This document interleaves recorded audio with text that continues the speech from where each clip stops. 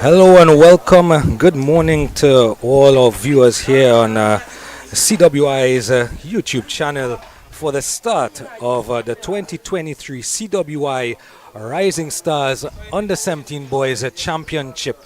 We're coming live to you from Inshan Ali Park, a park named after the great left arm wrist spinner, Mr. Inshan Ali, who would have played 12 test matches for the West Indies back in the 70s.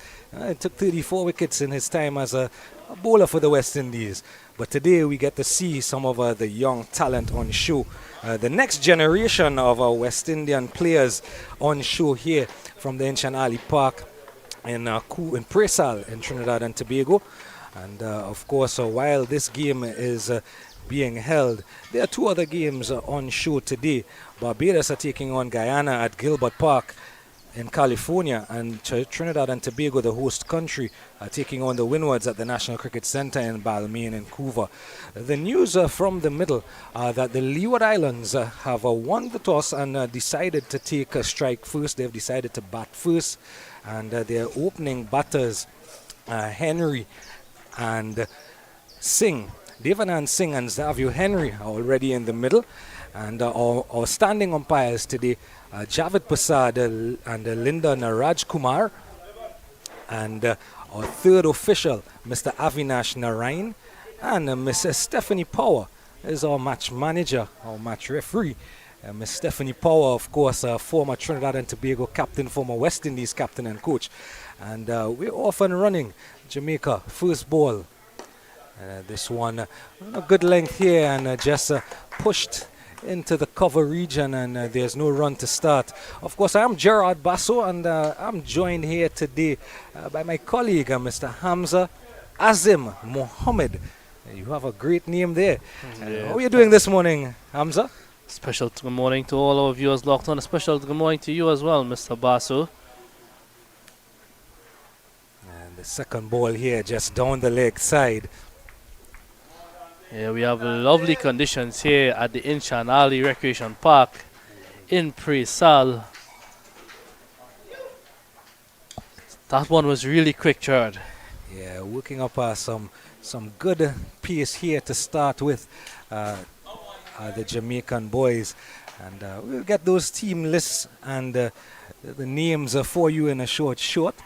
And of course, we had a delayed start today because of some inclement weather earlier. The delivery foolish in length, just outside the off stump, and they run through. And there's the first run on the board, and the throw a bit wide, but nothing after that. So one run gets us on the way here for the Leewards. And of course, many of these young chaps we would not be familiar with in the region unless you do follow schools cricket across all the territories. But that's the purpose of this broadcast on CWI YouTube channel. We're going to get you familiar with these next generation of talent. This one's shortish of a length and pulled away through mid-wicket. And they're off, looking for two possibly. But they're comfortably on a one run.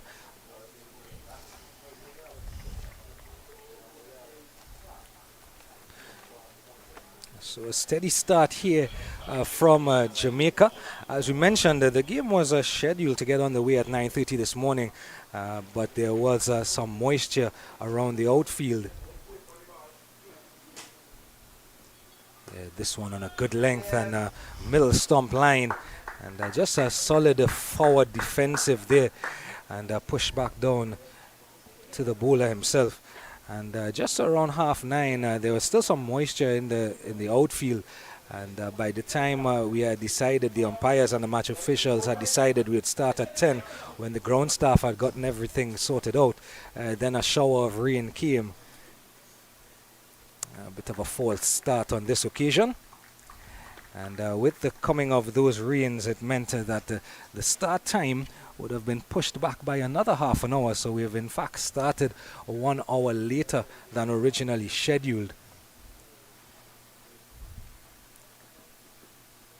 There's another delivery, and this one just back of that good length and allowing it to go through to the wicketkeeper.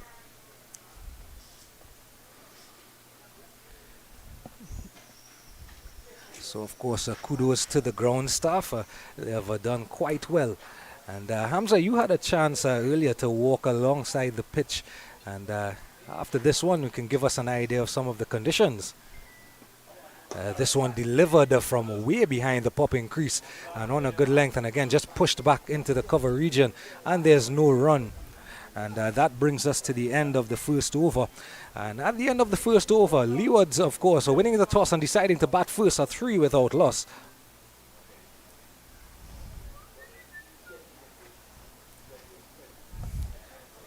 So a solid start here from Singh and Henry. Just 3 runs are coming off of the first over. Of course, this CWI Rising Stars Under 17 Challenge is going to be done in 2 phases. There's going to be the 50 over competition, and then there are going to be 3 rounds of 2-day formatted cricket. So today we are starting off with the first of 5 rounds of 50 overs cricket to be played by the boys. So I was asking you in the last over, Hamza, you had a chance to take a look at the pitch earlier. Yeah, with a bit of moisture around when Leeward Islands won the toss and elected to bat first. I'm not sure if they probably thought the pitch would probably crack up as the day goes along, hence the reason for the decision. But from past experiences here, pitch is generally a good one. It gets better throughout the day, so we'll have to wait and see how that decision works for Leeward Islands. But what's important is that they're out there batting right now, and they hope that their opening batsman could put on a partnership here to steady the innings.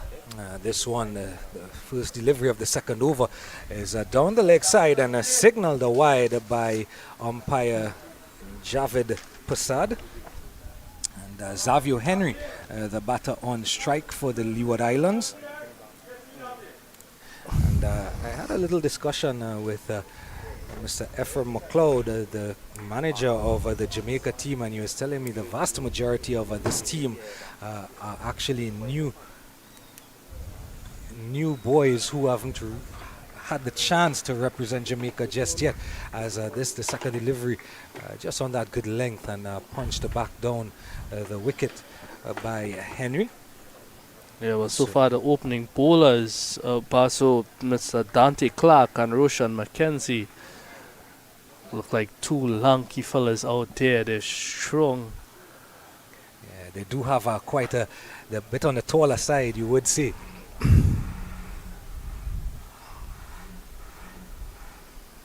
Generating some good pace here, and just taking that outside edge and down to the third man fielder. Of course, 50 overs in counter, which means in this first power play of 10 overs, Jamaica can only have 2 fielders outside of that inner ring, that 30-meter circle, and they have chosen to have 2 behind the wicketkeeper in the third man and the fine leg.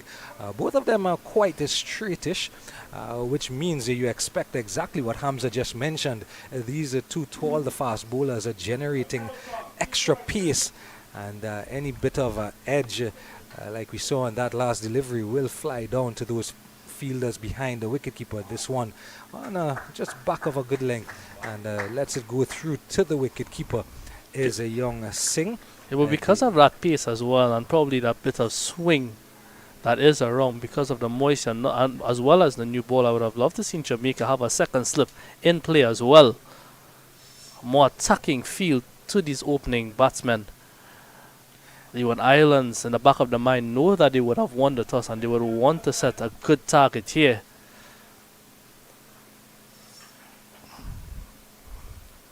This one short of a good length, and attempting to pull there is Devanand Singh, but not making any connection, and just dropping right at his feet. But definitely some good pace being worked up, and as Hamza mentioned, there is some swing on offer. There is quite a strong breeze, and Hamza was telling me before play, as well as our producer Michael was saying, that this ground, the Inshan Ali Park, does offer swing because of that strong cross breeze that comes from the eastern side, the east and northeastern side of the Inshan Ali Park. You could see immediately a field change here. That field, that fine leg comes to actually to feel that third man comes to a deep square leg position. See another wide there from Mackenzie. Yeah, so 2 wides in the over from Mackenzie so far. So just not getting his radar totally right, either on the shorter side or too full or down the leg side. So unlike his colleague Clark in the first over, he's just fighting to find a bit of rhythm here and direction. This one a bit down the leg side again and tucked away, and that fielder at a backward square leg that Hamza mentioned comes into play, and that's Jordan Pinnock there and down at the backward square leg. But because of the crosswind as well, Gerard, I would have loved to see probably the fast bowler go from around the wicket, use that natural angle and get that ball to come in to the right-handed batsman, because both right-handers out there.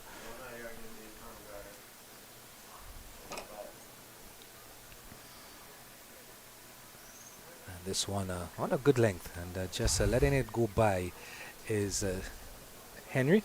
So at the end of the second over in this 50 over encounter between Leeward Islands under 17s and Jamaica under 17s, Leeward Islands are 7 without loss after the second over.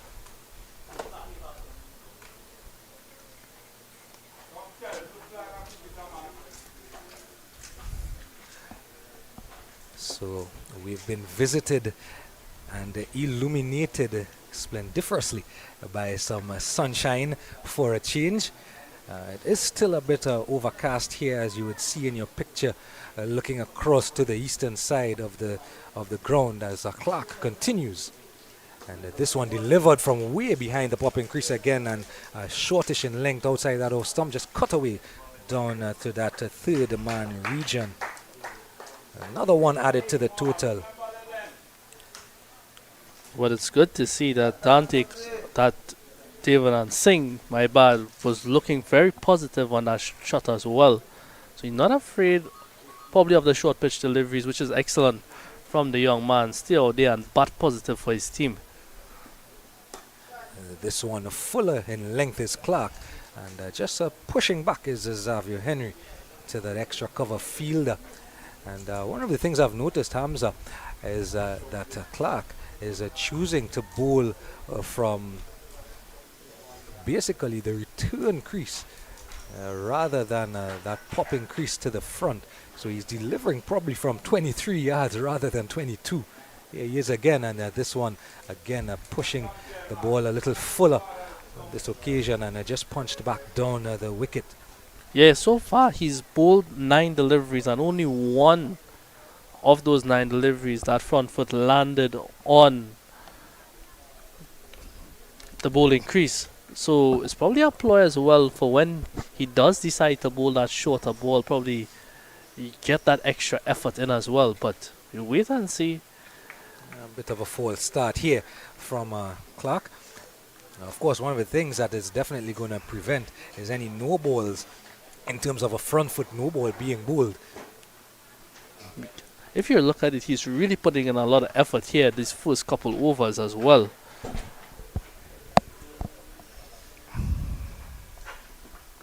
Here he is again. This one just a straying slightly down the leg side, and picked up by Pinnock there at a backward square leg, and there's no run.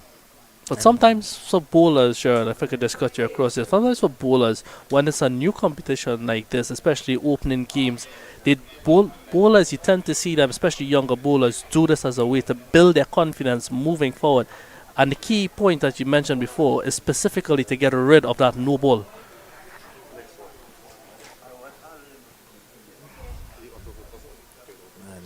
And this time Clark chooses to go with that front foot, cutting the front foot popping crease, and just allowing it to go outside the off stump. There is Henry, and as you mentioned, a lot of these players we would not be familiar with in the region, being that they're under 17 level. Clark this time bowling from way behind the popping crease, probably about a yard behind the popping crease, almost behind, alongside the umpire. And this one just punched away through the cover region, but there's no run. And as I mentioned, we're going to get familiar with a lot of these youngsters here. They're going to be the future, and they are part of the future of West Indies cricket. And I've noticed in their warm-ups, Jamaica, they are very quite athletic in terms of their posture. This one straightish in line and just tucked away by Henry and picked up in square leg. So another one added to the total. And that brings us to the end of the third over. So at the end of the third over, Leeward Islands, after winning the toss and choosing to bat first, are 10 without loss. See the physio there just going into put a little bit not sure if it's going on some treatment on the arm there, that magic spray. For Singh, we hope it's probably took a little blow earlier on in that second over, so it's a good thing though that it was a slower delivery from Mackenzie. Went through the shot a bit earlier in that over. Mackenzie, from that first over, we've seen that he has some variation, whereas Clark is just happy to just bang in the ball and get it going. But what's really interesting from him, he's bowling so far behind the crease.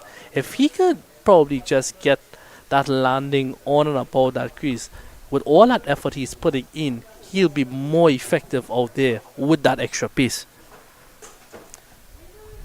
So here's Clark to continue from the community center end.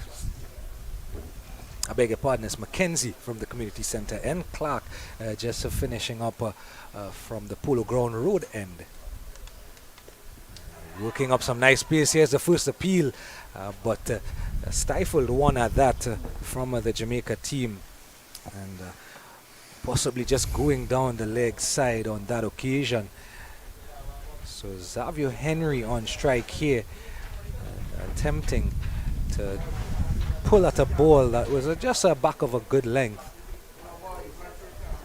Again, I would still love to see two slip-in play early in this innings, with both bowlers working up that pace and probably using whatever swing is on offer as well.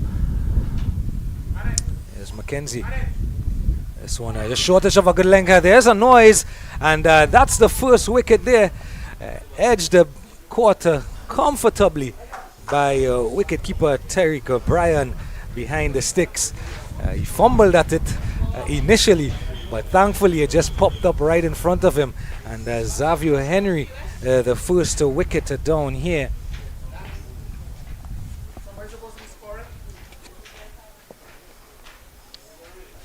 So the first wicket, Xavier Henry, quarter wicketkeeper Brian bowled Mackenzie.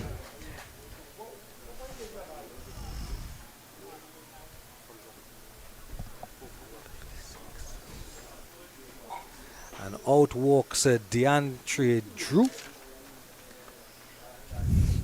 DeAndre Drew comes to the middle here for the Leeward Islands. So there you see again the evidence of that pace that Hamza mentioned a bit earlier. Mackenzie and Clark really working up a good head of steam here to start with for the Jamaican boys. And I was mentioning that I looked at them in their warm-ups and they are very, very athletic and almost synonymous with what we've come to know from Jamaicans. Jamaicans are some of the fastest, at least across the ground, in the world. Of course, the fastest man and the fastest woman in the world do come from Jamaica. And one Shelly-Ann Fraser-Price and Usain Bolt. Here's a shot of Mackenzie here at the top of his run-up.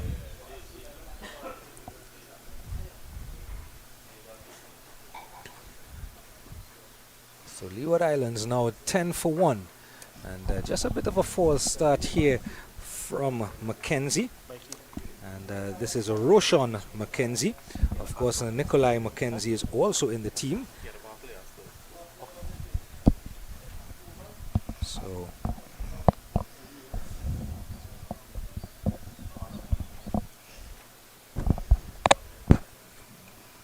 gets in, and this one pushing it a bit fuller this occasion. Nice forward defensive shot there from Drew. Well, the Jamaican team yesterday, they would have come to the same park, this Inshan Ali Park, but they would have trained in the wicket just before the playing wicket today, the wicket on the western side of the playing wicket, and it's two totally different wicket. The wicket before would have been a lot more sticky. So the Jamaican bowlers, they'll be happy that the ball is actually coming through. And there you see evidence of exactly that. Wicketkeeper Brian there taking the ball just below waist high, but you can hear through our stump mics, you can hear the thud as it hits his gloves. And of course, a lot of cricket being played around. Of course, we have two other games presently going on at the National Cricket Centre and Gilbert Park. This one foolish in length, and just tucked away into the mid-wicket region, and there's a bit of a fumble in the mid-wicket region, but they're comfortably through for an easy single. And just taking his eyes off of the ball at the last minute there was Virgo, Kavandre Virgo, who is also a bowler, and we look forward to seeing him a little bit later on. As couple of changes here in the field. The fine leg has remained, and Pinnock has been sent back to the backward square leg boundary, and the third man has come in to the circle. This one on a good length, and prodding at it is Devanand Singh, and through to wicketkeeper Brian. So again, just evidence of, as Hamza has been mentioning, that extra pace, that extra yard of pace that these Jamaican bowlers seem to have.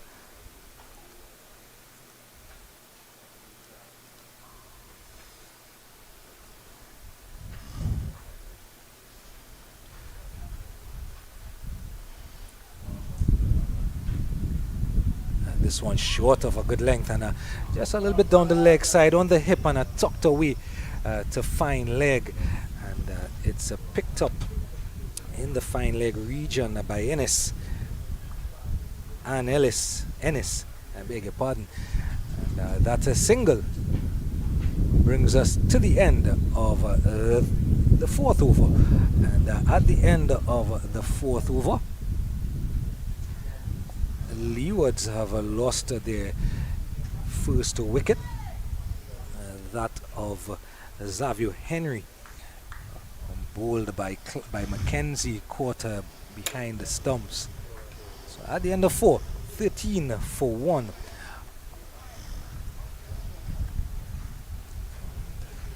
Speaking about the score, the West Indies are presently locked in battle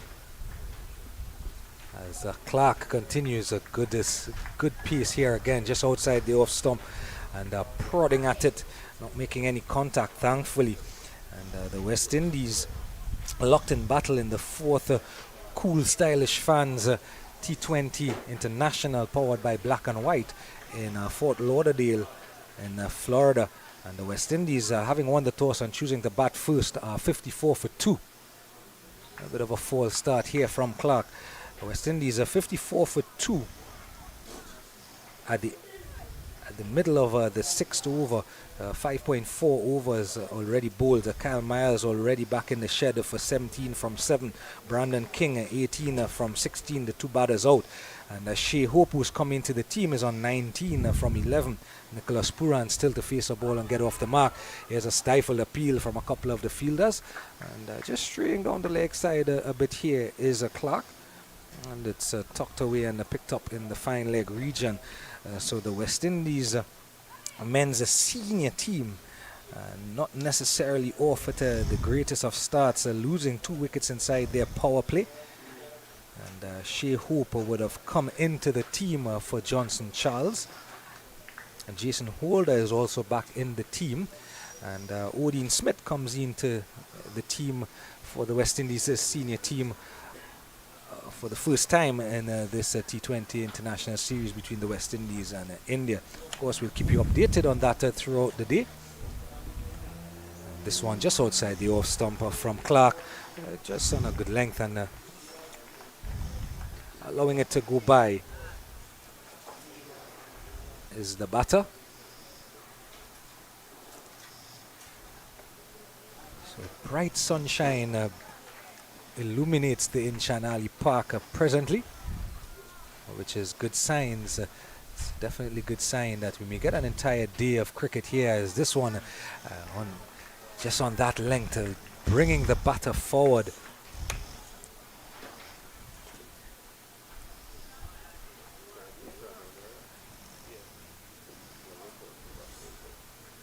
So a fine leg and a third man, the two fielders outside of the 30-yard circle. First slip, gully, squarish cover and an extra cover and a mid-off, all on the offside. And this one, just a little bit of extra bounce here generated by Clark. And DeAndre Drew just showing some evidence of some early up and down bounce here on this pitch here at the Inshan Ali Park.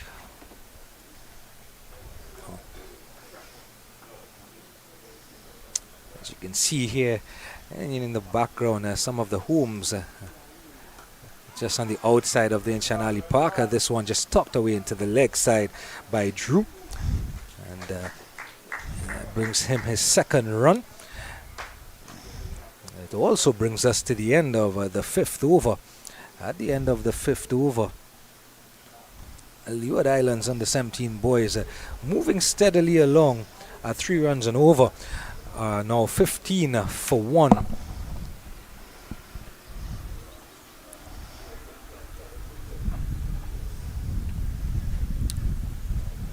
Of course, this is a 50 over per side encounter.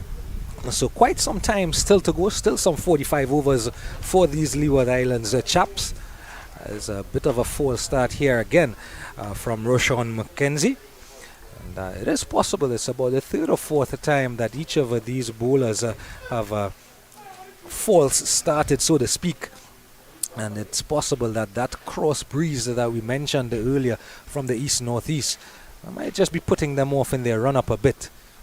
And this one, an edge coming out of the outer portion of the bat from Drew, and down to the third man fielder, and an easy single, bringing young Devanand Singh on to strike. So Devanand Singh, 4 runs to his name so far. This one just shortish of a length here from Mackenzie, and well dealt with by Singh, punching it back into mid-wicket region, and picked up coming across from the mid-on region to field was Virgo.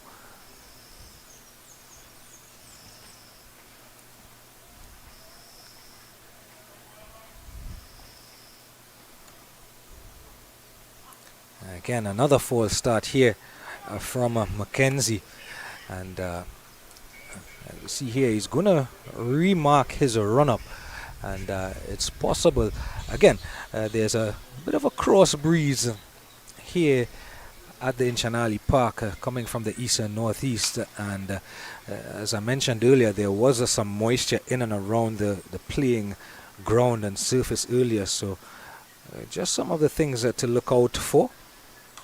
This one on that middle stump line, and well dealt with by Singh, punching back down to the bowler.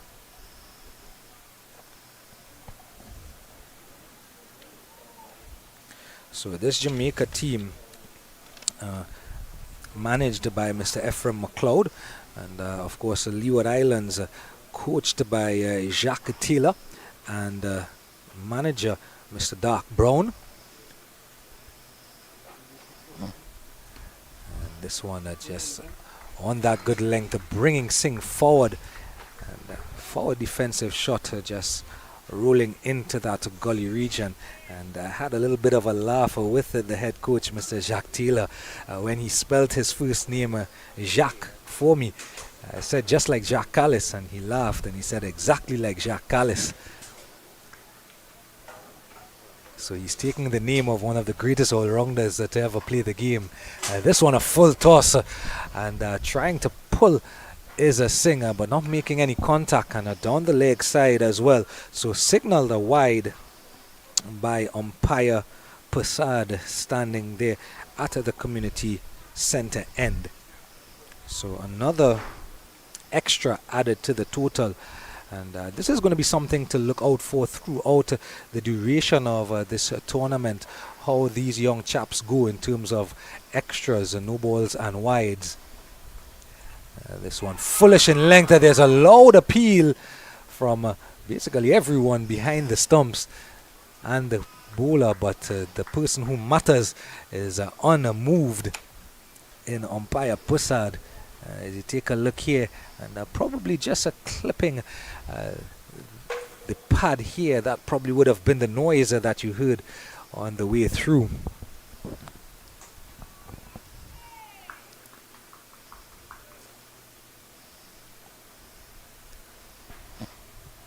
This one shorter this time, and Singh a bit uncomfortable. And it's going to be a wonder to see. The physio came out at the end of the first over to administer some treatment to Singh on that arm. So it's going to be interesting to see how he goes, as we see here sitting right next to us, the Leeward Islands under 17 boys. And some of the chaps who are waiting to take their strike should they be called upon. And of course, we've come to the end of the sixth over, and at the end of the sixth over, Leeward Islands are 17 for 1. You see here Dante Clark and Roshan McKenzie 3 overs apiece so far. And Clark continues from the Polo Ground Road end, and again choosing to bowl from way behind the popping crease. And of course, with all the cricket going on around the world, there's the 100 tournament going on in England. Of course, Shabnam Ishmael taking a hat-trick yesterday to end the game. There's Clark, this one foolish in length, and coming forward is Drew and punching into that gully region, and picked up there in the gully by Omari Wiederburn.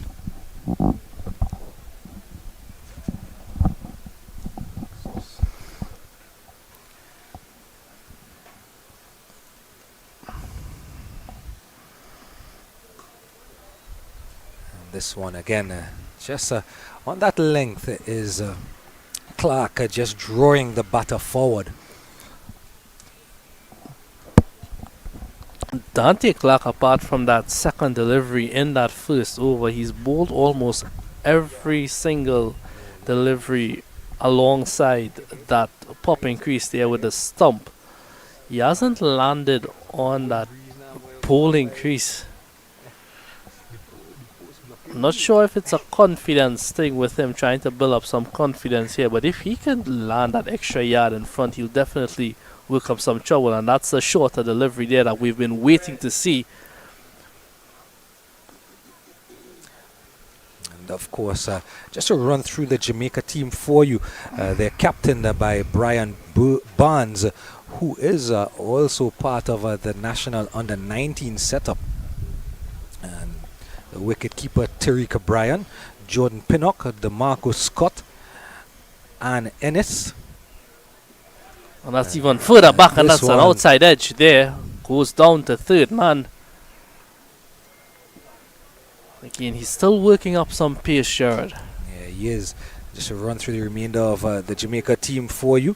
Kavandre Virgo, Omari Wiederburn, E.J. Spence, Dante Clark, who's the bowler presently, Nikolai McKenzie and Roshan McKenzie. And the 3 players not making the final 11 today, Rashid Harriet, Relique Thomas and David Dewa. Oh, that's a good delivery there again. So that's the end of the over. The end of 7 overs now. Leeward Islands, they're 18 for 1.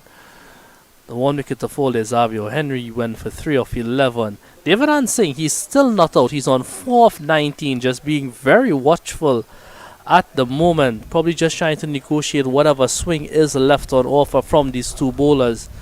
As you see there, the evidence as you talk about swing, and kudos to our cameraman Matthew for giving us that evidence of the breeze that's blowing. We are perched on the western end of the ground, and that flag has been flying. The West Indies flag has been flying in the breeze for quite some time as Mackenzie continues. Showing the batsman forward there. They're going for 2, but they decide against it in the end. Yeah, and that's Kavandre Virgo doing the fielding there in the mid-wicket region. And a bit of a slip there as he went to collect the ball. So it's also going to be interesting, as you spoke about the pitch earlier. It's going to be interesting to see the outfield, how it plays, because as I mentioned, we started an hour late because of a wet outfield and also because of that downpour that we had just about 10 o'clock this morning. So it's going to be interesting to see how much moisture remains in the playing arena. And that's a beautiful delivery there from Mackenzie. Devanan Singh, he's been out there for quite some time now. He's faced some 20 deliveries for his 4 runs. That ball just slightly moving away late. What's going to be key for these batsmen, they need to play it as late as possible as well. Also, they need to negotiate whatever pace is being bowled here from the opening bowlers. And I love what I'm seeing here from both opening bowlers. And as we got that shot of Roshan Mackenzie coming in, as we see here in his run-up. That's a good delivery again. Nicely tucked away though from Devanan Singh. Yeah, and going back to Mackenzie, and as you mentioned earlier on, Hamza, tall lad, and you can see he has quite a smooth run-up. Not really the longest of run-ups, but he is very athletic, and as he gets into the popping crease, all his momentum goes through the crease, which is good for a lad at that under 17 level, as we see here. And you see, what I've noticed from both of these bowlers, he looks more confident than Clark. And as I was saying, if you could get that, Clark could get it a yard up to the batsman, get whatever swing is on offer and use it to your advantage. Mackenzie, he's troubled the batsman a bit more because of the pace he has on offer, but he's using the swing perfectly as well. After that first over, you saw that change of pace immediately stopped, and he's been bowling really quickly.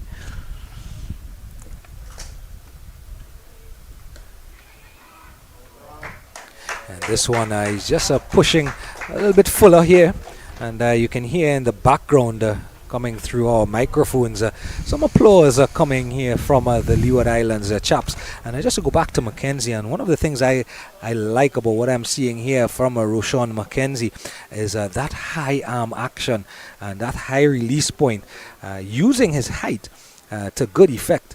And as you said, the evidence, Hamza, of how confident this young lad is. And he is going to grow from strength to strength, we expect. This one on a good length, forward defensive again, and there's no run. So at the end of 8 overs now, the Leeward Islands, they're going along just slowly and steadily here. What's important for them is that they've only lost that 1 wicket so far. The score now 21 for 1. And as you mentioned, Hamza, the Leeward Islands team, let me just run through the team there for you. They're captained by Matthew Miller, who is actually the under-15 captain for the Leewards as well. So quite a long future for young Miller. Jared Batiste, Irate Richards, the wicket-keeper. The vice-captain, Tayanik Honoré. That's a lovely name. Xavier Henry, who is already been dismissed, the opening batter. Ozan Williams, Devanan Singh, who is out in the middle alongside the entree Drew. And a bit of a false start here again. And the bowling change from the Polo Ground Road Ennis and Ennis, who I mentioned earlier, who is a medium pacer. And you can see there evidence of Ennis. His run-up definitely stark shorter than his colleague Clark. Yeah, but immediately after that first ball, as I told, just stuck into the leg side for a single there. Immediately, I'll show here is that Ennis started the same way as Clark. They're bowling almost alongside the umpire. And just a finished run through the Leeward Islands team for you is Israel Morton, Zavik Toppin, Malaki Tong. And the three players are not making the final 11. Caden Francis, Javon Manners, and Jose Pluck. That's a good shot there, just negotiating. And this is Devanand Singh. Devanand Singh, 5 of 23 so far. Not really a high strike rate, but again, what's important for the Leeward Islands and for himself as well is that he's out there, and they'll want him to stay out there and bat as long as he can. And as his innings progress, they hope that his strike rate goes up as well. That's well played there, which for an easy single. Yeah, and as I mentioned that a bit earlier, that 50 overs is a long time. We still have some 41 overs and 2 deliveries still to go. And although the projected score with a run rate of just about 2.65 says 133, you would expect that once the Leeward Islands keep wickets in hand, they should get some momentum in the back end of their innings. This one is a cutaway into the gully region and picked up by Wiederburn. Yeah, with almost the final delivery here for the completion of over number 9. I would love to see Mackenzie give on one more over again in this given the 10th over. He's been bowling really well. It's a good shot there. An excellent piece of fielding. Good cricket all round here at Inshan Ali Recreational Park. Was a good run in the end as well. Yeah, definitely some a brilliant fielding by the short cover fielder Pinnock there, getting over from that short cover position where he is just outside of your shot, and getting over in front of a mid-off to collect that one. This one down the leg side, and trying to pull is DeAndre Drew, and it is indeed signaled a wide.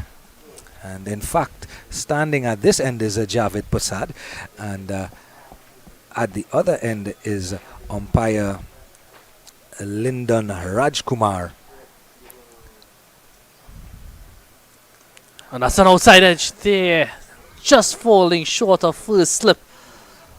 So good end to the over there for Ennis. So at the end of over number 9, the score now 25 for 1. Devanand Singh, he's on 6 of 25 deliveries. Deontay Drew, he's on 8 of 18. And speaking about score updates, the first half of the West Indies batting innings has come to a close after 10 overs. The West Indies in a spot of bother here.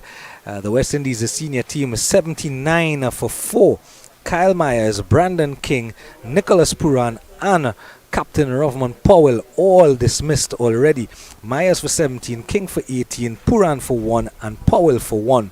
At the wicket presently, Shea Hope coming into the team is on 37 from 21, and Shimron Hetmeyer 5 from 10.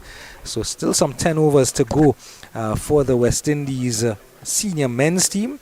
And if you double that score, they should be able to get up with wickets in hand, and Power hitting to come at the back end. They should get to 160. But of course, cricket is a funny old game. But back alive here at the Inshan Ali Park, and Roshan McKenzie continues. Hamza has gotten his wish. Good delivery there again from McKenzie, just tucking up DeAndre Drew. Yeah, I'm happy that they've given him this 5th over here with this newish ball. Still to see whatever swing is on offer. Probably might have a bowling change from this end as well. Love to see a bit of spin introduced to see what's on offer with this pitch as well, especially with that strong breeze being blown across the pitch. That's a good delivery there again. But that's a good run. Again, a Pinnock in the action here, standing just backward of square inside that ring, probably about, I would say about 10 yards away from the batter. And all the ball was tucked down in front of square. Pinnock did well because he's actually positioned just about 2 yards to the right of the umpire at square leg. And he did well to come in and collect that ball. So Pinnock in the action early here.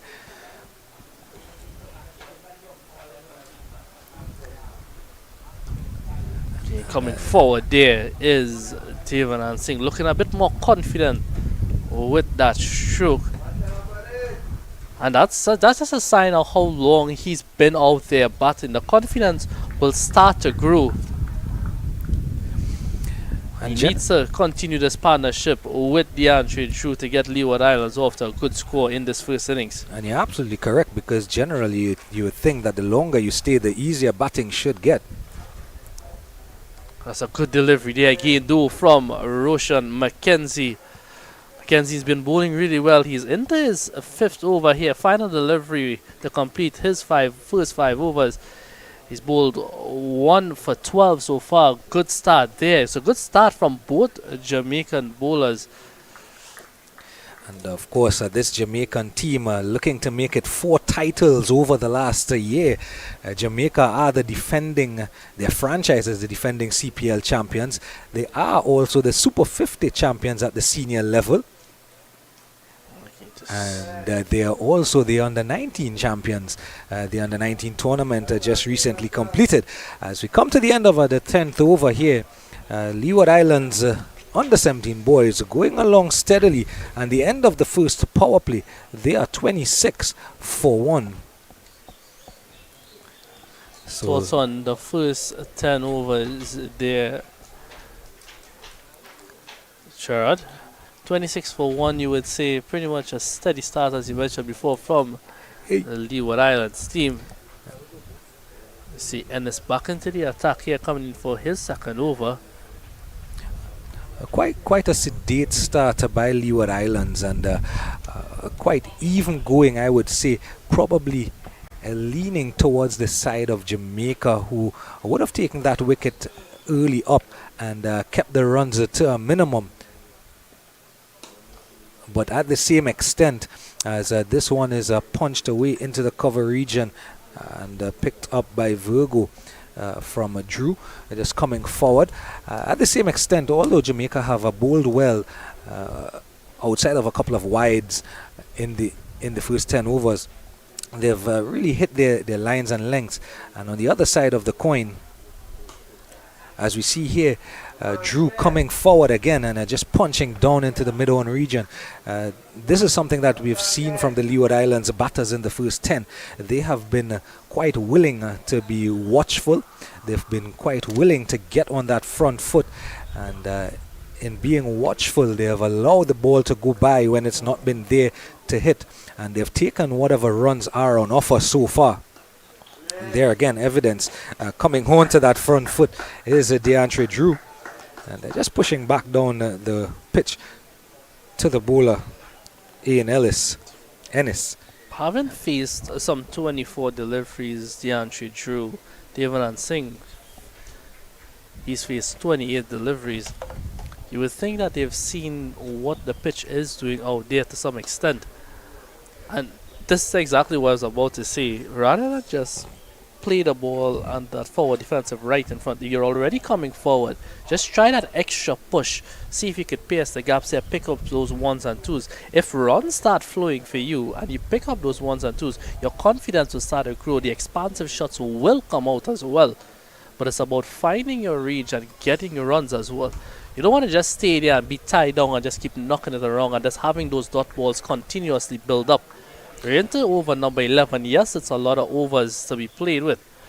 But as batters out there batting for that long period of time, the strike rate eventually needs to go up.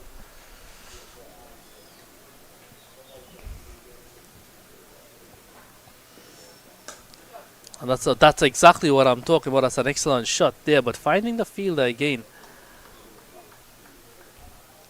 So at the end of 11 overs, Leeward Islands are going steadily along, and a maiden over, the first maiden over of the innings, bowled by Ennis. 26 for 1 are the Leeward Islands. And of course, you're tuned in here to the CWI YouTube channel and the CWI Rising Stars Under 17 Boys Championship. Of course, the Under 15 Championships would have been played already. The Under 19 Championships would have recently concluded. And of course, the girls had their opportunity as well, having their Under 19 tournament played just about a month ago right here in Trinidad and Tobago. And with all the Rising Stars tournaments, the CWI Rising Stars age group tournaments, as we see here, the first evidence of a spin coming into the attack as Hamza gets his wish again. One of the things about the CWI Rising Stars tournaments, under 19, under 17, under 15, and hopefully in the near future under 13, it's all about development. So a lot of what Hamza is pointing out, they are going to grow into it. So left arm spinner. And that's the beauty of what's been taking place in the region, but it's a really important point that you mentioned before. This simple broadcast here is a way for players. It's a good sweep shot there. Come back to that point in a second. So just one in the end. So it's a good opportunity to have these talents showcased not only to the region but to the world as well, because we know there's viewers from right around the world watching this. As these players continue to develop, this is where scouts come into play.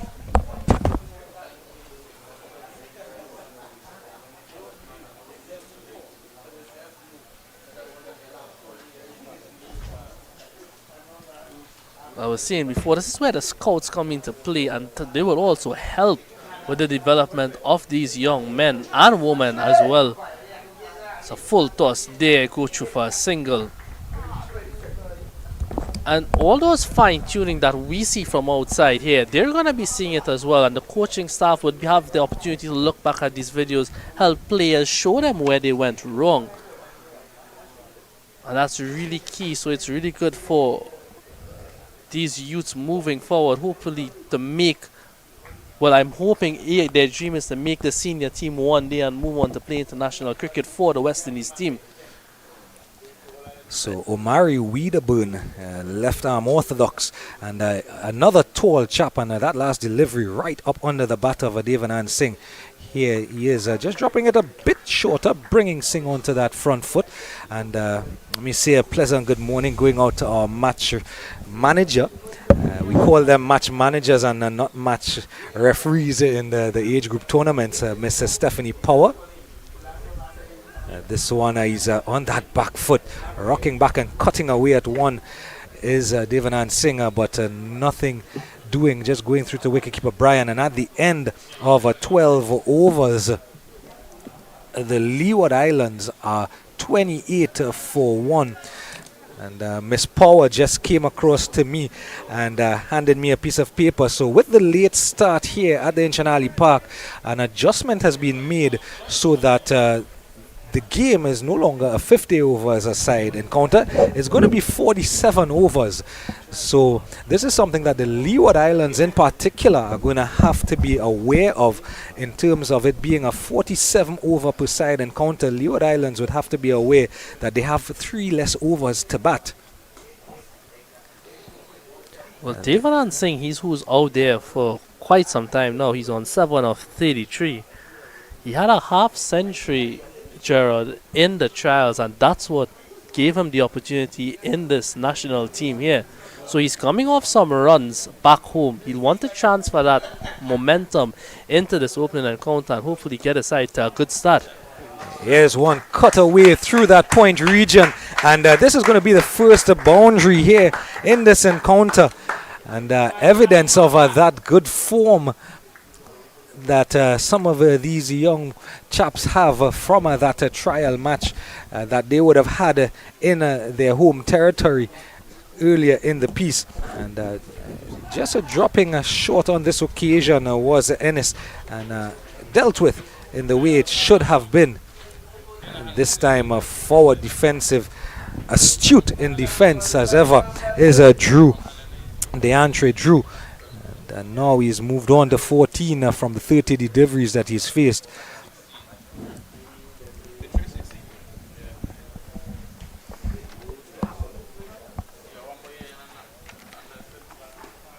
And this one just back of a good length, and punched away into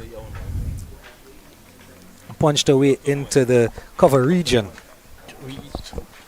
You spoke earlier, Gerard, also about Miller and the development of Miller as well.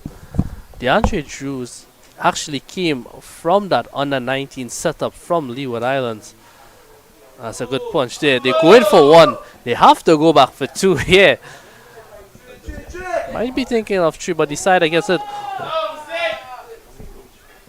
Good call there from Junior. That was definitely going to be a suicidal run if they were to go back for three. So this is good here. Now DeAndre Drew starting to build his momentum after striking that boundary. He moves up to 16 with that shot. And I was saying before, Gerard, DeAndre Drew, he's actually played for the Leeward Islands under 19 team. Still has 1 year left at this under 17 region. So when you talk about development, a lot of these players getting the opportunity to play at that higher level. And that's really exciting news from all It definitely is. aspects of the game. Definitely is. If you're a West Indies supporter. So at the end of over number 13, the score now 34 for 1. DeAndre Drew, he's on 16 of 34. Devanan Singh, who's opened the batting, he's been there since ball 1. He's 7 of 33 deliveries. Strike rate a bit slow on my soul, but he's still there. We see the ground staff sitting down comfortably in that shaded area underneath the tent. Really have a good view of the game here. This one down the leg side here as Ennis continues from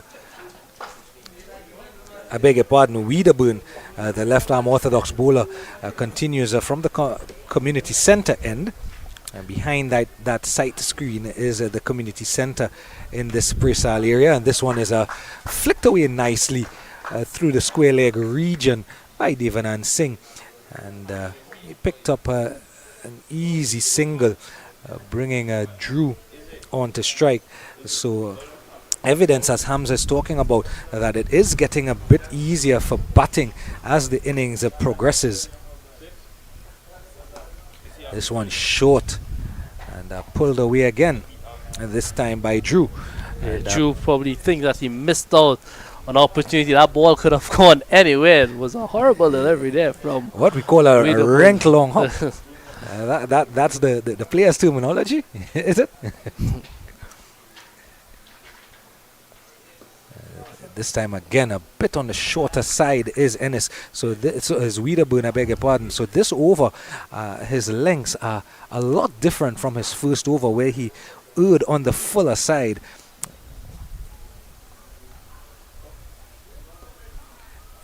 This one just this time going a bit fuller, and Singh on that front foot, opening the wrist and playing away to the point region. But because he has that slip into play, I would love to see him looping the ball a bit more like he did on that occasion. Probably a foot in front of the batsman. Just like that. Exactly like that. And I mentioned in his last over that he is quite a tall chap. So flighting the ball is definitely something that can assist him both with a turn and drift. Flatter on this occasion and a shorter again, cut away backward of point, bringing us to the end of the 14th over. At the end of the 14th over, the Leeward Islands are 37 for 1.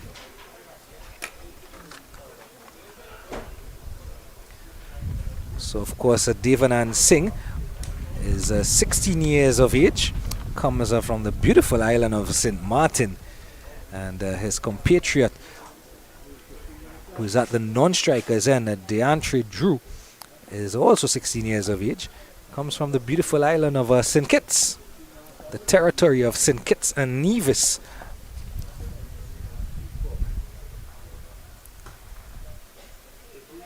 This one just outside the off stump, a bit on the shorter side, and punched away to the backward square region on that offside into the point region. Yeah, Deantre Drew, Gerard, this past couple overs looking to be more aggressive, looking to push on and get on with the runs, and I would love to see him continue that as long as he's out there batting. Look for the runs, try and put the pressure back on the fielding team.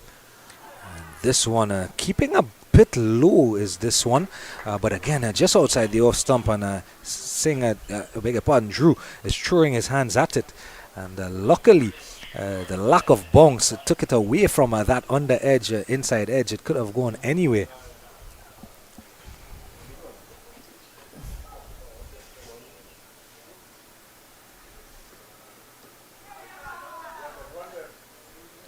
So here's an appeal, but really an appeal coming only from the bowler, and the ball goes down behind the wicket, picked up in the third region. So another one added to the total, and Devanand Singh comes back on to strike.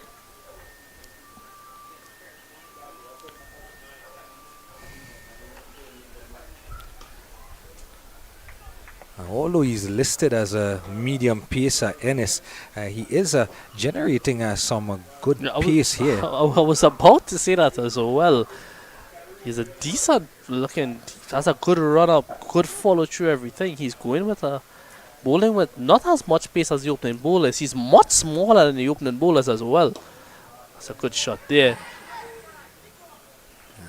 Good fielding there coming across from the point region is Nikolai Mackenzie, the other Mackenzie in the team, and he did well to pick up on the run, have a look, and turned and realized that the striker was the one going down the wicket, and he turned all in one motion back to the striker's end, and he's bowled him. As you're talking about it, Hamza, in terms of generating some good pace, even as a medium pacer, putting on one full right up there, and you would call that Yorker length, the most beautiful ball in cricket as a bowler, the hardest ball to hit, and brings so many wickets. So the second wicket going, as we see on replay here, full right on the big toe, as we call it, and not bringing the bat down in time is Devanand Singh, and he has to walk back after a vigil of some 30 odd deliveries. He has to walk back to the pavilion, and in comes a young Toppin, Zavik Toppin. Yeah, Devanand Singh did all the hard work to the top. It was about for him carrying through that innings, but he was greeted with a beautiful delivery, probably the best delivery of the game so far from Ennis. Really a peach of a delivery, and again you mentioned it, a beautiful delivery. How often we've asked to see the Yorkers bowled more frequently in this game of cricket. Beautiful one there from Ant Ennis, as we see Zavik Toppin, the new batsman, strolling out to the middle. And of course, Zavik won't be on strike because that wicket, that beauty from Ennis would have come on the last delivery of the 15th over. So at the end of a 15, 38 for 2 are the Leeward Islands. And that's pulled away there. Man coming into the circle now, no run. Zavik Toppin, he also had a half century in the trials leading up to this competition. That's the reason why he's in the squad as well. So again, another player coming off a bit of form. Again, another sweep shot, a loud appeal there. Run it, Jay! This is much better bowling from Omari Witheburn. He's into his third over, 5 runs conceded so far off his 2.2 overs. It's good to see that they persist with him, even though he was a bit short in that last over. He only went for 3 runs though. Yeah, his lines and lengths were a bit off in his second over. His first over, as I mentioned, was pretty much on target of that foolish nature. It's a full toss there. That's punched away nicely. Should have been much better running there on that occasion. Good fielding in the outfield in that mid-wicket, on the mid-wicket boundary by Kavandre Virgo, who is also a medium pacer, so we may see Virgo come into the attack at some point.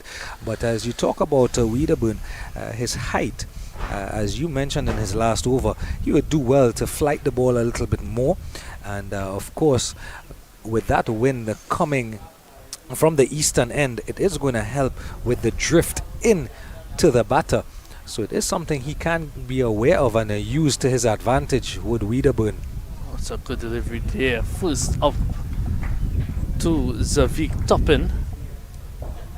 And I'm happy that they've put a second slip in position. Good attacking field from the skipper. It's well played there.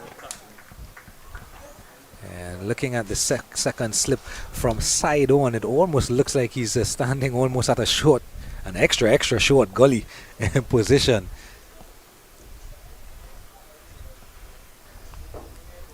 Oh, it's a faster delivery there, finding the outside edge between those slip fielders. They go back for 2 easy runs in the end. I would still love to see the batsman run that first one really hard.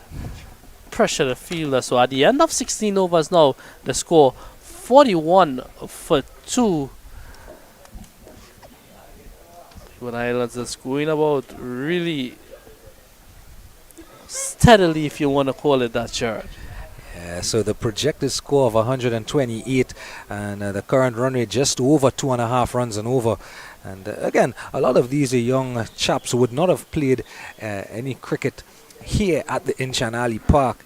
So getting accustomed to the playing conditions, both the playing surface and the outfield, and then that strong cross breeze, something that they're going to have to work out really quickly.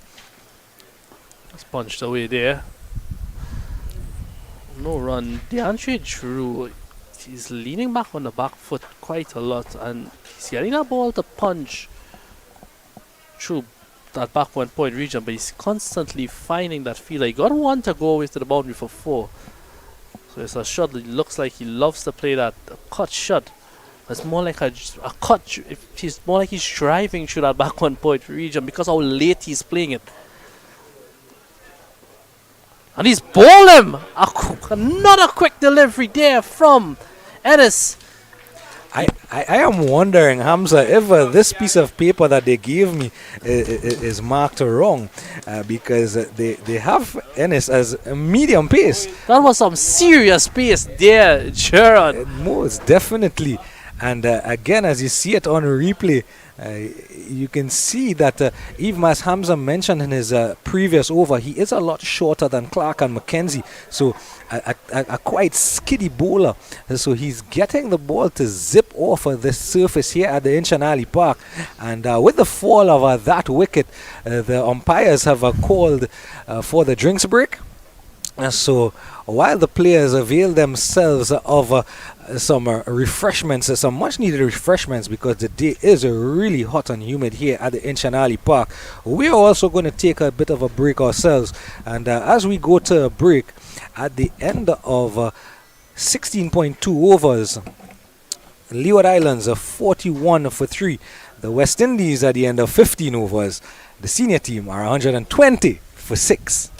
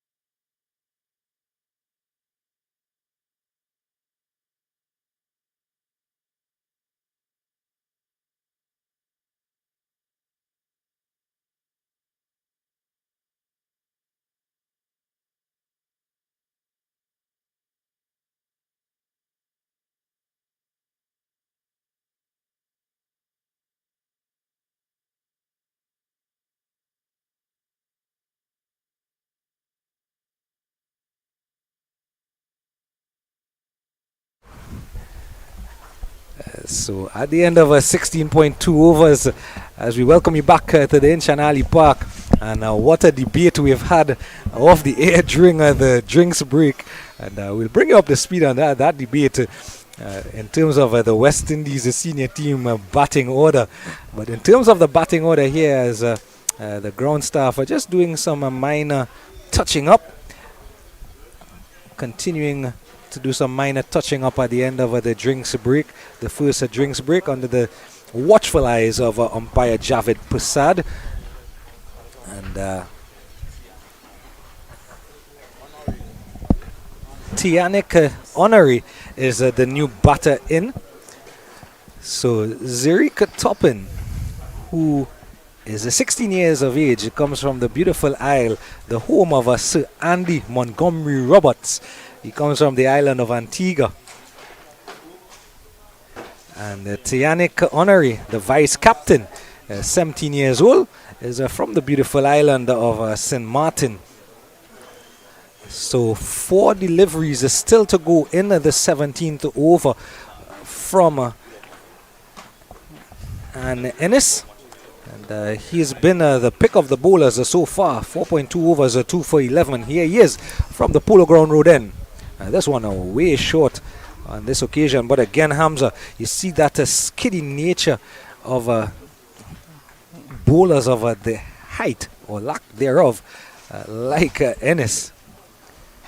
It reminds me of Krishma Santoki as well. And this has really surprised me with the pace he's generating. He has 3 deliveries remaining in his 5th over. That ball just clipped away nicely there. It's going to run close to the boundary. They go back for 2 in the end. They're staying in line. Score moves up now to 43 for 3. And if you look at Ennis here, you can see there in your shot, he is a lot shorter than even the 2 fielders there at mid-on and mid-off. And he has a very steady run-up.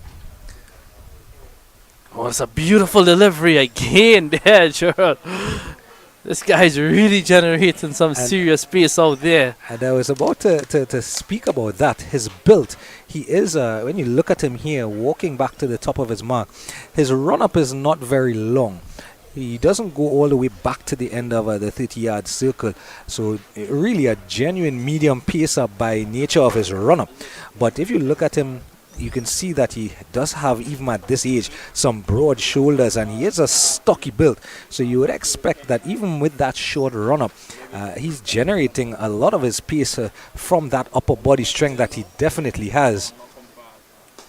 That's played away nicely there, but straight to the fielder. Yeah, so generating a really good pace and bowling really good lines here as well. And Ennis, so at the end of 17, 43 for 3, the Leeward Islands under 17 boys. Yeah, Jamaica, they've picked up 2 quick wickets. And just a reminder that Leeward Islands still have only 30 overs again to bat. We have had a reduction of 3 overs because of some inclement weather earlier in the morning that delayed our start by just about an hour.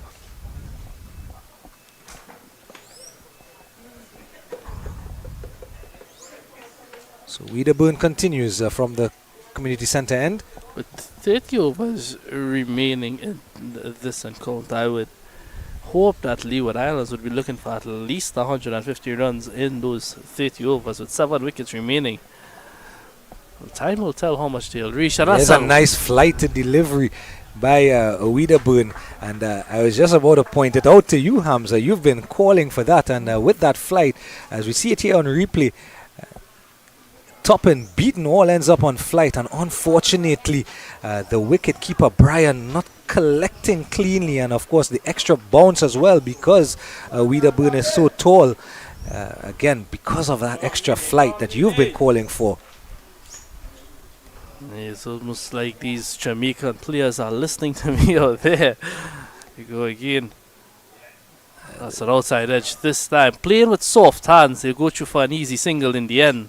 We're going to have to check the stump mic to see if there's a speaker in the stump mic that they're hearing our commentary coming through the stump mic. He's done a decent job here for his team. He's into his fourth over, 3.3 overs. He's only conceded 9 runs. Apart from that second over that was in different lengths, that only went for 3. The Leeward Islands batsman not capitalizing on it at all. He's really bowled some nice lengths here. And that's probably fingertips there. Would that go down as a drop catch, Jared?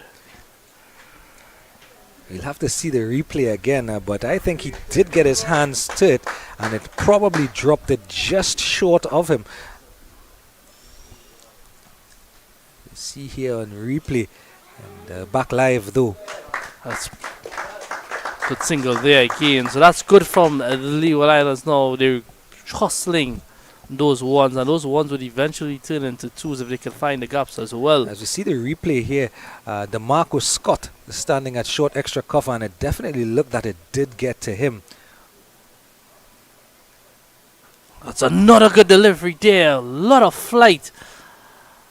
And you see there, Hamza, evidence of what flight brings as we come to the end of the 18th over. When you flight the delivery, it gives it enough time to turn, and that's what Wedderburn has been able to do on that occasion, beating Honorary in flight and then with a turn. So at the end of 18, Leeward Islands under 17 boys, 46 for 3. Yeah, the first wicket falling with a score on 10, then there was a 28-run partnership. Second wicket falling on 38, the third one falling on 41. And I'm a bit surprised here that we're seeing a change in bowling. I would have loved to see Ennis come back to bowl one more, but he's bowled 5. Probably why they have bringing a new bowler here. It's number 6, that's Virgo. Kavandre Virgo. And I'm just going to read what I have on the paper in front of me. He's listed as a medium pacer as well. So like for like bowling change here at the Polo Ground Road end. So he's marked his run-up almost around the same just length. 2 footsteps back. Yeah, from Ennis. So we're going to have to see how he goes here. He's a lot taller than Ennis though. To me, that's a quick delivery there as well. Unfortunately, it's a wide. Not the best of starts there for Kavandre Virgo after he bowled that. And again, you can see as he walks back to his mark here, he is a little bit taller than Ennis, but again, strongly built, a young lad. That's well played there. Yes. From Topping.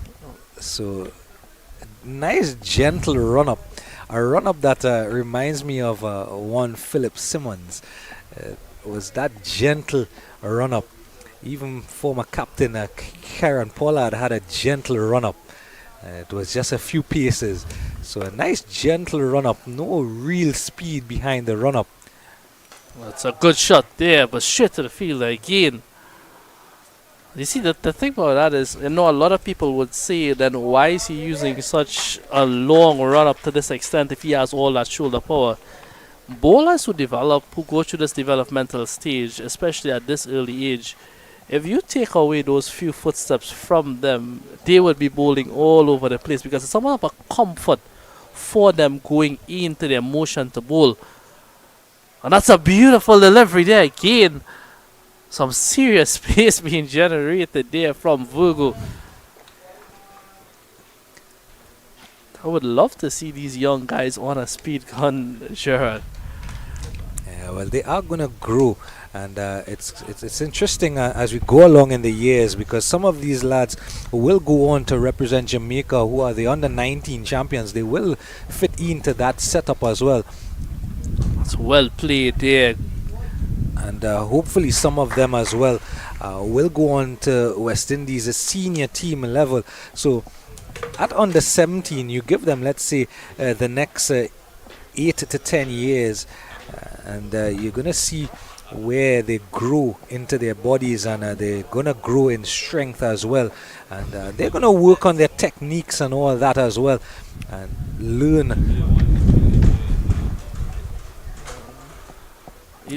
Especially for a nation like, when we say nation and with the commas like West Indies, who've known in the past for their aggressive fast bowling, to see a couple of these guys bowling like the way they bowl here, it's really puts a smile on your face being a West Indies supporter. If these guys could continue their developmental stage and move on to that seniority level in cricket, so many franchise cricket being played around the world, you never could tell where they would end up.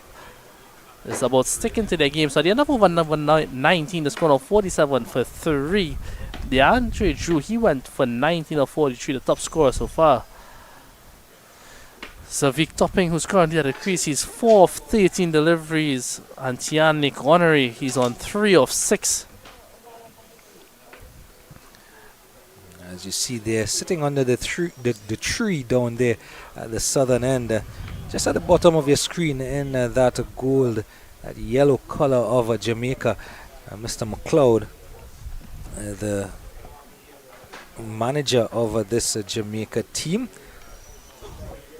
So spin continues from the community center end.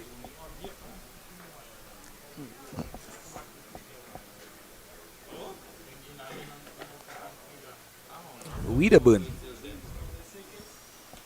That's nicely punched there from Tianik Honorary.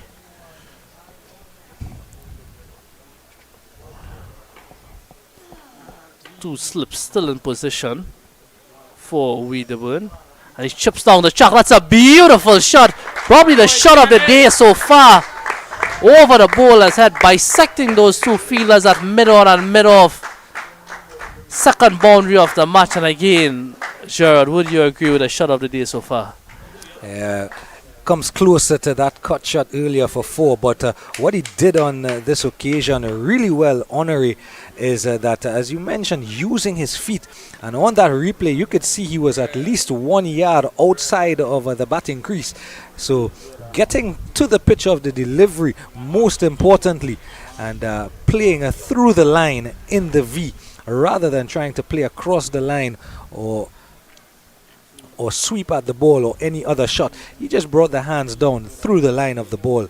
Welcome boundary for Leeward Islands. That's drilled again to the guy at mid-on. But what that did immediately, Wiederburn pulled back his leg. I would love to see him continue to fly the delivery just a foot in front of the batsman and force him to go again. Much better this time, and he's bowled him. Excellent bowling, exactly what I was calling for. Brilliant bowling there from Omari Wiederburn. So that's the 4th wicket to fall now. Leeward Islands, they're 51 for 4. And I'm definitely going to go down ground side mid-innings and check the stump mic to see if there is a speaker in the stump mic, because exactly as Hamza called it, asking for him to pitch the delivery up again. And that's exactly what he did. He pitched the delivery up, and awful looking shot there from Honorary, trying to sweep at the ball and beaten in flight, beaten by turn, and taking the top of his middle stump as the captain, Matthew Miller, strolls to the middle. And of course, as I mentioned a little bit earlier, Matthew Miller is also the captain of the under-15 team, and plays at the under-19 level as well. So Captain Matthew Miller, another one of those young chaps. He's 14 years of age. He is from that island I mentioned earlier, Antigua, the territory of Antigua and Barbuda, that would have produced some of the great cricketers of years gone by. In Sir Curtly Ambrose, it's Andy Montgomery Roberts, and of course Sir Vivian Richards, all coming from that beautiful island of Antigua. So Captain Matthew Miller takes a strike to Omari Wiederburn. That's good there from Wiederburn. If he could just pitch it up just like he did previously to Honorary. And not as much flight on this occasion, but he brought his pace down quite significantly with his first delivery to Miller.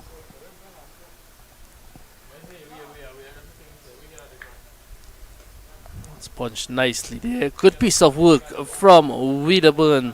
So a really good over comes to an end after 20 overs. Now the score 51 for 4. Murray Wiederburn just completing 5 overs, 1 for 15.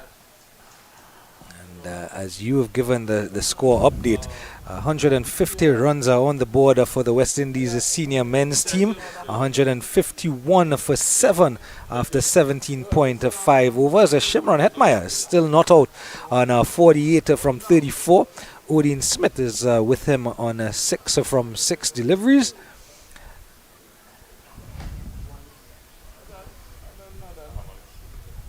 Oh, it's a good delivery there again. Some late movement.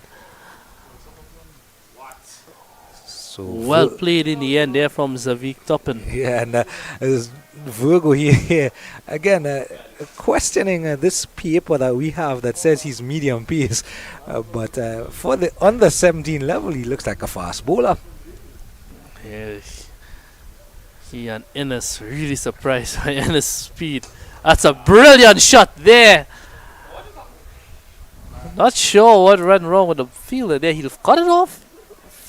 They go back for 2 in the end, but thought the fielder should have done a bit better there. Yeah, that's Pinnock there at the short extra cover region, is it?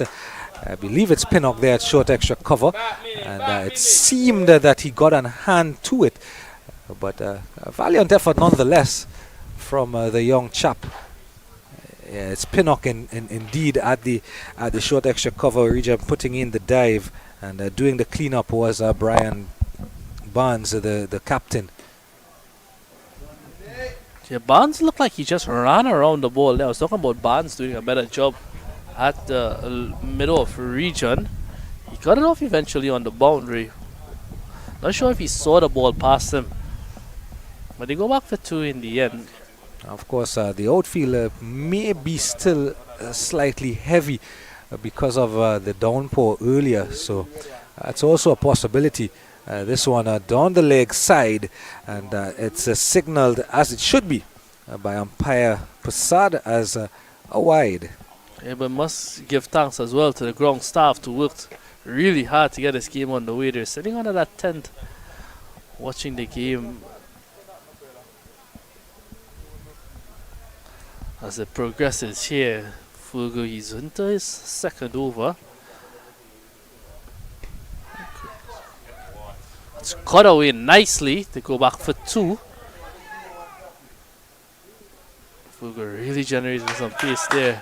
That ball was just short of a length, Gerard, and just kicked. But it was a good shot in the end from Toppin. Moves on to 8 with that.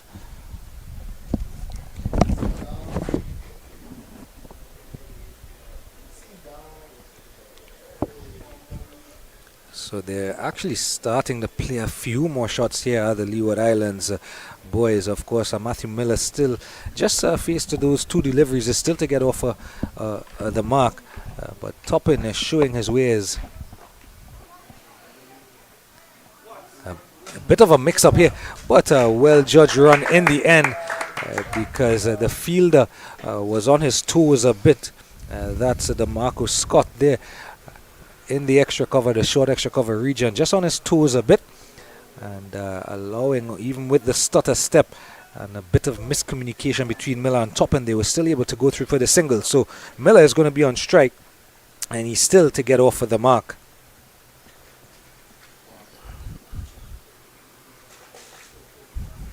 Yeah, remember Skipper Miller would have played, who's playing at the under 15 region as well, captain of the under 15 team. You have a guy at this age, you're playing so much cricket, different levels.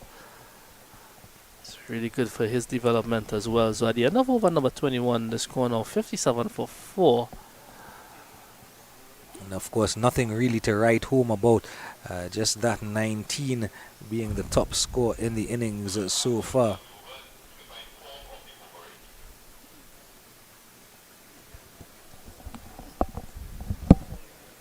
The thing about honorary dismissal is that he came down the track and struck that beautiful four.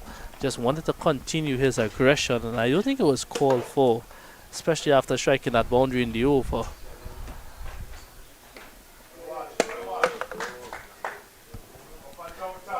So this one short on this occasion, and Topping doing well to keep his hands low, because the ball didn't bounce that much, even though it was a short delivery, and turning it away backward of square, or forward of square, I beg your pardon, and Ennis coming all the way around from mid-wicket to do the fielding.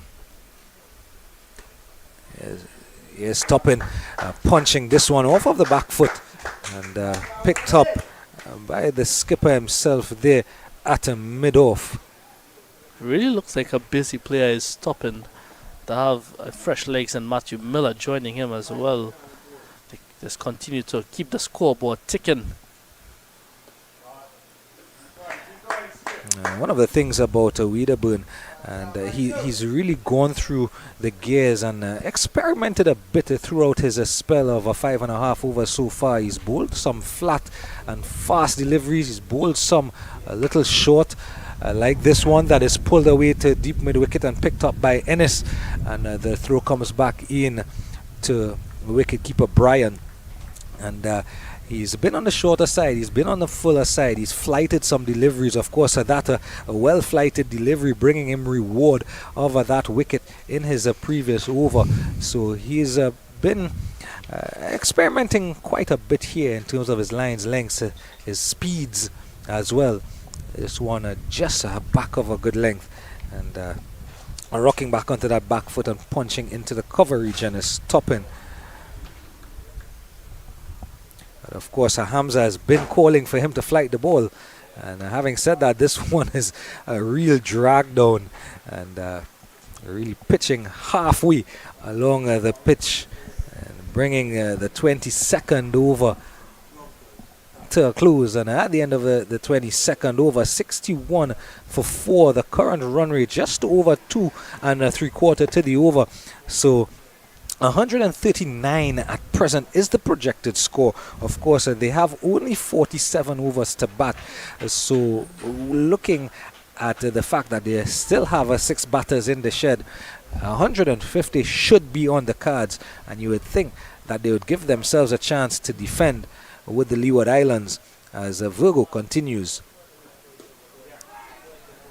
This one a good delivery, just on and about the top of that off stump line.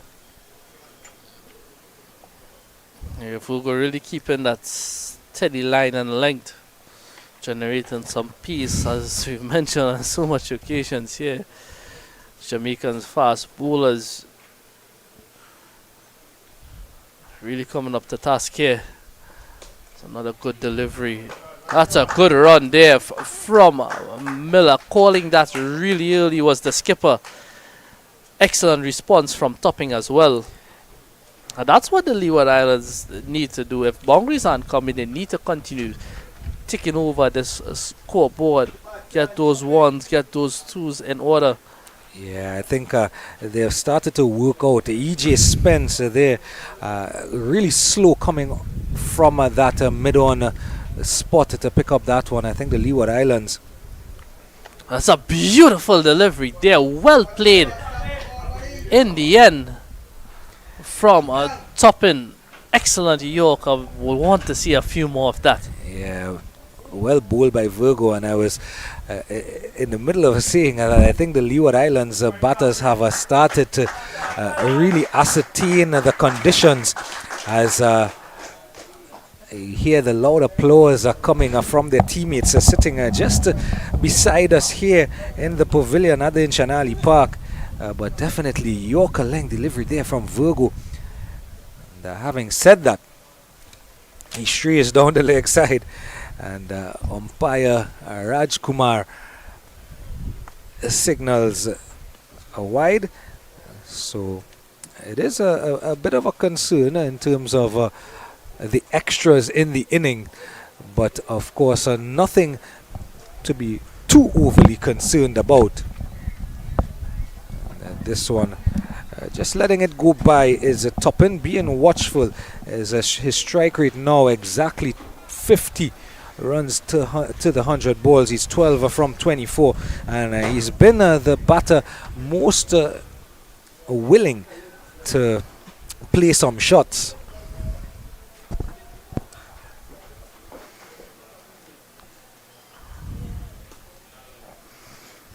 And, having said that, he defends resolutely, coming onto that front foot. And, there's no run.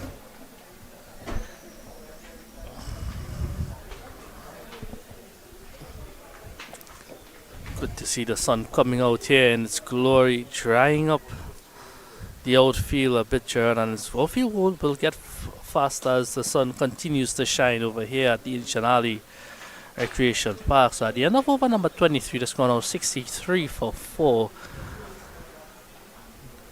Leeward Islands, remember, they would have won the toss and elected to bat first. Really want and they really need to get off to a good total here. So Jared, seeing how the pitch is playing so far, pretty much even, apart from one or two, or at least, well, for the most part, 2 deliveries probably kept a bit on the lower side. And Tell me, what do you think would be a respectable total here for this Leeward Islands team, especially at the current situation? They're 63 for 4 after 23 overs. Remember, they lost 3 quick wickets as well. Well, there is an old saying that you never judge a playing surface and a pitch until both teams have batted on it. As Wedderburn continues here. Yes, it is Wedderburn who continues here from the community centre end. But I think that Leeward Islands have done well to get to this point. 63 for 4. This one, he's playing across the line is Captain Matthew Miller. But the ball again, a little bit of evidence of some low bounce here, possibly coming from the slow pace that Wedderburn has chosen to bowl. This one on the shorter side, and again you see the lack of pace there, and Miller just bringing his hands down and allowing the ball to hit the bat rather than he hitting the ball. But I think that the Leeward Islands have done well, considering that they have first time many of them would have been playing at the Inshan Ali Park, and they have assessed well, played the ball on its merit for the most part. This one again, a slow pace here from Wedderburn. So Wedderburn, through his 6.5 overs so far, his pace has come down significantly from the initial first few overs of his spell. This one, a little more flight on this one, and electing the sweepers Milan. A loud appeal from everyone, and he's given him, has umpire Pussard, leg before wicket to Wedderburn. As we see here on replay, choosing to get down and sweep the ball was Miller, but being taken probably on that back thigh was Captain Miller, and he has to depart now. But Jared, if you look at it again, it's another flighted delivery that picks up his 3rd wicket. That's his 2nd wicket, I should say. I'm sure the spinners out here in Morton and Williams, they'll be licking their lips when their turn to go out there and bowl. In those trials, Williams would have picked up 7 wickets in his 2 games, so he's in some form as well. He's in a really good form with the ball moving forward into this game.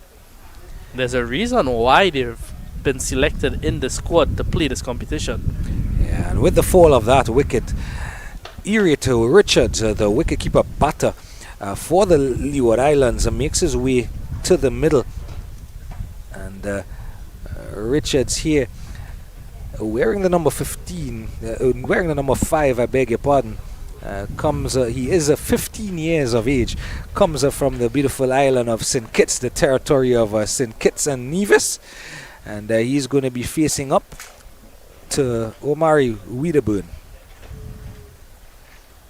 Oh, that's well bowled there again, getting a lot of movement off the pitch is Wiedemann. So at the end of his 7th over, he's gone for 19. He's picked up 2 wickets. And at the end of 24 overs now, the score is 63 for 5. Yeah, so a wicket maiden there from Omari Wiedemann, as just a couple of shots here. As we see evidence there, 2 wickets apiece for Ennis and Wiedemann, a wicket for Roshan McKenzie. And pretty much all the bowlers going at less than 3 runs to the over. So seeing that a wicket has just fall there, new batsman out in Richards, would you be tempted to bring back Ennis for over or 2?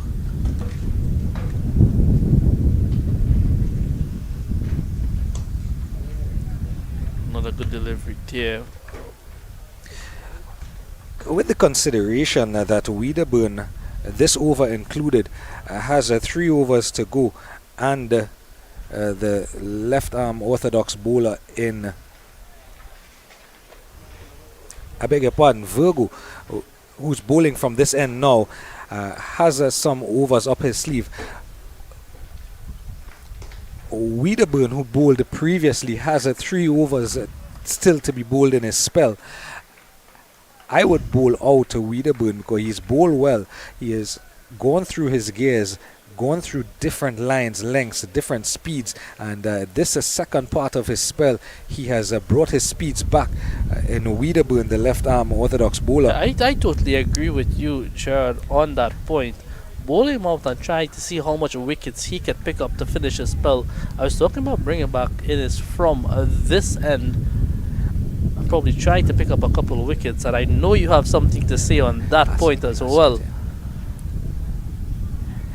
Yeah, so my thing is that bowl out the left arm orthodox and bring back Ennis from the other end.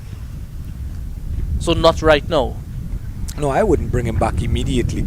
In fact, I may be tempted, in fact, once the spinner has bowled out, to bring one of Clark or Mackenzie from that top end, because Mackenzie, his first spell from that top end was really good. He bowled 5 overs on the trot and picked up a wicket.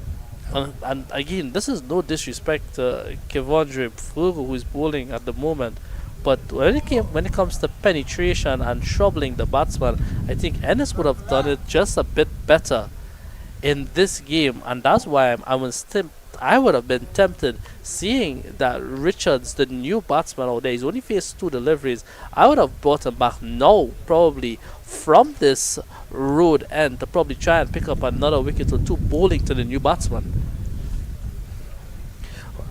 All things for consideration for Brian Burns, the captain.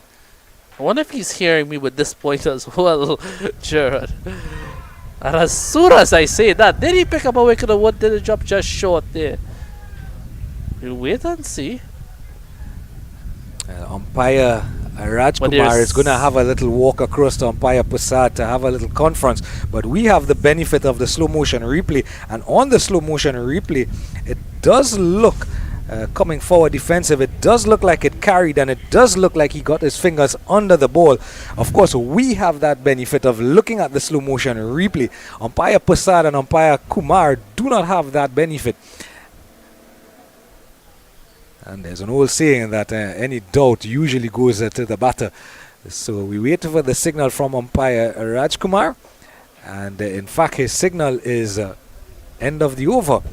So although we have, as I mentioned before, the benefit of the slow motion replay, at the end of 25 overs, Leeward Islands 64 for 5 with some 22 overs still to bat. I think consideration for that decision as well, Gerard, would have been the reaction of Virgo. He wasn't sure at all what if the ball had carried or not. And I think that was a major part of the umpire's decision out there. But from the slow motion here, it definitely looked that that was a wicket. We'll have to wait and see how much it transfers into the game.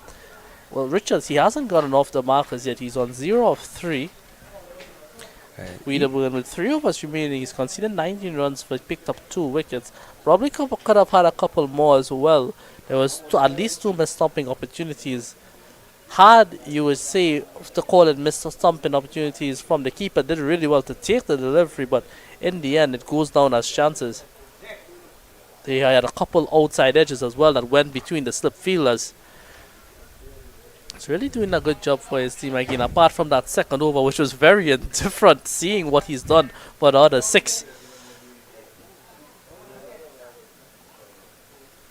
So just a bit of a hold up in play here as Zerika Toppin just settles himself. And he's ready to take strike now as Wiederburn continues. That's driven nicely. Fielder getting around at mid-off.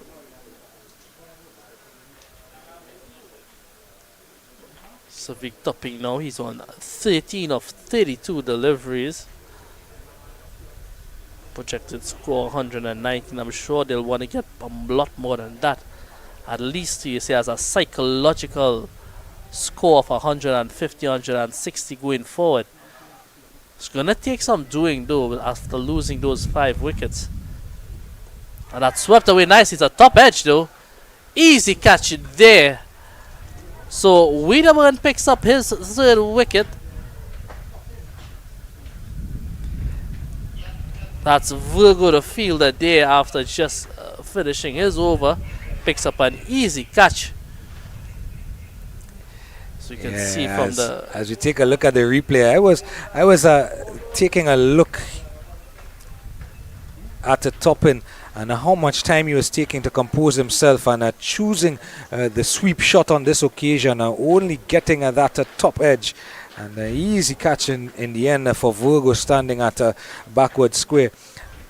As a young Morton makes his way to the middle. Israel Morton, the new batter. Israel Morton, 16 years of age, from the beautiful Isle of St. Martin.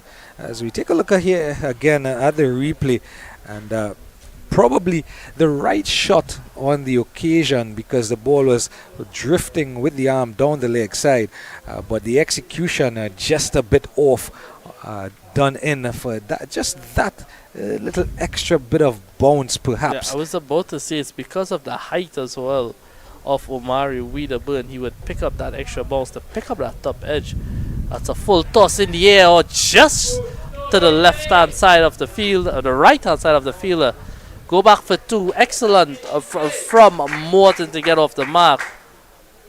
Morton and Williams, the 2 spinners in this Leeward Islands team. But he has a job to do with bat now. His turn will come to bowl in that 2nd innings. Good for him. He's gotten off the mark.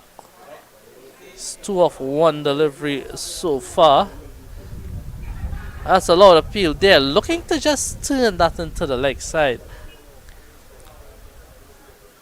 He looks like a batter who just will go out there and probably try to find the gaps on 1 and 2s, play those cheeky little shots. But if it's in the arc, Gerald, you have to hit it and get it go. Because the reality is, in this modern day, players need to have those attacking shots in their arsenal, even if they don't use it out there.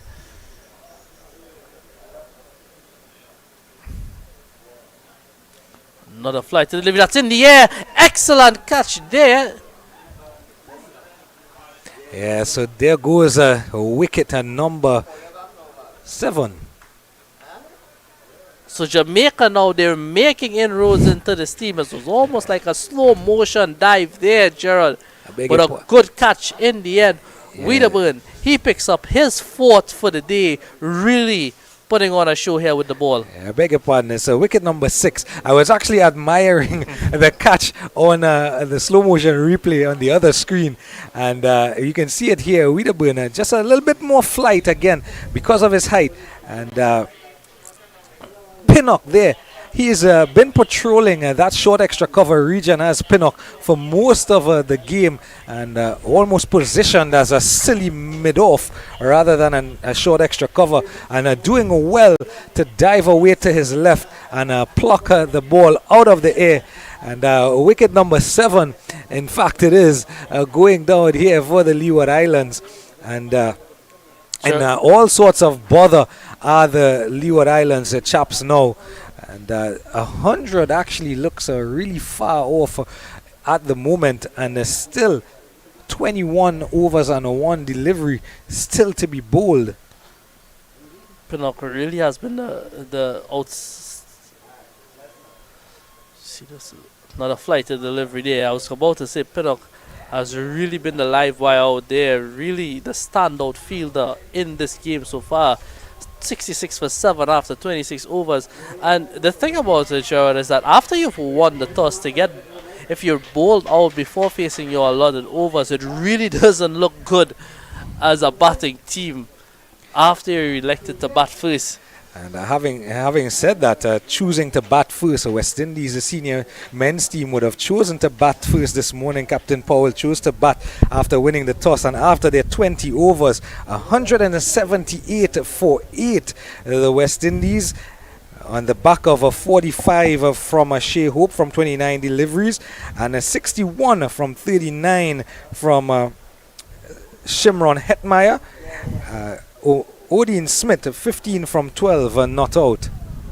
Yeah, and in case you all were wondering, the debate that we were having here off air, it was the position if Hetmeyer should be coming in before Rovman Powell in the setup. But it all depends on the situation. Both one is right hand, one left hand, attacking a batsman as well. So it all depends on the situation of the game. Right now, the situation of this game, Leeward Islands, they're really in a spot of butter at 66 for 7 and over number 27. And that's in the air again, just short of the field. A chance for a run out. Direct hit and he would have been gone.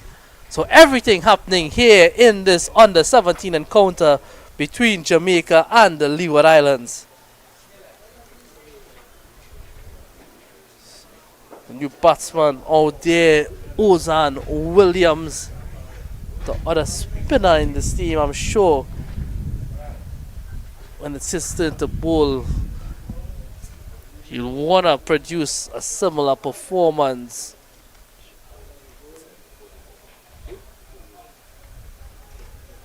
But right now he has a job with the bat. He has those bright green shoes on, Gerard. Certainly shining in the sunlight out there. And that's an outside edge there. Bit of mix up again. Leeward Islands really scrappy here these last couple overs. Yeah, Richards there standing at the non-striker's end is eager to get on strike, but of course Williams not having it and being watchful as Virgo continues. We all know the strength of this Jamaican bowling lineup, but again, we really didn't expect the pace we saw here on show. We heard about it earlier. And of course, I mentioned it earlier in the day that Jamaica, these under 17 chaps, they're looking to make it 4 titles in the last 12 months for Jamaica. Of course, the Jamaica Talawas are the defending CPL champions. CPL beginning this week coming here. That's a shorter delivery.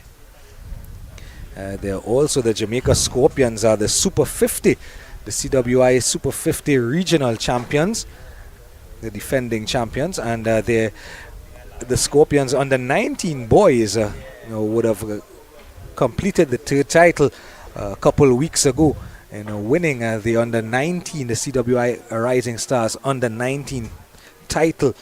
Really had some comprehensive victories in that competition as well. That's a beautiful delivery, beaten with that extra pace. There's at the end of 27 overs now, the score is 67 for 7. Yeah, top scores from Drew and Toppin of a 19 and a 13 respectively. Other than that, nothing to shout about from the Leeward Islands batters. So with 20 overs still to be bowled, I think the Leeward Islands would harbor thoughts now to bat out their overs. I think if they choose to bat out their overs, they would get a score that they themselves will feel comfortable with in terms of defending. 67 for 7. As Wiederburn continues. So he's pretty much bowled all his overs on the trot, has Wiederburn, from that community center end.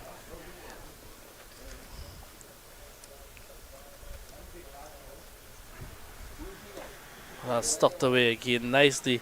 And that's the thing from these Leeward Islands. When they get the opportunity to go after deliveries like that, they aren't capitalizing on those bad deliveries. So it adds pressure to themselves as well as the team.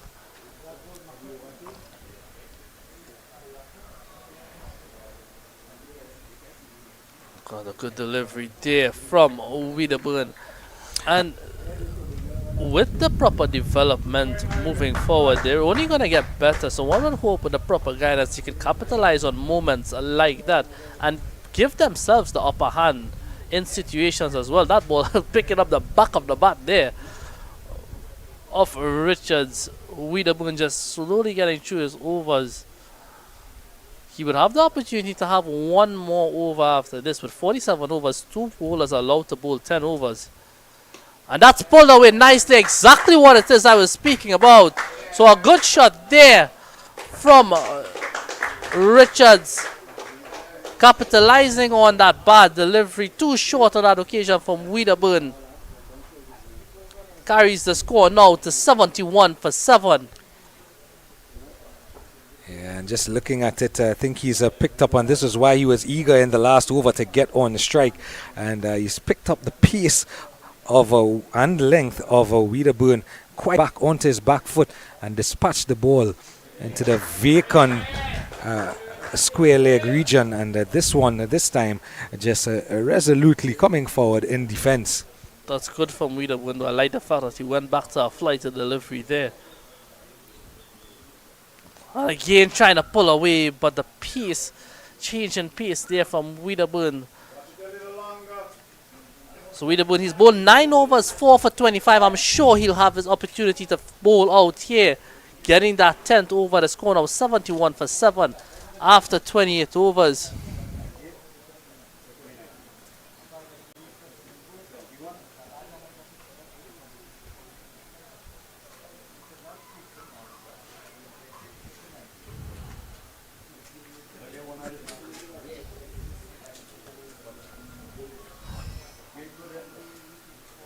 Spoke about West Indies reaching to about 160 earlier, Gerald. Well, they've toppled that for you. They've made 179.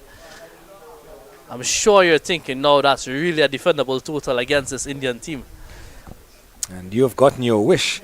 As much as I've gotten the target and the score I wanted from the senior team, you've gotten your wish because you've been calling for Ennis to come back into the attack. And as we speak about the senior team, Ennis has come into the attack and somewhat of a comeback into the senior team for Shimron Hetmyer. 61 from 39 deliveries, 178 for 8 to the senior team. That's a full toss in the air, but again with some pace on offer as well from Ennis. And Ennis bowling from that road end. He's bowled 5.1 overs, 19 runs, 13 runs, 2 wickets.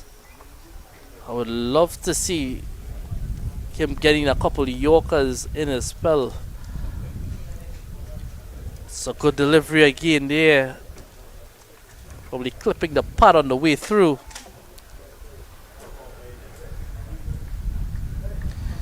So I was mentioning at the start of the last over that Leeward Islands would want to look at batting out their overs, and 71 for 7, I think that should be the modus operandi from here on out.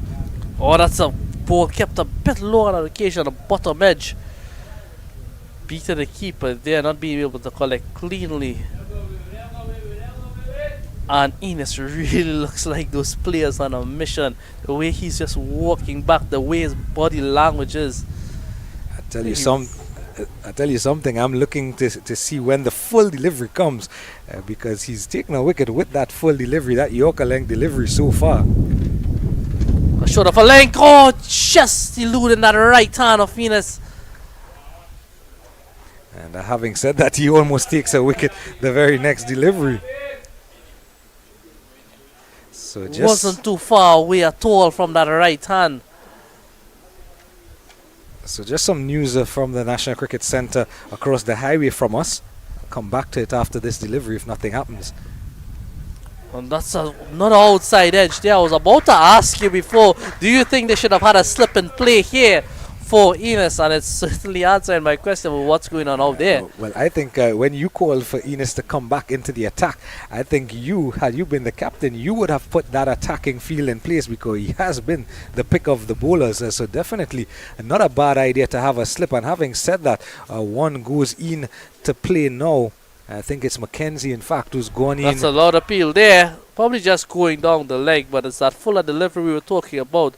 So it's good to see him back into the attack. So 73 for 7, you were saying, Gerard, some news in that other game. Yeah, Trinidad and Tobago locked in battle with the Windward Islands. Trinidad and Tobago under 17s, 148 for 6 after 40.3 overs, batting first. Niall Mengo, the Fatima boy, is on 39 from 91 deliveries, and Aidan Ratcher, the presentation boy, is on 14 from 14. So Trinidad and Tobago going along nicely at 148 for 6, possibly eyeing in their last 10 overs, possibly eyeing getting over 200 in that one.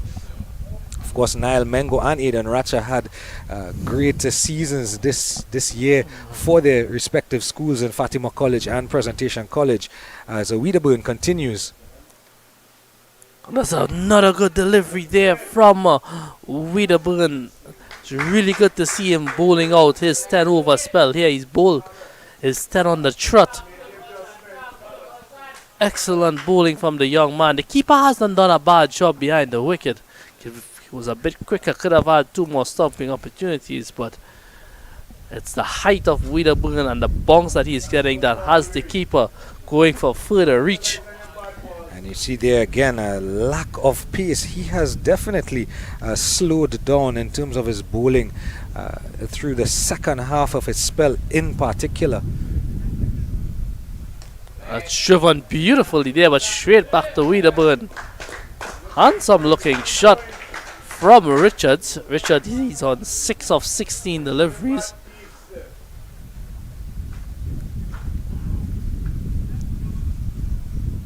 Another good delivery there.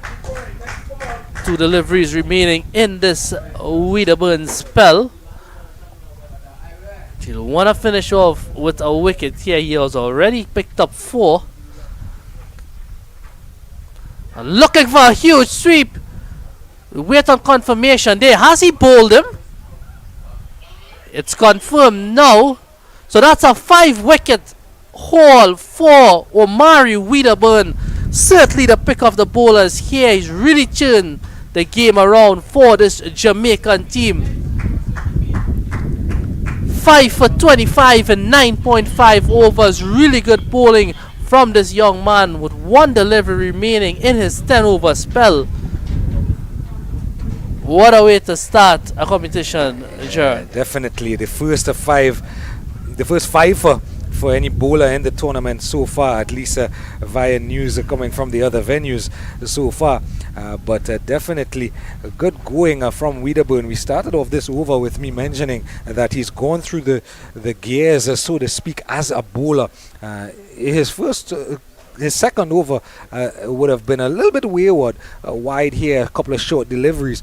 But from then on, he's been really circumspect in terms of how he pitches deliveries, where he pitches them, and in particular the best thing is that he's brought his pace down, and as Hamza has been calling for, he's been calling for Wedderburn to flight the deliveries, and the deliveries that he's bowled really slowly and flighted are the ones that have troubled these Leeward Islands batters.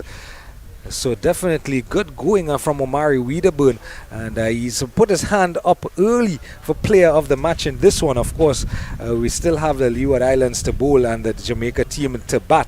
So at 73 for 8, Leeward Islands are definitely in a spot of bother in terms of being in danger of not batting out their 47 overs, like the Guyanese team that was bowled out for 102, playing the Barbados on the 17 unit. So rare to see a left-handed batsman out there. Final delivery remaining in his spell. We're talking about Leeward Islands probably reaching up to about 150, 160. 100 runs actually looks really far from their perspective right now. That's just pulled away. Looking for a single direct hit, and might have been extremely close there with the direct hit. So at the end of his 10 over spell, excellent bowling from the young man. Omari Wiederburn, he's bowled 10 overs, 45 dots, 25 runs, 5 wickets. Excellent. The Leeward Islands at the end of 30 overs now, they're 73 for 8. 17 overs remaining in this first innings. Remember, there was a delay due to a rain delay at the beginning of the match. Match initially was supposed to start at 9:30, started about 10:15 this morning. Yeah, and as I mentioned, the Leeward Islands in danger of being bowled out. The game at Gilbert Park, the Guyana under 17 boys versus the Barbados under 17 boys. Guyana would have been bowled out for 102 in 35.2 overs. Barbados are currently 14 without loss after 4 overs. And in fact, Preston Clark also got a fifer in that one. Preston Clark, the pick of the bowlers for Barbados, taking 5 for 27. And Kyron King getting 4 for 10 as Ennis continues from the Pool Ground Road end. Ennis is bowled 6.1 overs, 15 runs, 2 wickets. He'll be hoping that he can pick up a couple more to add to his bag as well. Not a good delivery there. And it's really good that they have that slip into position as well. Really bowled some sucking lines. Is Ennis. There's no doubt about the pace. So we have a new bowler now. Forced changed with Wiederburn bowling out his 10 over spell.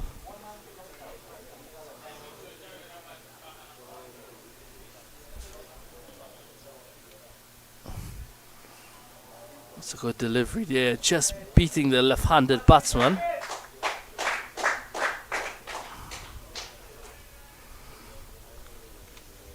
Looks like E.J. Spence and the new bowler, bowling his right arm off spins.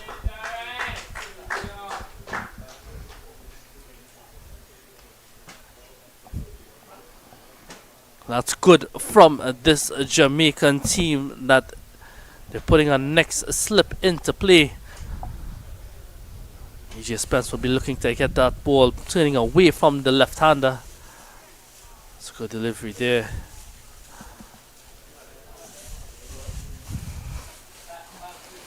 We have beautiful sunshine here, that breeze still blowing across the ground. Lovely conditions for cricket at the Inshan Ali Park.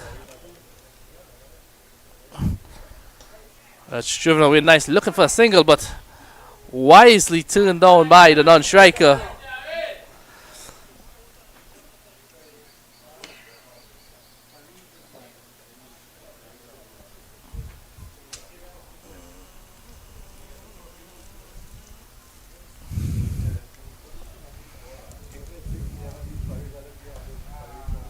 Baptiste just happy to negotiate those delivery there from Spence.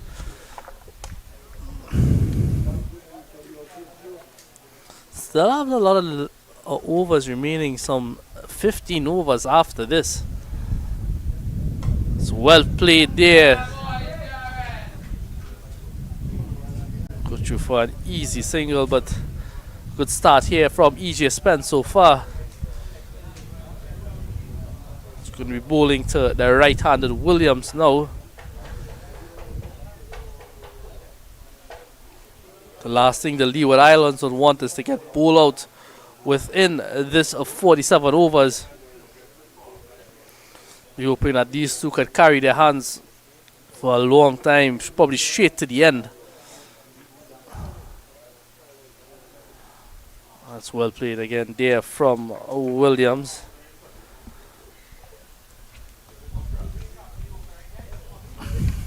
So at the end of over number 32, the score now 74 for 8. Leeward Islands really struggling here.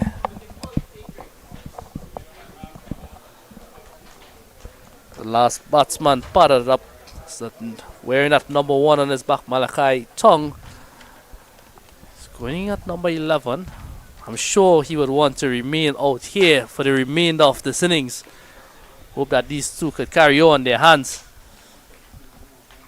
15 overs seems highly unlikely that he'll be out here for a while, but cricket is such a funny game. It is a funny game, Hamza, and your bowler of the day so far, the one you're really impressed with, Ennis, continues from this Polo Ground Road end, and I just heard the third umpire whisper that if a wicket falls, they'll take the water break. If not, the water break will be taken after this over, and it's just signs that it's been really hot down there in the middle.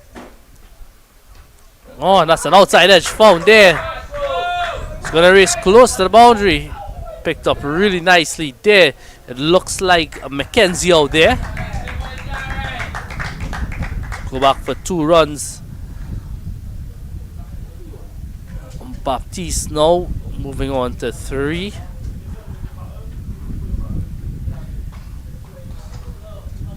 What do you think of Innes coming from around the wicket with that angle, Gerard? Good delivery there again. Sometimes I think that bowlers, they're afraid to come with a different angle. Try and get that outswinger away from the left-handed batsman. Well, Batiste has just come to the wicket, and Ennis has been working for him going over the wicket so far. And as we see here, even with this delivery, he's been able to manage sometimes a right arm over the wicket. You tend to stray down the leg side of the left-hander, but he's been pretty much a wicket-to-wicketer throughout his spell, has Innis. So whilst I understand what you're mentioning in terms of just creating a different angle, he does have that angle going across the left-hander, and there is a slip in place. Just as I've mentioned, strays down the leg side. A good ball to a right-hander, but of course on this occasion a left-handed Batiste on strike and down the leg side, signaled by umpire Rajkumar as a wide. But it is working for him so far, other than that wide, so maybe no reason to change. It's driven there straight to the fielder. 2 deliveries remaining in his 8th over. Innes, more than likely he might bowl out his allotted overs here. But with a 47 over rule, 2 bowlers allowed to bowl their allotted 10 overs. Looking for one. And one of the things that Innes can be aware of, even bowling to the left-handed batter, is that cross breeze that just over the last 5 minutes or so, it picked up significantly, and even to that left-handed batter in Batiste, getting the ball to come back into him, even from over the wicket, should be something that he can manufacture. Final delivery now over number 33, and that's gone high in the air. Looking for 2. And they go back. That's really poor running from this Leeward Islands pair out there in Williams and Baptiste. That should have been an easy 2 runs. They only go for 1 in the end. We'll wait and see the signal here if we were taking the drinks break now.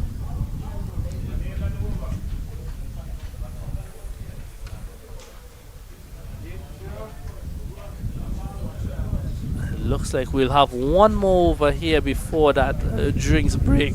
And you talk about that breeze, Gerard. That's why I'm really happy to see that Spence now is into the attack, the right arm off spinner. You'll get that ball to move away to the left hander and come into the right hander. With that breeze, he'll actually get more drift as well. And as you speak, the breeze, I don't know if the viewers can hear it coming through our stump mic and even our microphones here on commentary, as we are actually sitting outside of the commentary box on this occasion. What I would like is for Wiederburn to just mention to Spence to just get that ball a little more loop. Just like that. And also you can mention to him that less pace on the delivery, and you're gonna get some purchase on a wicket and even get the ball to stick in the wicket, as you mentioned earlier in the day that the wicket tends to be a bit sticky here. Looking for that huge shot as well. Yeah, totally agree with you there, Gerard. And if just a foot outside, allow that ball to work for you as a spinner. Spence has opted to go a lot flatter and fuller. That's a full toss there. Looking for one would be a suicidal run if they decided to. There's been a lot of hesitation out there in the running between Williams and Baptiste. Yeah. And the last thing Leeward Islands would want is a run out at this stage of the game. Yeah, there was a yes, then a no, then a yes again, and then eventually they decided no, and probably better served not going for the run as it went straight to the middle fielder. And just driven back there. Williams sat down really attentively in one spot throughout the game before going out there to bat. Looks like he's focused out there. So at the end of 34 overs, the score now is 79 for 8, and it looks like we're waiting on confirmation here.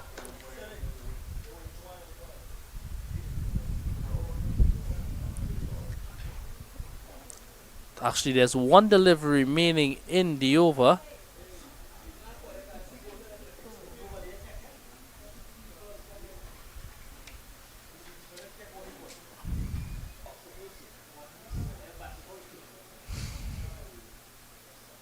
That's a flighted delivery there. So finally, it's the end of over number 34. The score now 79 for 8.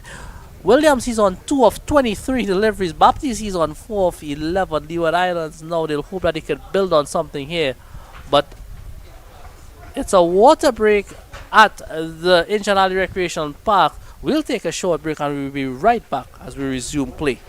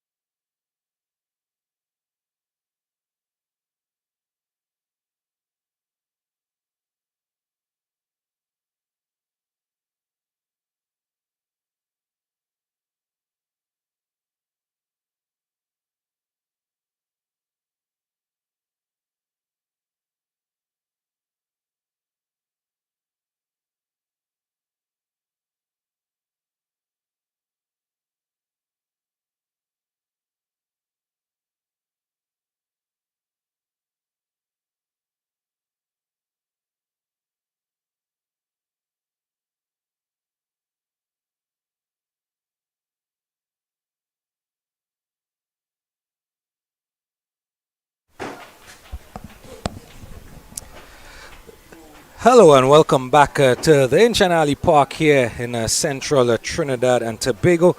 And this encounter in the CWI Rising Stars Under-17 Boys Championship. The Leeward Islands up against Jamaica. And the Leeward Islands earlier in the day would have won the toss and decided to bat first. And after deciding to bat first, after 34 overs, they're 79 for 8.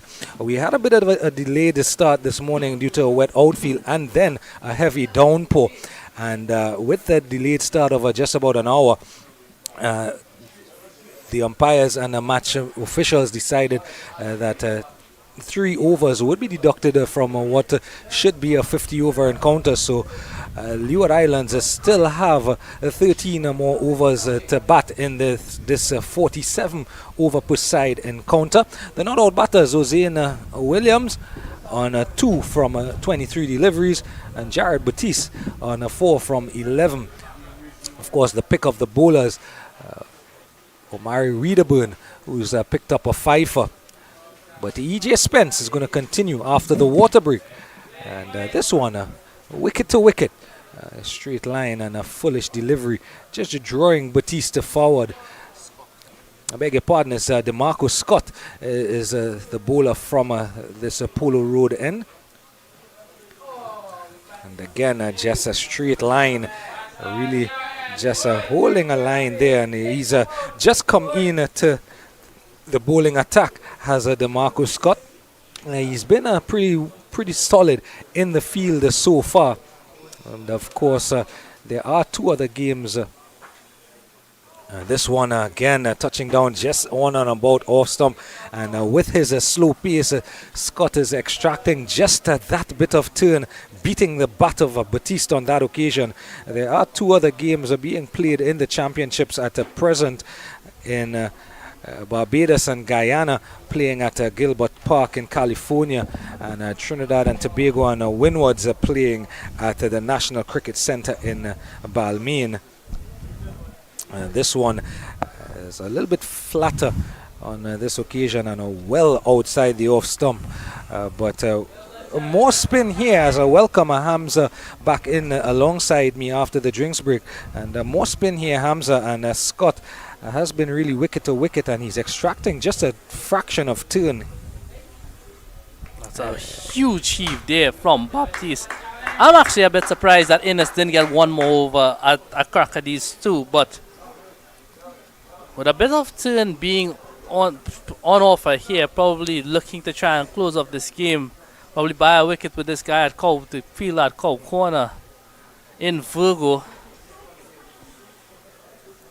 Final delivery of Scott's first over.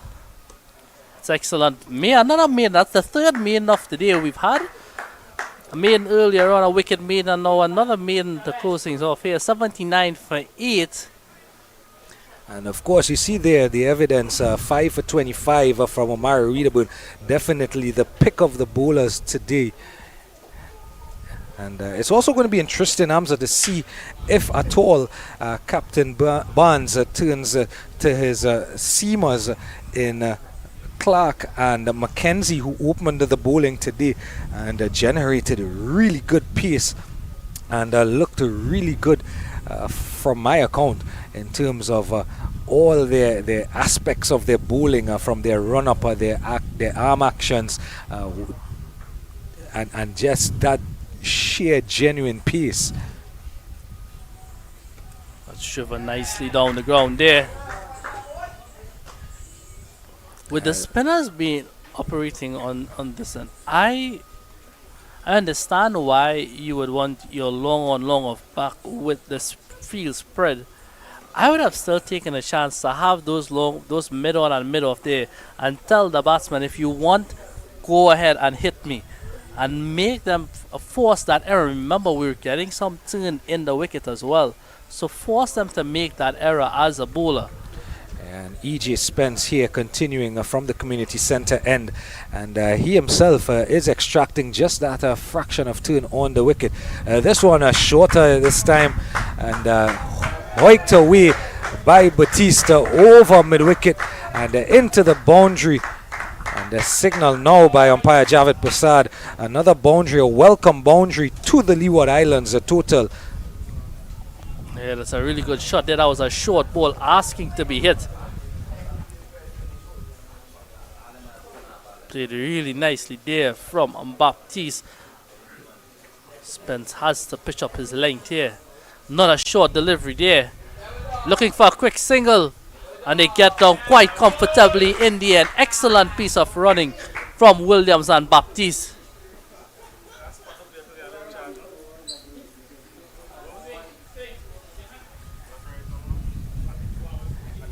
Yeah, so that's good running there from Williams and Baptiste.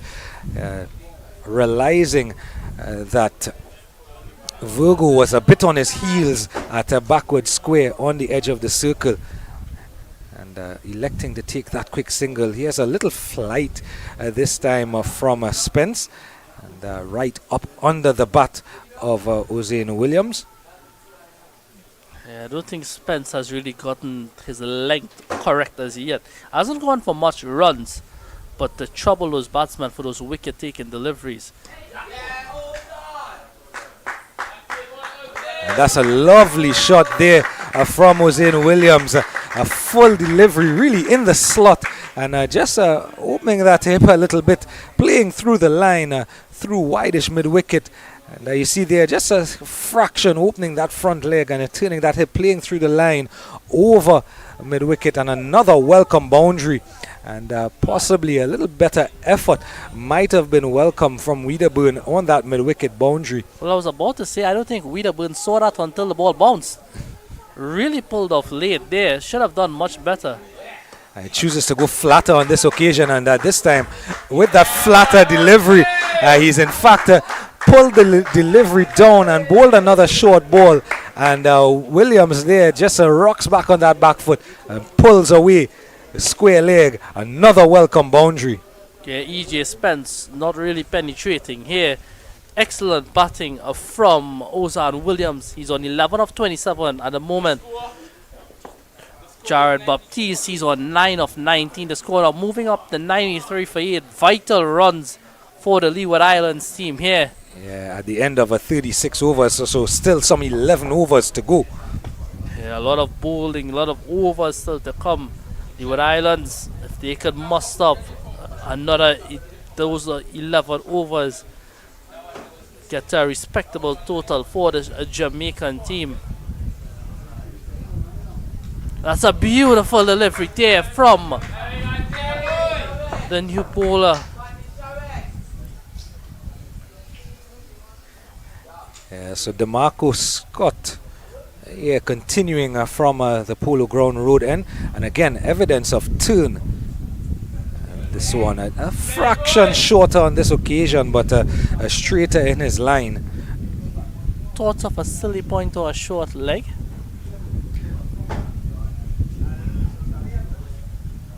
How often do we see that?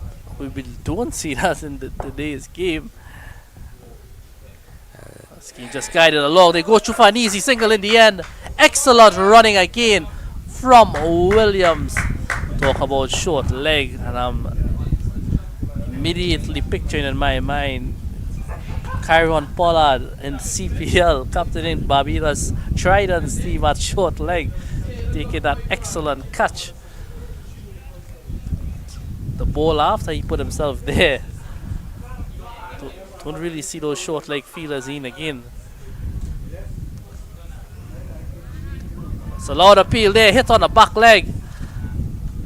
Talk about short leg again as of recent times. Manas Labuschagne from Australia. Really good short leg fielder. As we see here, a bit of the appeal here, but of course the ball turning down leg and also hitting Williams high on the thigh region. But as you mentioned, having a close-in fielder, just as you mentioned that the captain moved Virgo from the extra cover boundary and put him inside the circle. So attempts are being made to stop those quick singles.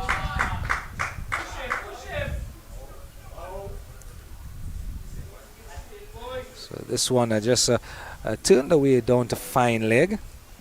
And another easy single here. So whilst the 8th wicket went down, or even when the 7th wicket went down, with the score at the 66. It looked a far way away would be 100 runs. This one is swept away. It's high in the air, and Virgo, making the attempt, does not get to the ball, but he did have about 15 yards to run from the mid-wicket boundary to get to that one.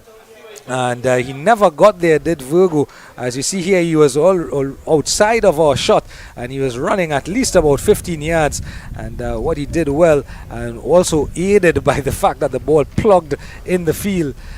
But an attempt at getting a catch. But when the score was 66 for 7, we would have thought that 100 runs would be out of the question for Leeward Islands. So they have done well here to get from 66 for 7 in the 26th over to now 98 for 8 after 37, and 10 overs to go. You would think that with this type of batting and this type of aggression being shown by Batista and Williams, maybe even 150 might still be on the cards. As we see here, Mackenzie is going to be returning to the attack. Roshan Mackenzie is going to be returning to the attack. Of course, Roshan opened the bowling earlier in the day with Dante Clark. He really bowled with some serious pace, some serious aggression. Got the ball to swing away as well from the right-handed batsman. Really caused some problems. Got a couple outside edges. And that's played away really nicely from the bat of Ozan Williams. Really turning up things here now. So the score 100 is now on the board. 102 for 8 are the Leeward Islands, and the Leeward Islands, just like that, have matched the score that Barbados would have made down at Gilbert Park. And this one again, just really getting inside the line of the ball was Williams, and helping the ball over the head of Virgo into the fine leg boundary for another welcome boundary. That's another good shot there, just finding the fielder. Ozan Williams probably signaling to his coaches and the team management to get him high up in that batting lineup as this competition goes on. He still has almost 10 overs to bat out there. He'll want to capitalize and see how much of those deliveries he can face. Roshan Mackenzie on the other end, he would want to pick up a wicket as soon as possible for this Jamaican team here now. And just looking at Mackenzie as he runs in here and delivers the ball, it seems that either he is not bowling at the same pace that he was bowling at earlier, or the fact that the pitch may have slowed up a touch, and it's definitely become a little easier for batting now under the midday sunlight here in central Trinidad. That's another good delivery there. I think it's a bit of both, Gerard. He's been out there for almost 38 overs now, and you mentioned before it's really hot out there. So obviously with a bit of fatigue starting to take play. Yes, these guys are young, but it's the first game in this competition. Windward Islands team, just notable mention after this delivery. The Windward Islands team had half of their team here, and the other half came in last night, and they're playing here today against Trinidad and Tobago at the NCC. Yeah, I had a chat with Mr. Holder, the Windward Islands manager, and he mentioned that to me earlier this morning, that he himself got in with the balance of the team late last night. So wide delivery there. And Mackenzie has, after being struck for that boundary early in the over, has chosen to go fuller in length. His first delivery was on that type of length that just really into the hips of Williams, and Williams was able just to help it over fine leg on the first delivery of the over. But since then, Mackenzie has come back well. Well played there. A bit of a fumble. Goes through for a single easy. That's Innings there, the fielder. So at the end of over number 38, the score now 104 for 8. Baptiste, he's on 12 of 23. Ozan Williams is on 17 of 35. This pair out here really making this Jamaican team work for this wicket here. They were 73 for 7. 31 runs now, this partnership. If you could have your 9th wicket partnership stringing along so nicely out there, Gerard, it really caused a bit of concern for the fielding team. But these two they've gelled together and batted well. Yeah, they've already added some 31 odd runs to the total of the Leeward Islands, and 30 odd welcome runs, and by way of a few boundaries, of course, the 3 boundaries hit in the last over that Scott would have bowled. And this one, Scott starts on a fullish length and choosing not to take the run there as it's skewed away to short fine leg, and our wicket keeper Brian has to do the fielding himself. It's a bit of everything there. We had some mix up with the running, had a couple close catches that went down, had a couple boundaries.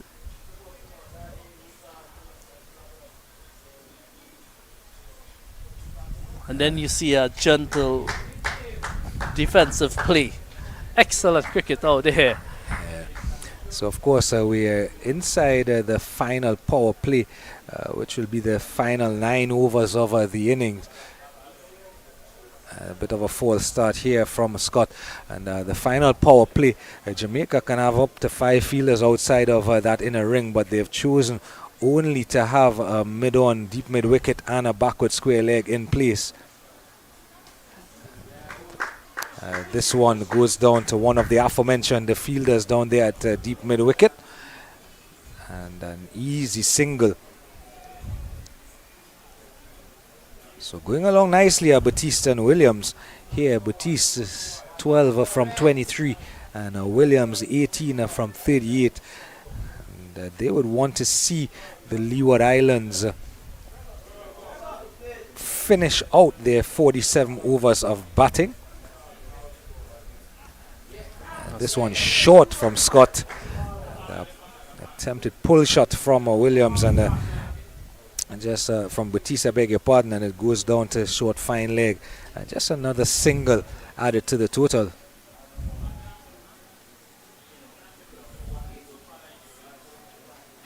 Score now 106 for 8. 38.4 overs. And that's swept away. That's got high in the air. That's going to be an easy catch there. So it's the end of this partnership between Williams and Baptiste. The Marco Scott, I should say, Gerard, a well-deserved wicket for him. He's bowled really nicely. Yeah, his early part of his spell, he was extracting some turn, and on this occasion, and we're going to have to get confirmation of the fielder who took the catch. It looks to me as it's Pinnock again in the business, but this occasion you can see on the replay, really Scott has just been really wicket to wicket, except for the odd balls that would have gone just outside of the off stump of the left-hander, where you would have beaten the batter on a couple of occasions. But this occasion, straight line, touching down off stump, middle and off, and turning back into the batter. And the choice of shot, probably not the choice of shot for that delivery, especially based on length. He may have wanted to play straight bat rather than across the line, but nonetheless, a welcome wicket here for Jamaica. They've been made to work for that ninth wicket, the wicket of Williams, and out comes Malaki Tong, 16 years old, from the island of Antigua. I totally agree with you on that point, Gerard, but when you really think about the type of innings that Williams played, it was just the way he was going to get out. He was going to fight and go hard or go home. And in the end, that's what was working for him, but it was a brilliant spell of bowling so far from the Marcus Scott that actually got that wicket, because he had a couple off breaks. That one was actually a quicker, straighter delivery. It's a lot of appeal there as well, and give it a wide in the end.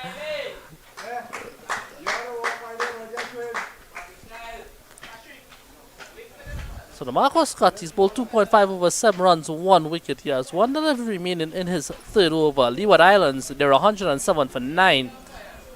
1 delivery remaining in over number 39.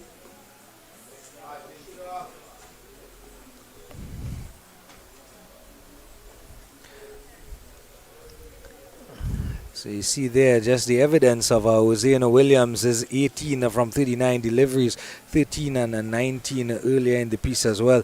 The top scores in this batting innings of 107 for 9 now. 107 for 9 after 39 overs. So still 8 overs to be bowled here by Jamaica. 8 overs possibly for the Leeward Islands to bat. And, just a change of gear here for young Tong. He's going to be getting rid of the helmet that he has. I beg your pardon, Batiste. So Batiste, just a bit of change in gear and just a bit of an update. 10 overs and 2 balls bowled in the reply, and India are 103 without loss. 51 for Shubman Gill, 48 for Yashasvi Jaiswal. So India making a light work so far of that target of 179.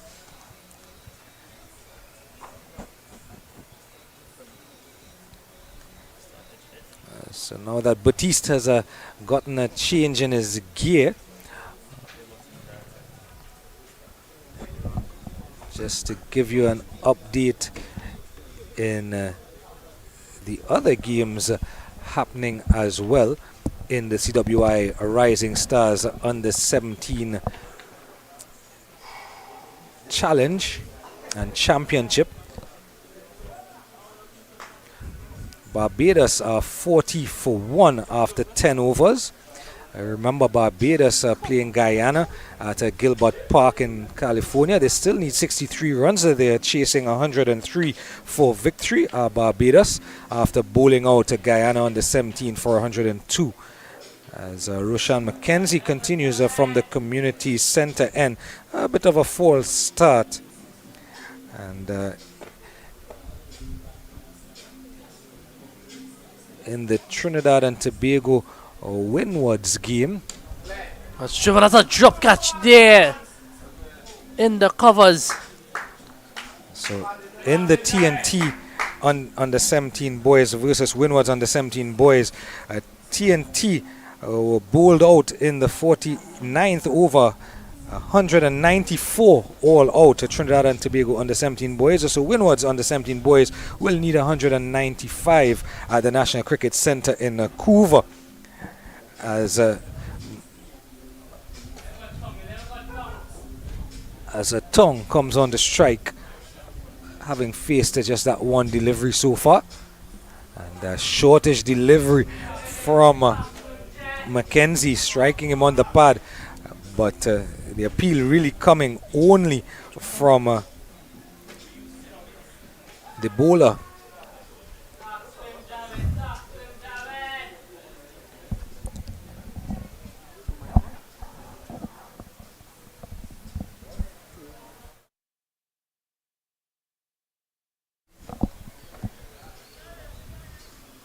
Here's McKenzie once again.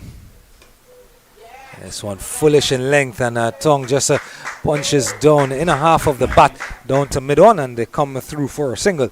Tong just took a few footsteps and reached to the other end. It's a tall guy. Yeah, quite a tall chap he is. And with 1 wicket in hand and still 7.5 overs to be bowled, projected score of 130. But what do you think might be a defendable score here for the Leeward Islands? I think anywhere in that region of 135 to 150. It's well played there. So Buttis well in behind this one, and he seems a little bit annoyed at himself with that shot, and as you see him there rehearsing that he could have possibly put that one through the point region or square cover, because there is a huge gap between extra cover and backward point, and both fielders are on the edge of the inner ring. One probably kept a bit low on that occasion there. Also a little bit of extra pace here from Mackenzie. So he's gotten into his rhythm really nicely in this his second spell.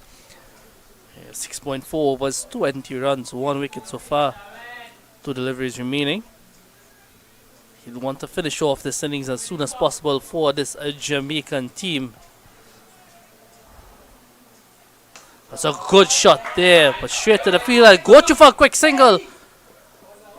Good running in the end. And that's good awareness by the fielder as well. It looks like the captain himself as he gives the old teapot there, the full teapot. Good awareness by the mid-off fielder to realize that the non-striker was actually in Tong. He was actually a little bit on the slower side, setting off for that run, so that any chance of a run out would have come at the striker's end, with the Tong taking some time to get down to the other end in the striker's end. So the end of yet another over, and at the end of a 40, the Leeward Islands are 110 for 9.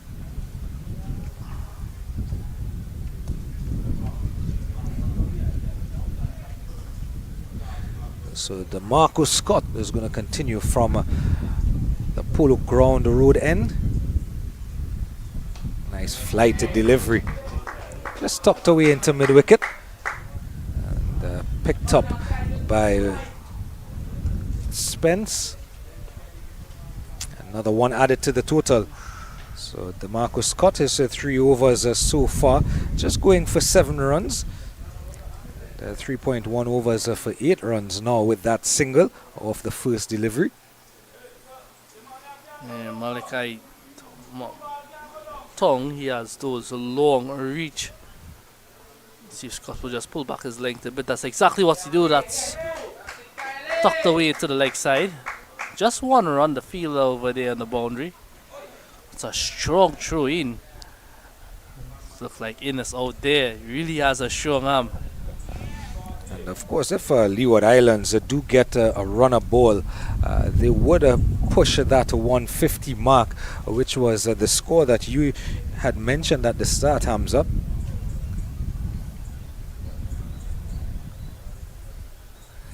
As Buttis on the back foot and punching at the point fielder, and there's no run. A busy little player is Jared Buttis, and you can see by his mannerisms. He is again on that back foot, just punching into the cover region. But a busy little player, and you can see even in between the deliveries, practicing and a shadow batting, as we call it, where he wants to place the ball.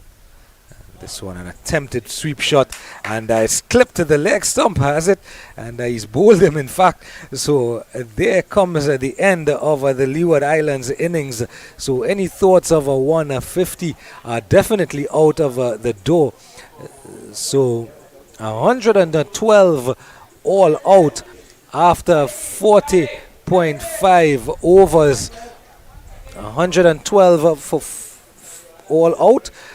The Leeward Islands. So as the ground staff makes their way onto the park, and the last batter out in Jared Buttis makes his way into the pavilion, and the Jamaica team makes their way out of the playing arena. The news here at Inshan Ali Park in central Trinidad, Leeward Islands under 17 boys 112 for 10 112 all out in a 40.5 overs. Some 6 overs and 1 delivery not being utilized by the Leeward Islands lads, and those 40 odd deliveries, we're going to have to see those 37 deliveries. We're going to have to see, Hamza, if it comes back to haunt them, the Leeward Islands boys. But as umpire Javid and Prasad and Rajkumar make their way off, we're going to have the innings break, probably just about a half an hour. But the news here at Inshan Ali Park, after some thoughts from Hamza in terms of how these two teams went. This first game for both these teams in the CWI Under-17 Boys Championship. After some thoughts from Hamza, we're going to have that innings break. Yeah, with 113 required, Jamaica, they will want to kickstart their tournament with a victory here. Congratulations to Wiederburn for that 5-wicket haul. So we'll take a short break here at the Inshan Ali Recreational Park, and we'll be back for the run chase. Jamaica under 17 boys require 113 for victory in 47 overs. We'll be back after a break.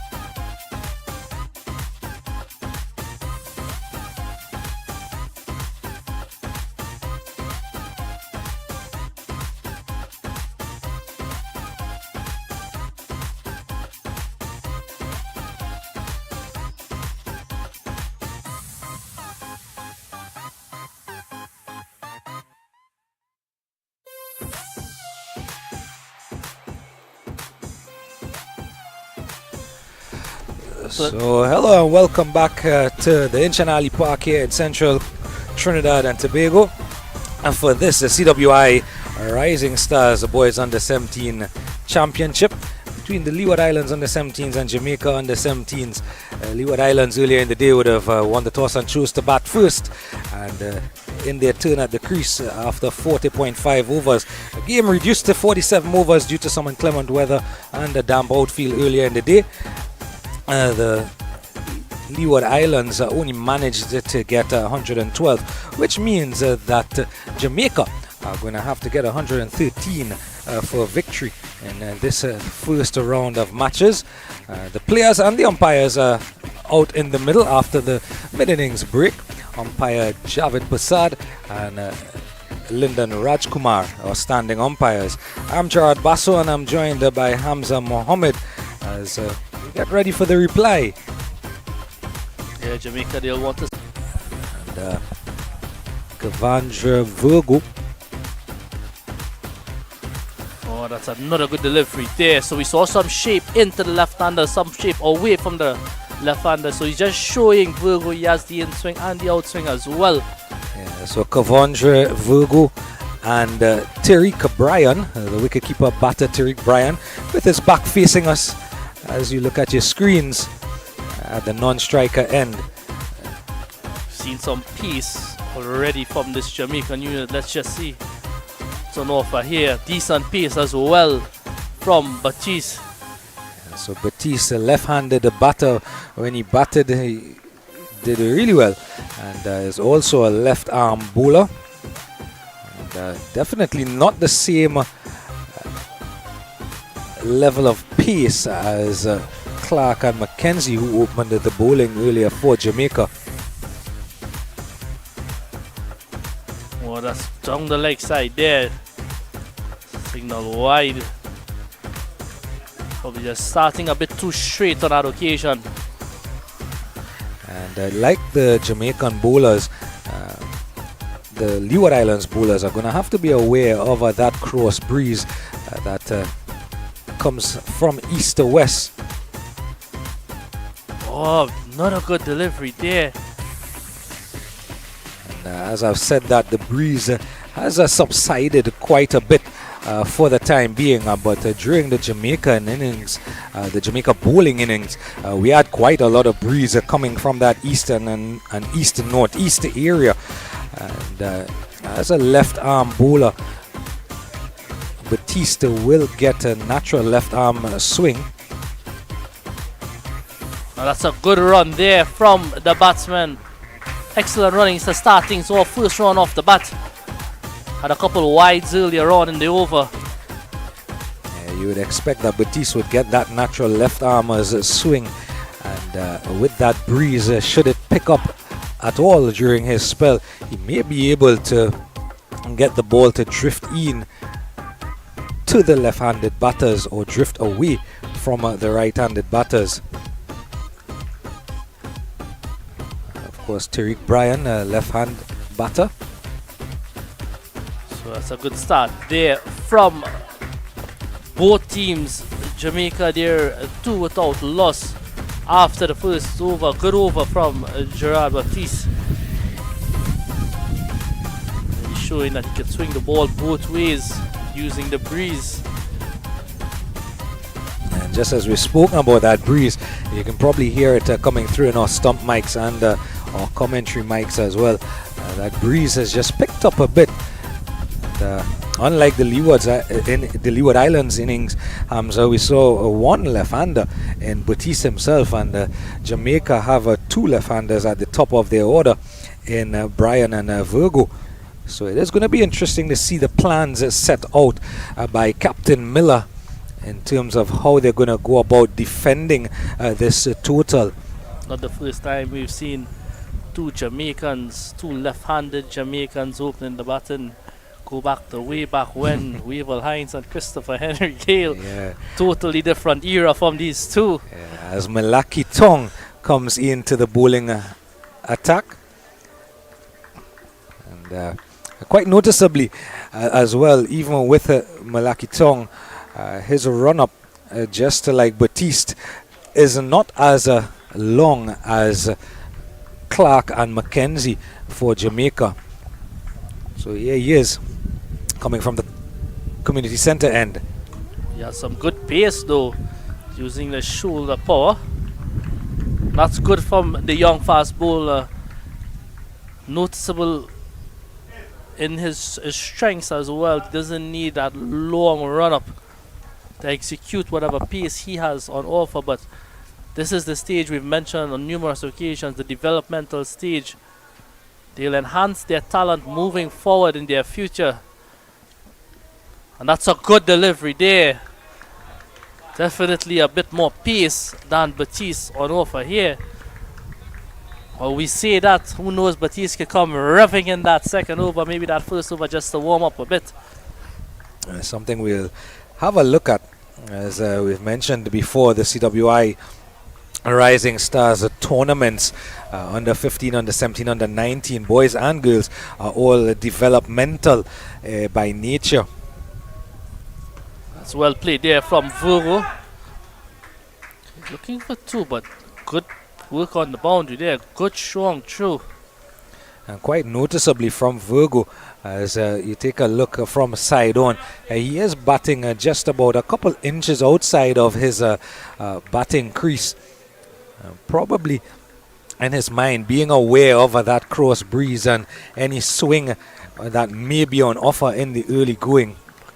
But definitely a nice prospect here in Tong.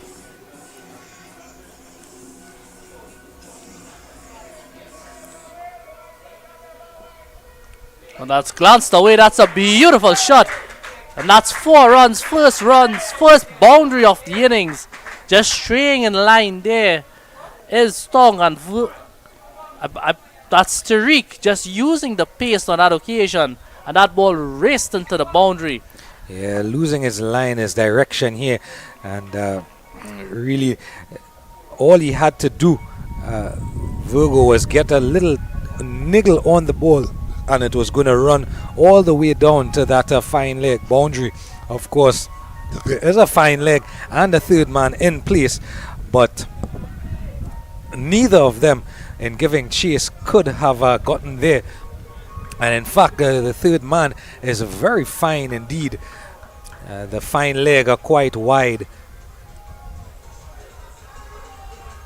Well, that's a much better delivery there, but they'll go through for a quick single. Excellent running by these two.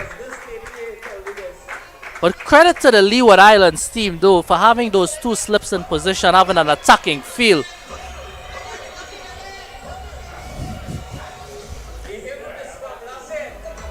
Of course, you're probably hearing all the commotion in the background coming through our commentary mics and the stump mics. All the commotion here in Trinidad and Tobago. This is the final weekend before our local government elections. And this is part and parcel of what elections are about in Trinidad and Tobago, where we have music trucks, candidates on the back of vehicles, and a lot of excitement. Good over there in the end from Tong. Actually, there's one delivery left. There was a wide in the over. Tong has really geared up here, and he has a decent pace, bending his back and putting in the effort. Just having a look at the ball there. Probably just a pause in the game, waiting for that music truck to pass across, and you can understand why.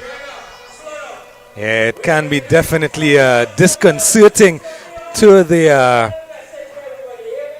batters, and of course some of the groundsmen having a conversation with the music truck men. So there's always generally a festive time, if you want to call it that, any election period here in Trinidad and Tobago, full of entertainment. But this is good by umpire Rajkumar and umpire Prasad to recognize that this noise, in terms of the music trucks passing, can be quite disconcerting to some of the players, and they have held up the play just for the moment. And you can see there is some of the groundsmen having a time as one of the area representatives or area prospective candidates makes their way across on the back of one of the vehicles. And so we're back live here with play final delivery in this second over. Definitely kudos to umpire Prasad and umpire Rajkumar. Of course, umpire Rajkumar is from here in Trinidad and Tobago, so he's fully aware. That's a good delivery. Oh, just misfielded there by wicketkeeper. That's Richards, the wicketkeeper, and that's not really good on his part. That ball flew off the surface, Jared, just bursting through the hands. So at the we make it as the end of the second over, but there is still a delivery to go.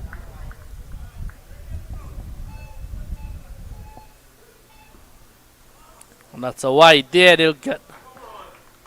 So that's the last thing the Leewards team would want. Don't have the highest of totals on the board, so they don't want to be giving away runs in the field, especially with bowlers bowling wides at this point in the game. But Malaki Tong is actually really working up some good pace here. His run-up is not as long, as I mentioned before, as Clark and Mackenzie. Probably just about 6 or 7 paces, and he's already in. That's well played there. Excellent fielding in the slip. Excellent cricket all round from these two teams here. So at the end of over number 2, the score now 9 without score now 11 without loss.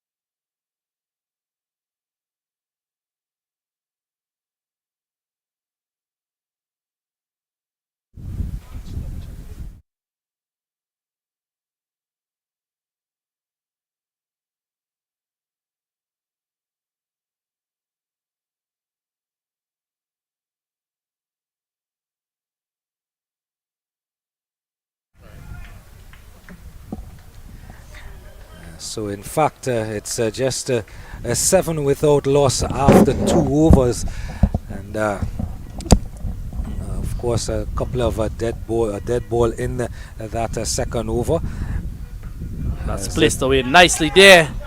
That's going to run close to the boundary. Fielder gives chase, but does well in the end. They go for 2. Good timing there, but as you mentioned before on a number of occasions, Gerald, with the rain that fell earlier, outfield just a bit heavier than usual. Yeah, so it's going to be interesting to see how much value for their shots. Of course, again, similar to the bowling innings of the Jamaican team, we mentioned a few times that these Jamaican boys are a lot stronger and a lot another edge there, goes down just short of the slip fielder. Yeah, the Jamaican boys are a lot stronger and built than the Leeward Islands boys, so it's going to be interesting to see if any of the batters for Jamaica have that type of power to either clear the boundary or get the boundaries on a regular occasion. Of course, Batiste, the left arm bowler, continues from the Polo Ground Road end. He himself, Hamza, is working up some good speeds here, and he's hitting some good lengths as well, just drawing those batters forward on occasion, and beating the bat and caressing the edge on a couple of occasions as well. Yeah, the score now 10 without loss. See Fugu is back on strike. That's another edge. That's a brilliant catch in the slip there. What a catch that is! That's the wicket that they needed. Excellent catch, good bowling as well. So just what the doctor ordered for the Leeward Islands here. And just as I mentioned before he bowled the delivery, the fact that he has been bowling good lines and lengths and generating some good pace here is Batiste, and on this occasion you see evidence of it again, this time going a touch fuller and drawing that shot out of a Virgo, who on this occasion, playing away from the body, could only edge and find that slip fielder in the skipper himself in Miller, and he's definitely G'd up, is the captain Miller, and Leeward Islands make that early breakthrough that is needed in defense of what we might say is a paltry score of 112. Yeah, Virgo, he goes stutter there. Slow motion doesn't do justice to how good that catch was. That was an excellent catch. And of course, with the fall of that first wicket, DeMarco Scott makes his way to the middle. Just before the Leeward Islands team went onto the field, they were doing some catching practice in front of us there. Certainly paying dividends to what was being done.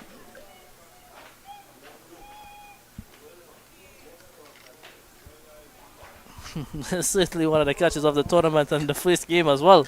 And of course, a notable difference to the Jamaican innings, where Jamaica really rarely had a second slip employed. They had mostly one slip throughout, especially the first power play, and immediately Leeward Islands with two slips. Yeah, and that's something I made mention of because of the fact that with a ball swinging around, it's just obviously with the pace in which these bowlers have as well. Get a next slip and play, especially if you're basically playing to bowl out this Jamaican team. One would think that if Jamaica were to bat out this 47 overs, they would get the score. So wickets are definitely what the Leeward Islands need there, and what a wicket that was to start things off. Yeah, and they have their plans in place. You can see it. The Leeward Islands, they realize that they may be probably about 15-20 runs short, probably even 30 runs short, but they have their plans in place, and they are bowling to their plans. In this first power play of 10 overs, the two fielders that they've selected to have outside of the inner ring are at fine leg and third, and pretty much everyone else is in the ring. There's a short extra cover, a short mid-wicket, a gully, two slips, a mid-on and mid-off.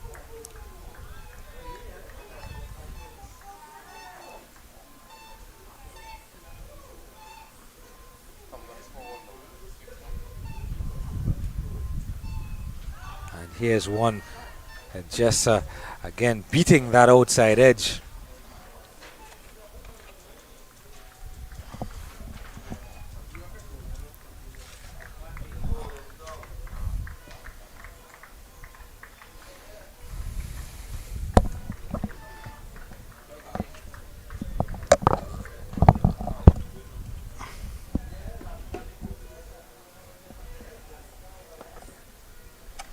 Here's some good pace coming through from Malaki Tong, and it's going to be interesting to see how Eric Richards goes in the remainder of the innings, because as a wicket keeper, holding himself to wicket keeping to the likes of a Tong and Batiste, you want to hold on to everything that comes your way. So here's one again, just outside that off stump, and well taken by Richards there, the wicketkeeper. He's dropped a couple so far, and a couple have gone past him as well. So these are some of the little things that you want to have in place so that you don't concede too many extra runs, especially as you're defending a score of 112.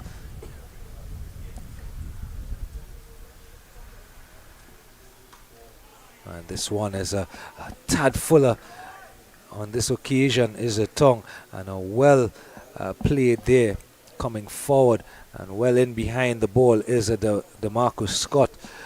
And if you take a look, and we could take a look if we get the shot in a while of wicket keeper Richards, he doesn't go all the way down. He's pretty much just with his hands right above his knees, as this one is skewed away to the third man region, and well fielded on that occasion. And, only one run managed on this occasion.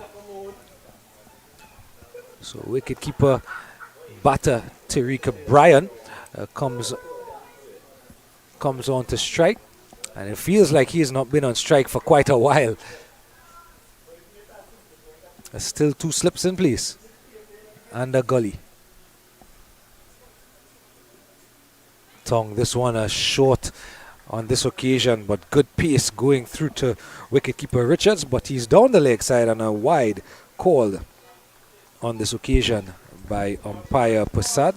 Really working up some pace there now is Tong.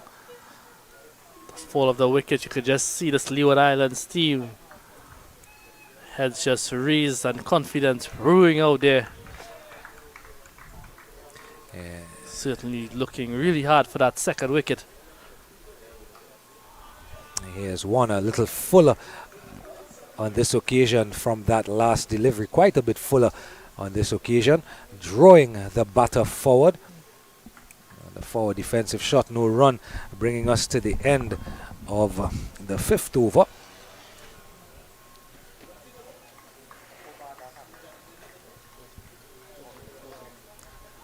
To the end of the 4th over, I beg your pardon.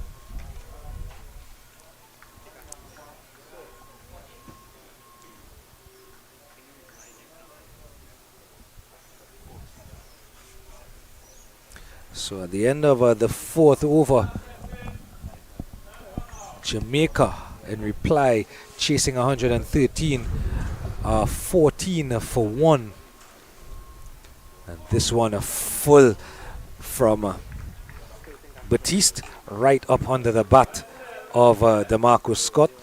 And just looking around the field, you can tell that the plan is to err on the fuller side rather than on the shorter side, because you still have 2 slips in place and a gully, and the hope is to get the batters driving. There is also a short extra cover and a mid-off on that offside, so you're looking as a bowler to pretty much be on that off-stump line. Here it is as evidence of that, as it's skewed away from DeMarcus Scott off the outer portion of the bat in that gap in the cover region, and down to the boundary, a welcome boundary here for Jamaica, and that moves the score along. But there's that evidence of being on the fuller side, and that one going just to the right of Israel Morton. Of course, he had no chance on that occasion of even pulling off the catch, because Scott picked the gap with precision, but played airily.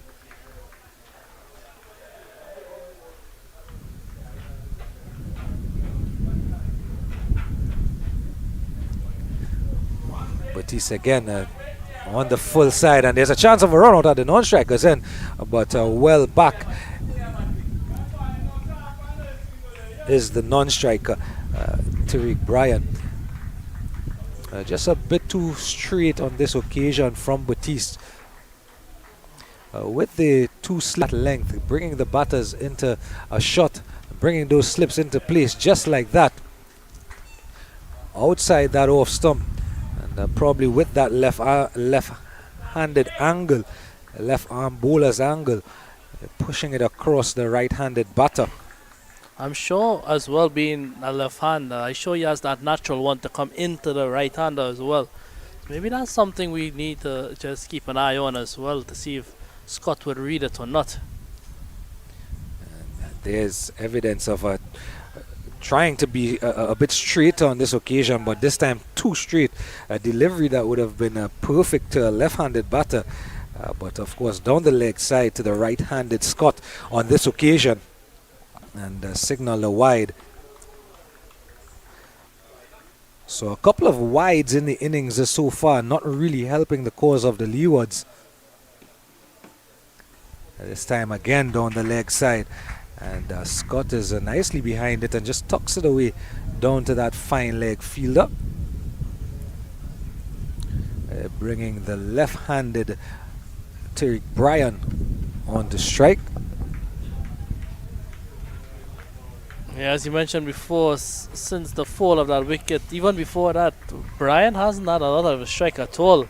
Sometimes that could break your momentum as a player. We wait and see. The main thing is that he's still there. That's another wide delivery. Yeah, so these wides are going to be really key for the Leeward Islands in this defense of 112. As you can hear some of the horns starting to blow here with the sputtering of fans that are in and around the Inshan Ali Park.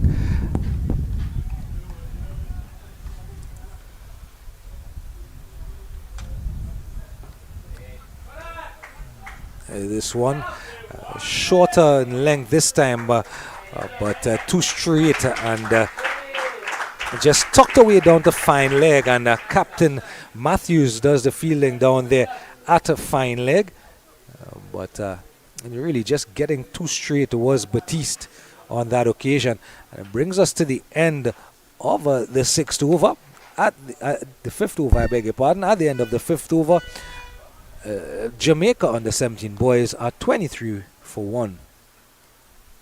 Here they require another 90 runs for victory. Jared, Jamaica so far, these guys are doing it quite easily. We'll wait here. It looks like there's going to be a change in bowling, and this is something that we would have expected.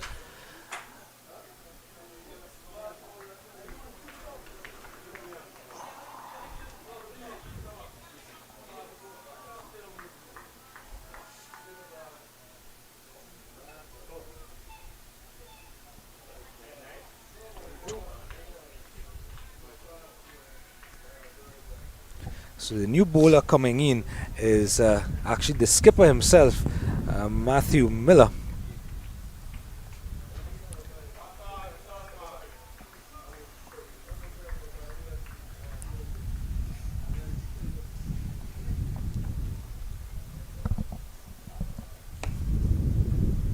That's well played there. Good start from the skipper as well. Still has a slip and play, and I like that move though, because the ball is still new, so you will get a bit of movement. With Miller though, he will get a natural movement back into the right hander with this breeze coming across the ground.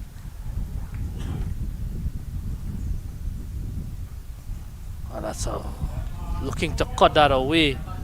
Just beaten with a pace there. A much quicker delivery than the first one.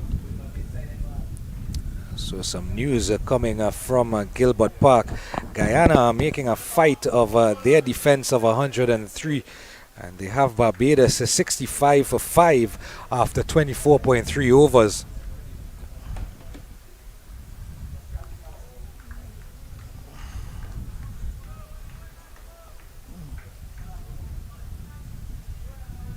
Leeward Islands could just muster up a couple dot deliveries here, probably a maiden or two, build some pressure on this Jamaican team. They need to make those half chances count.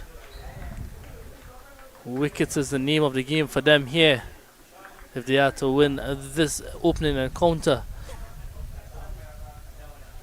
It's good bowling there from the skipper, just keeping a steady line and length. 4 dot balls so far. And then the other game at the National Cricket Centre, Trinidad and Tobago versus the Windies. Trinidad and Tobago scored 194, and Windies in reply are 23 for 1 after 7 overs. That's a good delivery there. Keeper not holding on. It's the second time the keeper has spilled. I hope that he holds on to the correct one. And I mentioned that a couple moments ago. That is going to be interesting to look at him throughout the innings, because he's bobbled a few, he's let a few go by, and he's dropped a few as well. So whether it's something to do with his technique, as I mentioned, when you look at him while the bowler is running in, he doesn't exactly get the hands right down on the ground as you see most wicket keepers do. He's pretty much squatting with the hands right in front of him. It's a good over there from the skipper. It's a maiden over So at the end of 6 overs, the score now 23 for 1. Jamaica, they're in pursuit of 113 for victory in their opening encounter. And we see it looks like Williams, he has the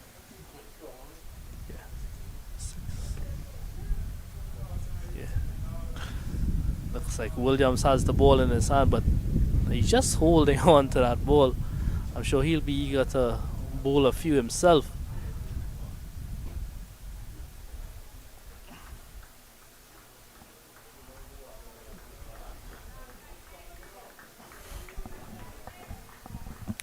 So it's a change of ends for Tong. He's going to be bowling from this road end. Probably was a bit uncomfortable bowling from the community center end. So let's see how he goes from this end. And that's in the air, just short of the fielder. They go back for 2 in the end. Tong doesn't look so happy initially. Yeah, but you see evidence there again, Hamza, and the bowling plans of this Leeward Islands team really and truly looks to be bowl on the fuller side, get those Jamaican batters driving at the deliveries. The score 25 for 1 after 6.1.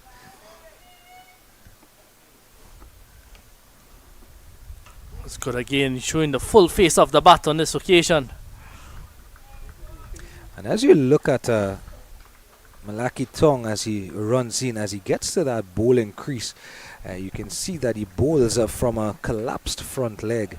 And again, it's a developmental tournament, so you would expect that a young chap who's just 16 years old, probably in the next few years, he may get a yard of pace more. That's tucked away nicely there. This is good from Jamaica's perspective, just tugging away on that scorecard 1 by 1. They pick up the odd 2s.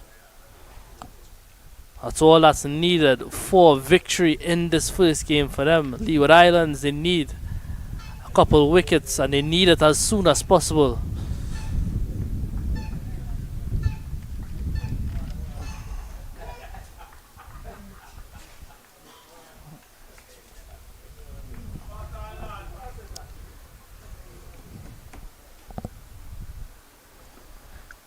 That's another wide delivery there.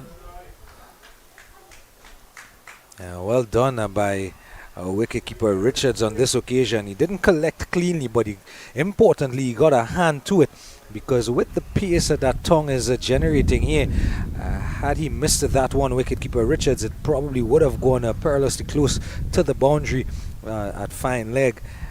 And again, Leeward Islands need to be aware here of these extra runs that they are conceding. It's not just extra runs, but also the extra delivery. So making themselves bowl more deliveries than they need to, and also giving Jamaica that extra opportunity to score additional runs. It looked like he got something on that. The umpire's not signaling anything, just warning the batsman to come off the pitch when he's running. The end of that delivery. And that's well played again. Good bowling there from Tong as well. So this is good cricket all round from both Leewards and Jamaica. Two teams going at it really hard, trying to bring a victory for their team to start this competition off. It's always good when you start off on a win. Build that self-confidence moving forward. Final delivery of this Tong over number 7. And that's a slow delivery, that attempted slow delivery there. And it's a wide. So trying a bit of variation.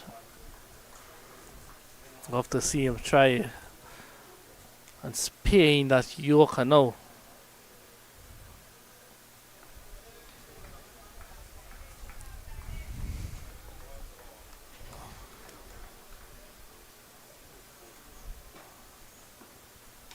And that's well played. So he's been quite good as a tongue nonetheless, because he's not really given away much by way of allowing the batters to free their arms or get away and get many runs. Just the odd wide delivery here and there. But definitely this is what you would want if you're the Leeward Islands. Good steady start and a steady bowling from your opening bowlers. Of course, the score at the end of 7 overs at Jamaica are 27 for 1. And going along nicely here at just under 4 runs and over. Thanks in part to a couple of boundaries from the batters already, and then of course a couple of wide deliveries as well.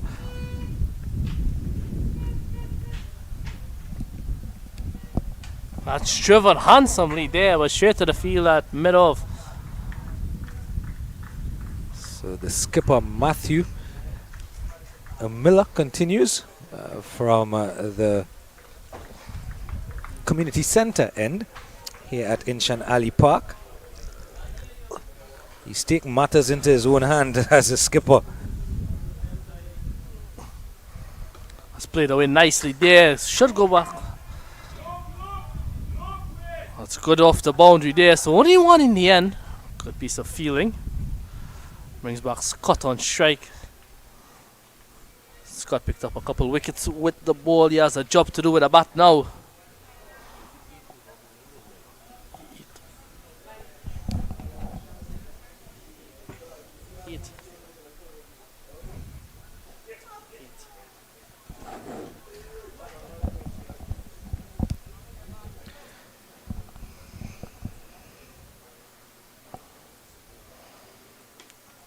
That's well played there by Scott.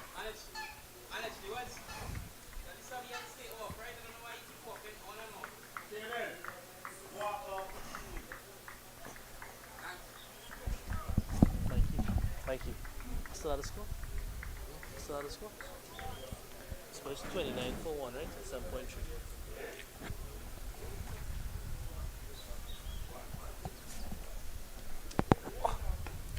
This one cut away from Scott down to that wide third man region, but such was the power behind the shot.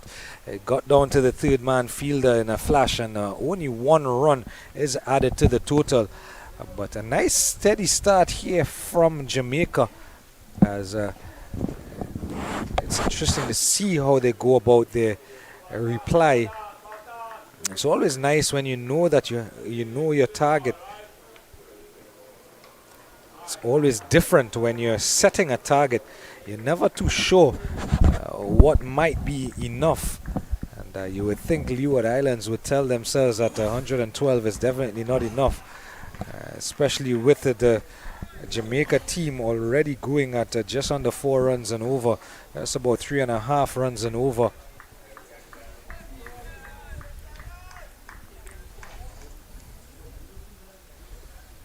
What's a slow delivery there from the skipper.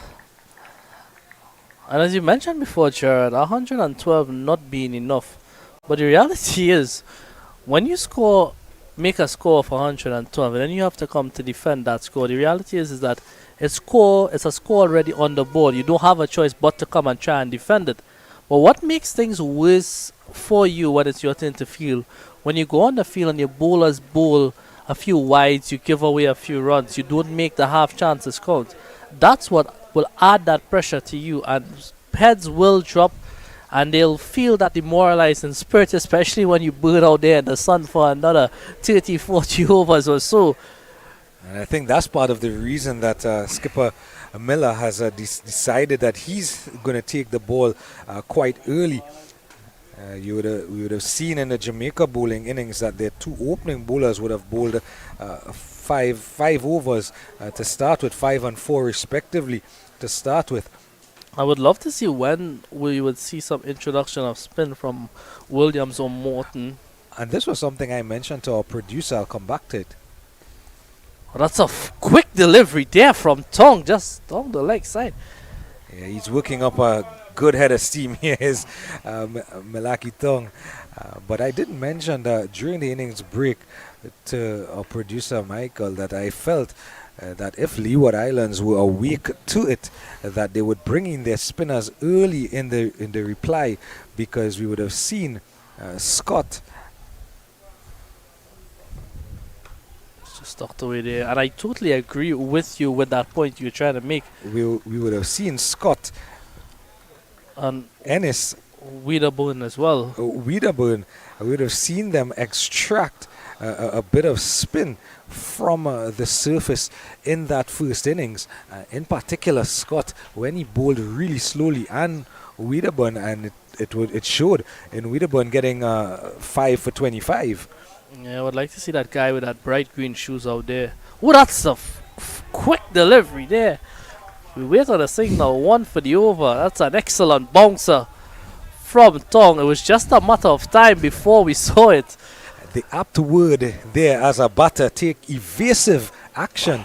And definitely taking evasive action was aforementioned Scott, who bowled pretty well earlier today. Love the aggression from the young man. I'll get back to the point on Williams after this delivery. Not a good delivery there, but that stuck away really nicely from Scott. They go for 1, and that's good piece of feeling as well. It's that guy out there with that bright green shoes in Williams. He had 7 wickets in the 2 trial matches. So you see him walking across your screen there. Wait to see if he's going to be introduced into the bowling attack, or would it be Morton into the bowling attack? But either way, we would love to just see a spinner come in. And we saw what Wiederburn did in that first innings. He slowed it up, got that flight. Yes, he's much taller. But the reality is you need to try as a bowling team and attack the batting team.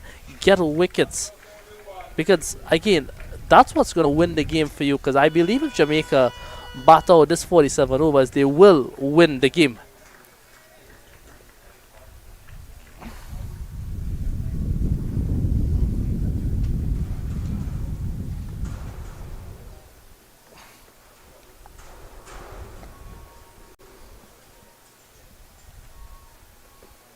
It's a full toss there.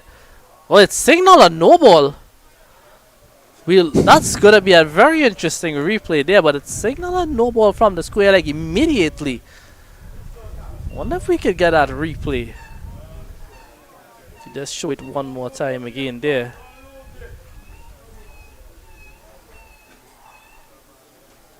Yeah, so just really losing his length more so on this occasion, and possibly attempting a slower delivery. Yeah, you can see he was attempting a slower delivery. A bit harsh there from the umpire, I would say.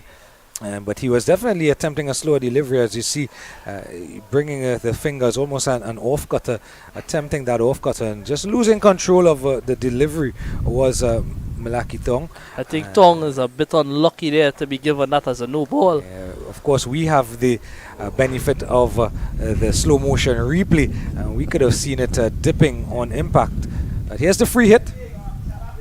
That's just clipped away, and it's going to race into the boundary. So Scott making really good use of that free hit.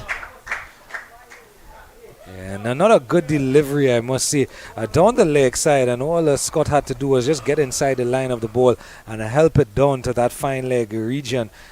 Fine leg, a backward square leg region. Of course, the fine leg fielder down in that region was a bit finer than wider. So once he made any contact getting inside the line of the ball, it was going to be 4 runs. So at the end of 9 overs, Jamaica 35 for 1 in pursuit of 113 for victory. Yeah, at the same stage, the Leeward Islands, they were 25 for 1. So Jamaica, they were already 10 runs more than the Leeward Islands. See the skipper with the ball again in hand. They're actually going. And that's a short delivery there, looking to pull. Just one. Yeah, they're actually going at exactly 4 runs and over in their reply. The Jamaican team. So this the final over of the first power play. Of course, Leeward Islands can only have 2 fielders outside of the inner ring in this first power play, and the fine leg and third man being those 2 fielders.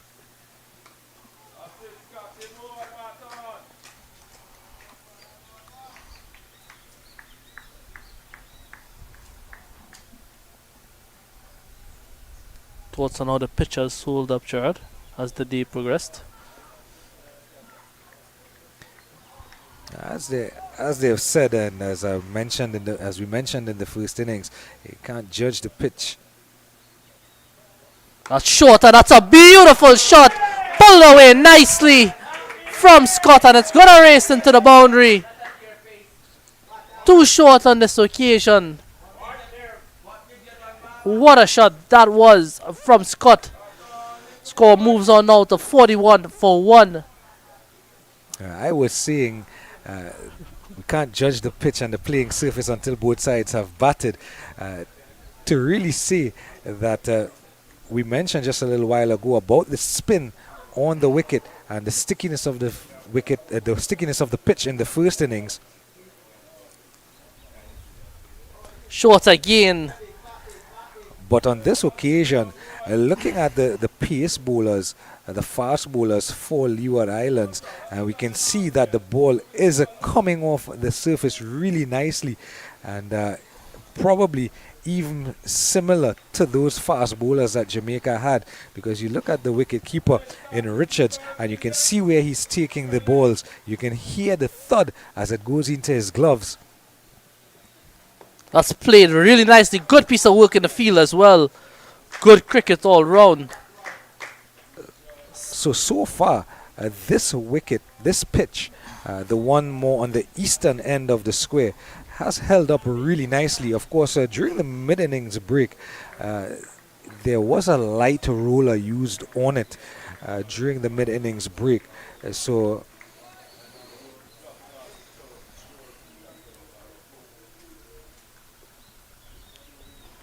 that's a wide delivery there from the skipper. Skipper not really producing the goods here for his team. Really love to see some introduction of spin from this Leeward Islands team. So you take into consideration that light roller and then the humidity of the day and how hot it is out here in central Trinidad, and you would expect that there would have been a little bit of moisture that would have come to the top of the surface. But of course you would have expected that it would have probably dried out by now because it's that hot. Having said that, we've come to the end of the power play, and at the end of 10 overs, Jamaica pursuing 113 for victory, 42 for 1. And I think that the surface has held up pretty nicely thus far, and I like what I'm seeing from the seam bowlers of the Leeward Islands. As we see a bowling change here. You've been asking for it, and we're going to see the first signs of spin, and no guess who it is. All you got to do is look down at his feet and you're going to see those bright green, fluorescent green boots, and you're going to know it's that guy who Hamza's been talking about from early on. Yeah, Williams now he's into the attack. So first signs of spin here, and let's see if the Leeward Islands would have learned anything. So they can definitely spread their field now if they so choose. They can have up to 4 fielders outside of the inner ring, and so far the sweeper on the offside and sweeper on the leg side and a wideish long off are 3 of the fielders outside of the inner ring. Well, that's good there from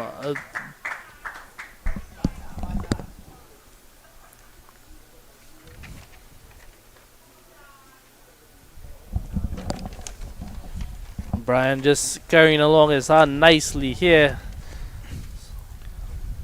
Yeah, so quite watchful is Tariq Bryant so far. Oh, that's a good delivery. That's a good shot from Scott. We're going back for 2. Wasn't a bad delivery at all there. DeAndre Drew giving chase there down to that third man region. Thought probably Williams was a tad too full on that occasion and a tad too wide as well. Wide enough to allow the batter in Scott to get his hands through the ball. That's much better there from Williams.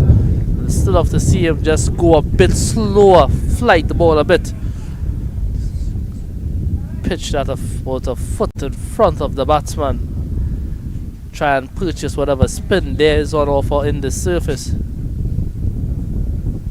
That's much better from Williams. And that's the length. That's the length he wants to be at, the length that brings the batters forward.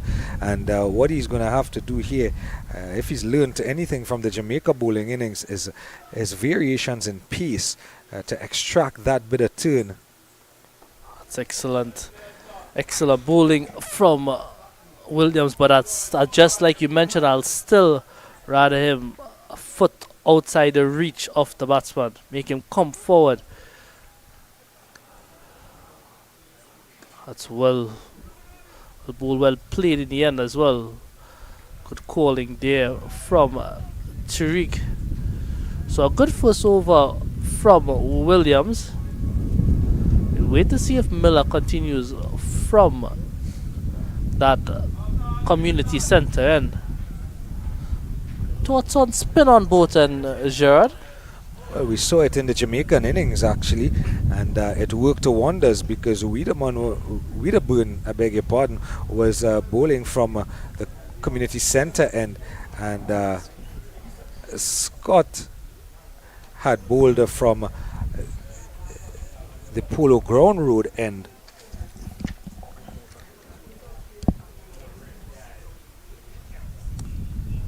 E.J. Spence also was bowling from one end while Scott was bowling from the other end. So spin from both ends is not a bad ploy.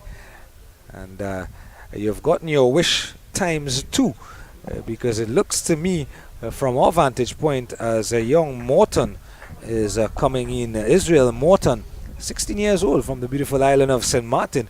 And you had been calling for both Morton and Williams, Hussein Williams, to come into the attack, and they have both made their way into the attack. So we see here now how Morton goes in terms of his approach.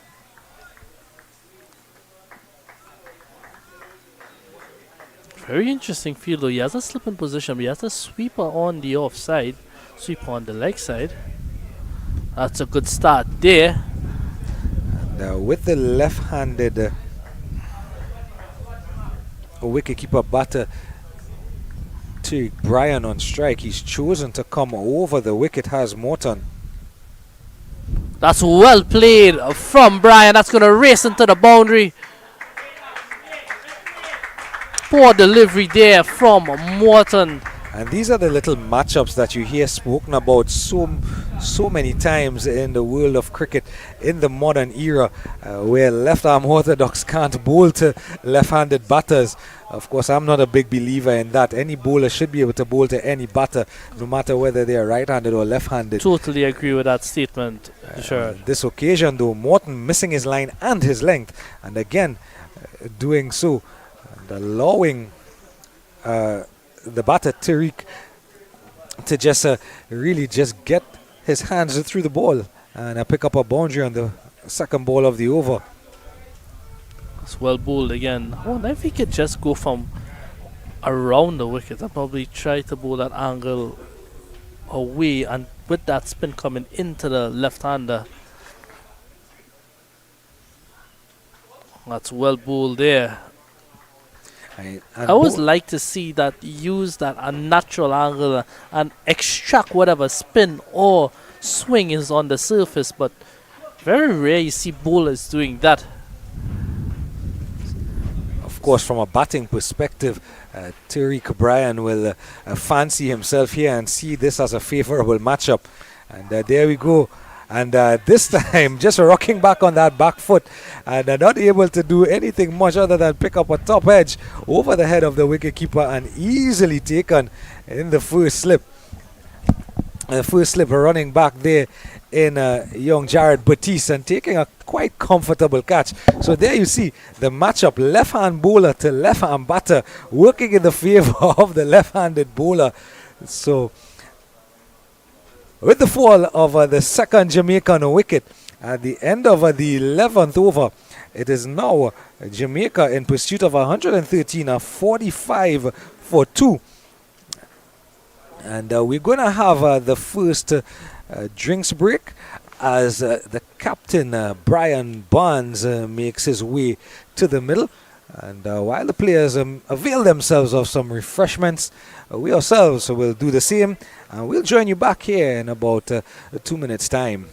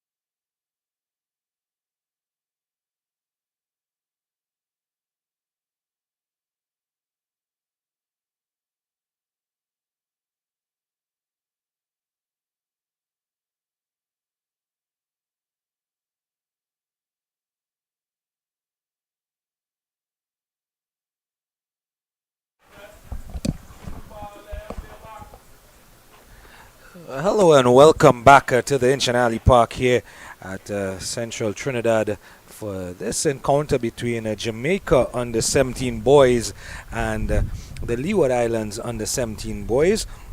And in reply to Leeward's first innings score of 112, Jamaica after 11 overs find themselves 45 for 2, still some 68 runs adrift of their target, and their second wicket just going down just before the drinks break. And Williams is going to continue from the Polo Ground Road end. So some 68 runs are still needed. And remember, this is a 47 over per side affair, due to the fact that we started 1 hour later than originally scheduled due to some inclement weather and a wet outfield. So just some slight adjustments in the field as we get going here now after the drinks break. Really good from Williams here, finding that spot that he wants to bowl on. And just drawing the batter forward. This is Scott, just punching back to that short middle wicket fielder. Of course, the skipper, number 17, with his back to us. Brian Barnes is at the non-striker's end. And this one is definitely going to be called a no ball. That one got well away from the bowler here, Williams. So another free hit, and this is a bit concerning for the Leeward Islands in the fact that over the 45 runs so far, 46 now with the no ball, they have conceded quite a few wides and already 2 no balls in the innings. The first free hit, if you recall, went for 4 runs down to fine leg from Scott himself. On this occasion, they've conceded the extra run, the no ball. They've conceded 1 run. The batters are crossing during the exchange with the ball going down to fine leg, and the free hit is still to come, as umpire Prasad on your left and umpire Rajkumar here on your right, just having a bit of a communication back to our third official in Avinash Narain. And we'll get some word on what the communication might be. But of course, once we restart, Jamaica will have a free hit. And what a way to start your innings if you're Captain Brian Barnes. You get the opportunity of a free hit first up. And it's in fact just a change in gear here for wicketkeeper Richards, as his attempt to collect that wayward full toss, just rendering his gloves unusable.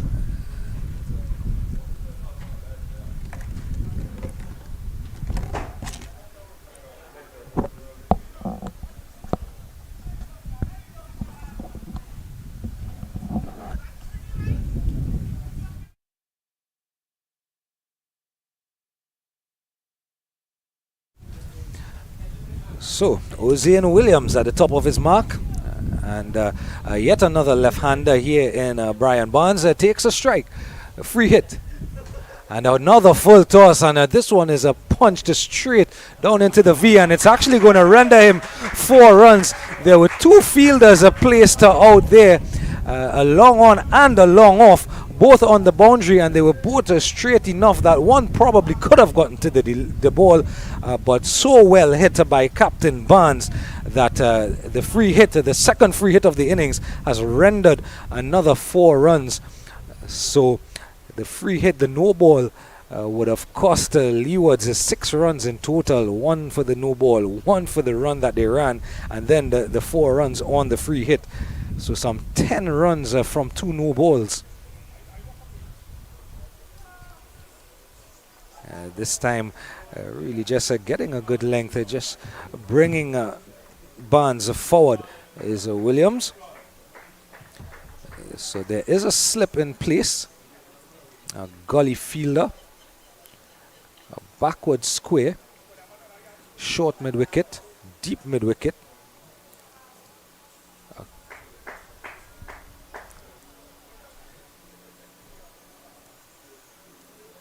short extra cover, and a sweeper on the cover boundary along with the long on and long off. And this one just rocking back his Barnes and punching down to that sweeper on the offside. It's cleaned up, and another one added to the total. So wides and no balls accounting for quite a number of runs so far. And this is really hurting the Leeward Islands in their defense of 112. This one is a good delivery from Williams right up under the bat of Scott, and he's managed to get the bat down in time and really just punch it away to the sweeper on the offside in Drew, who does well to manage getting to the ball that would have been spinning away from him.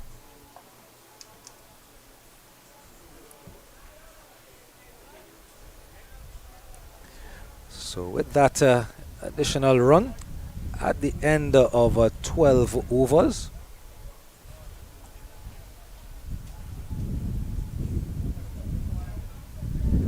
Jamaica in pursuit of 113. 1, 2, 3. 52 for 2.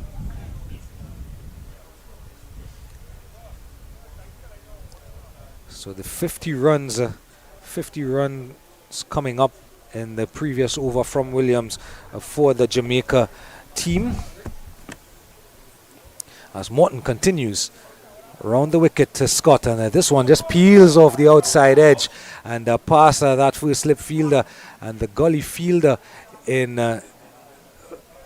Malaki Tong has to do the fielding, and they pick up an additional 2 runs.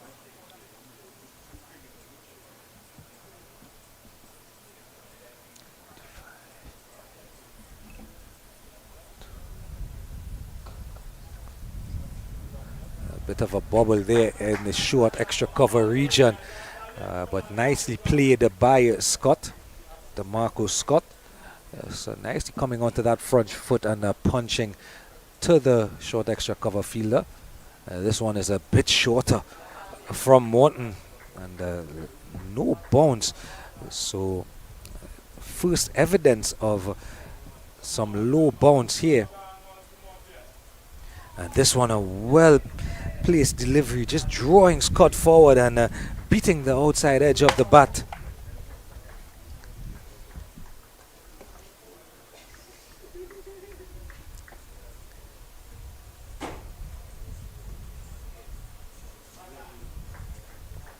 So getting into a nice little rhythm here is young Morton, Israel Morton, 16 years of age. And this one foolish on this occasion, up under that bat. Scott trying to punch it away through that gully region, makes no contact, and at the end of the 13th over, Jamaica just about 50 runs away from a well-deserved victory. They would have bowled well when they took the field earlier. Of course, remember, Leeward Islands themselves would have won the toss and would have selected to bat first. And probably they would think that they were well under par with the bat, only managing that 112 runs in 40.5 overs. Some 6 overs and 1 delivery unused by the Leeward Islands team. And already they have conceded some extra deliveries and extra runs by way of wides and no balls. And of course,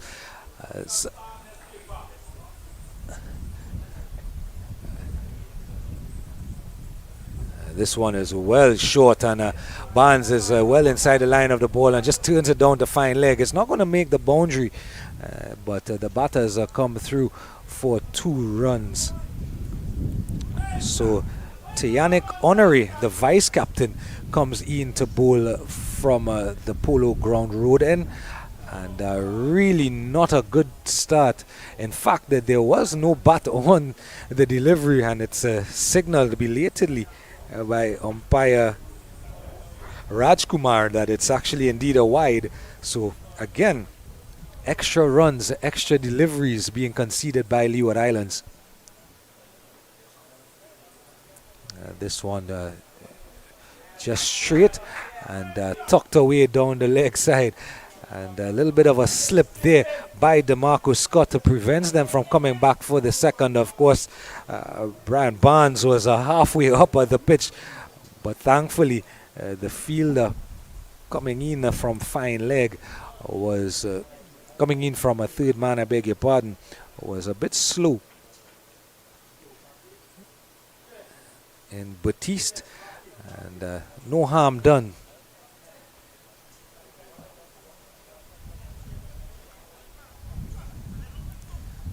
Bit of a conversation here between the umpires and the skipper of the Leeward Islands team. And while that occurs, allows Scott and Barnes just to have a bit of a conversation.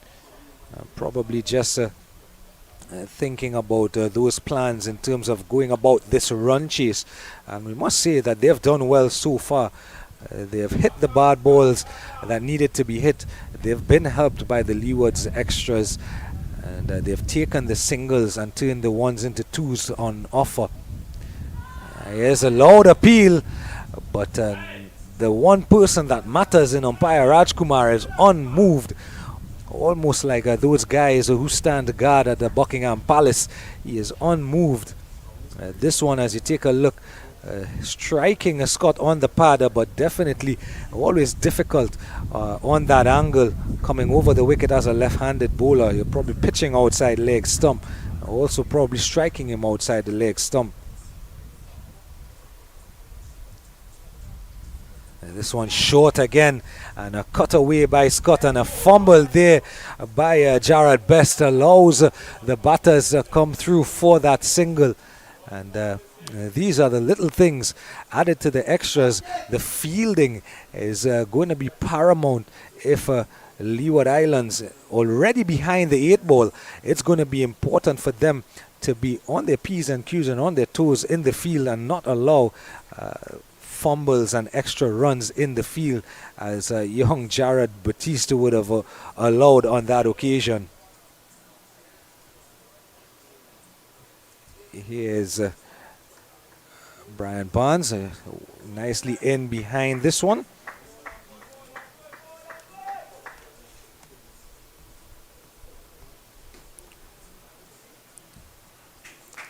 This one punched down to long on and picked up there by Uzeno Williams.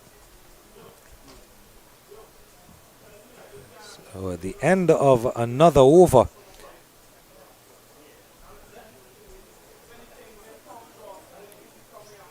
And Jamaica going nicely along here in pursuit of 113.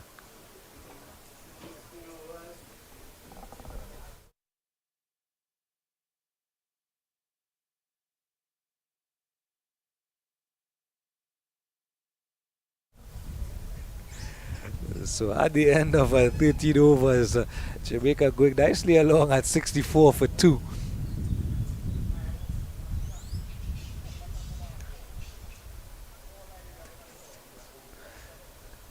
So less than 50 runs required for victory.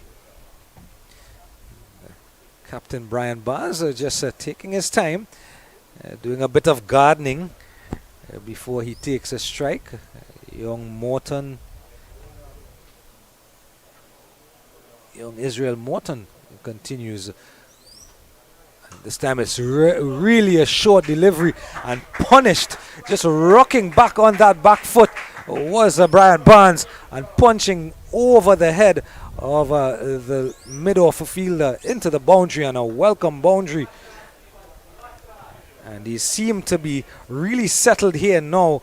As you see, a really short delivery there from Morton. And no problems for Barnes, just punching away to the long off boundary. This time he's too full, and this is going to be the first maximum, the first 6 of the innings. So Jamaica really cantering along here on the back of their skipper, Brian Barnes. Firstly, a short delivery, and now on this occasion, overcorrection from Morton right in the slot. Barnes just 1 foot down, that front foot to the pitch of the delivery, and helping himself through the line, over long off for 6 welcome runs.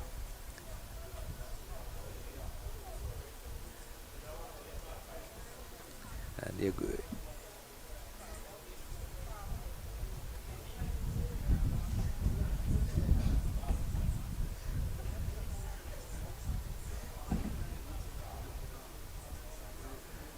So with that 6, it's going to require some new balls as umpire, third umpire, Narayan, Avinash Narayan makes his way to the middle just outside of your frame. So new balls have been rendered. And Leeward Islands are probably really deflated at this moment. Some of the fielders, it must be said, it is quite a hot day here in central Trinidad, but a couple of the fielders already down on their haunches here.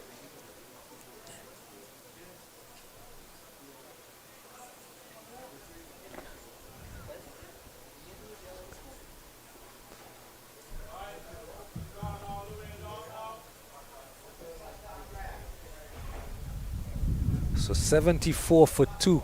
At the start of this over, it was 64 for 2. And just like that, in 2 deliveries. And here's one just on a good length, drawing Captain Barnes forward and beating the outside edge of the bat. Well taken by wicketkeeper Richards. A very wide stance does Barnes have, and well played by the skipper here, beating his opposite number, Matthew Miller, who's standing there at a short extra cover, and down to Batista for 1 run added to the total. So the score moves on to 75 for 2. Some 38 runs still required. And he has a loud appeal from everyone on the field, but umpire Prasad is unmoved.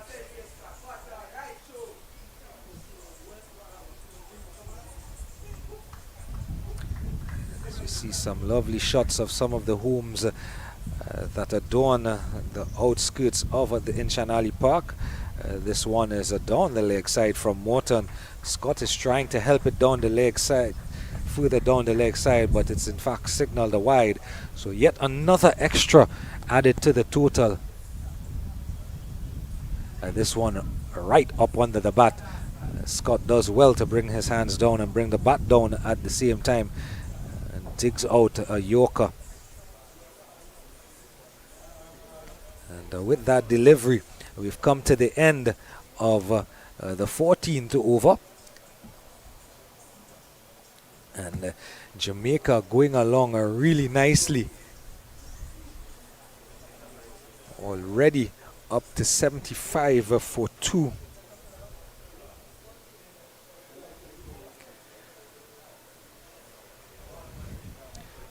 76 for 2, I beg your pardon. There was that wide in the previous over.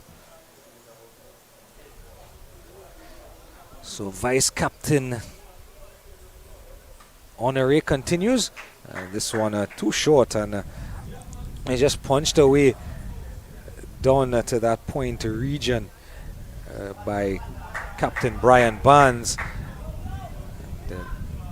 And thinking of this, they thought of the second, but even with the fumble, they decide against it. And the score moves on to 77 for 2.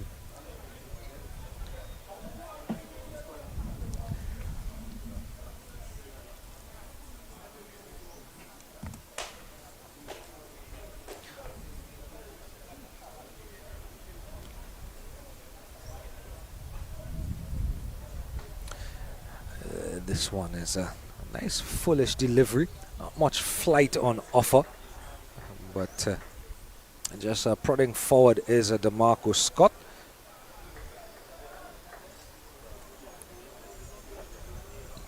And this one is too short, and it's pulled away by Scott down to the mid-wicket region, and it's picked up there. It looks to be by Tong on that mid-wicket fence. Just one more added to the total.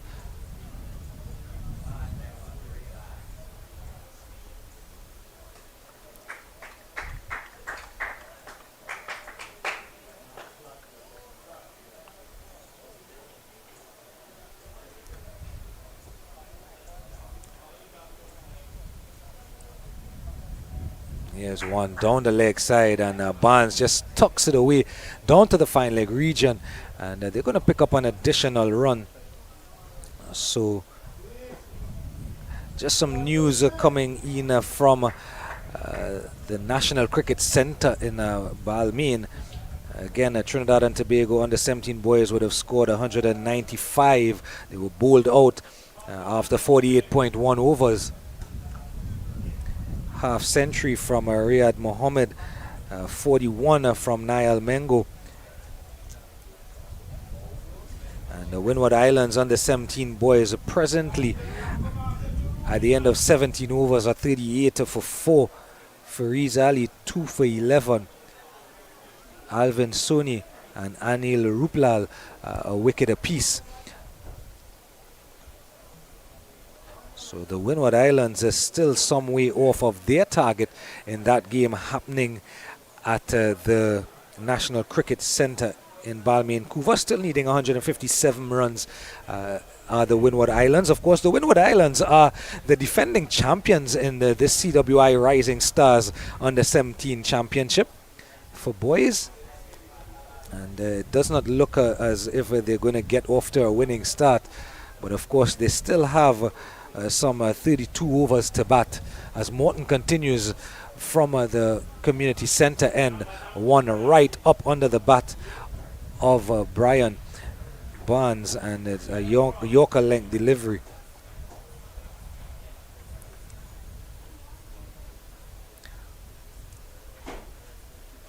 Here's one short in length, and Barnes just gets down on one knee and sweeps, helping it around the corner to fine leg. And the spin of the delivery coming off of the bat, the in-doing there for the fine leg fielder. So Trinidad and Tobago going nicely at the National Cricket Centre in Couva. Similar Jamaica here going nicely, just 30 odd runs away from victory.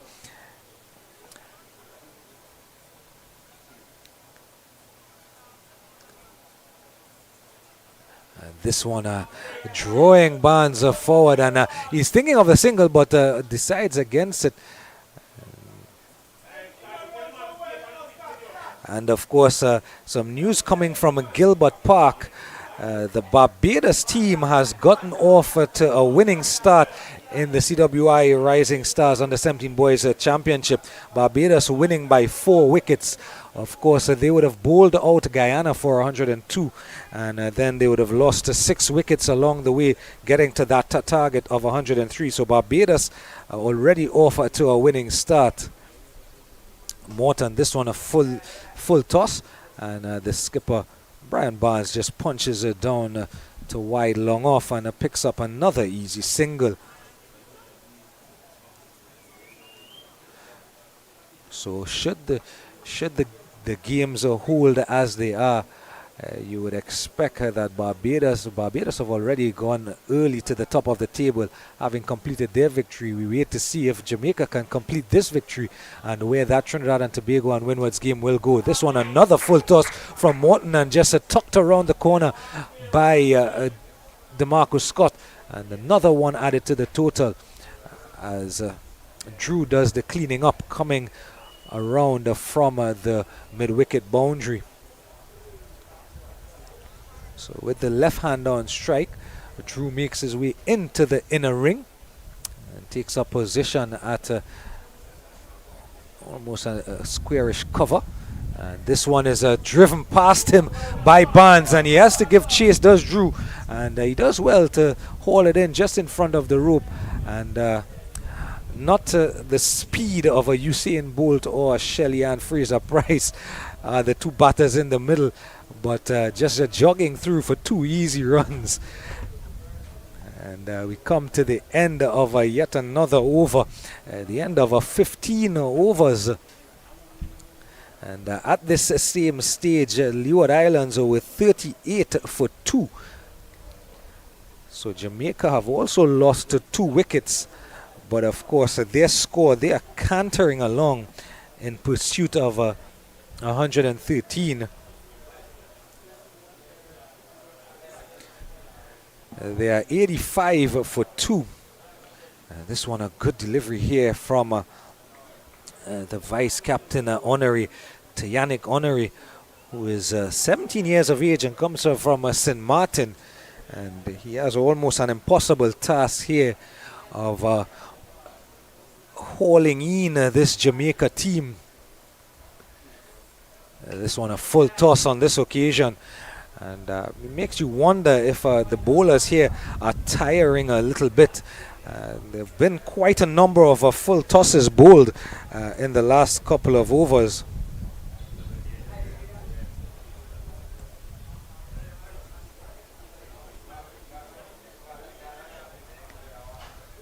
And of course, some news out of Fort Lauderdale.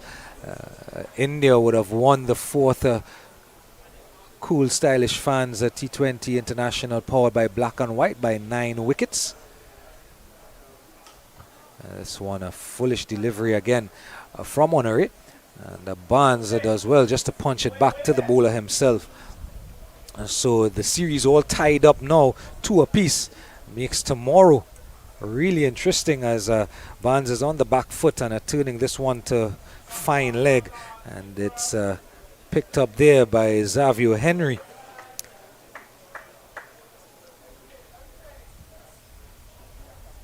This one a shortish length and on the back foot again and leaning into the shot, cutting away down to the 3rd man boundary is Barnes, and an easy 2 runs here.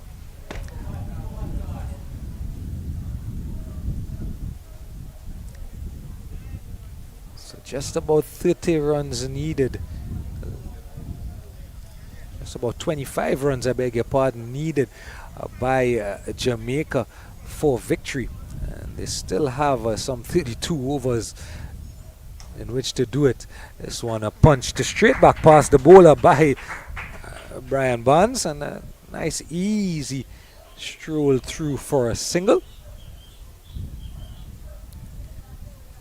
And that single brings us to the end of the 16th over.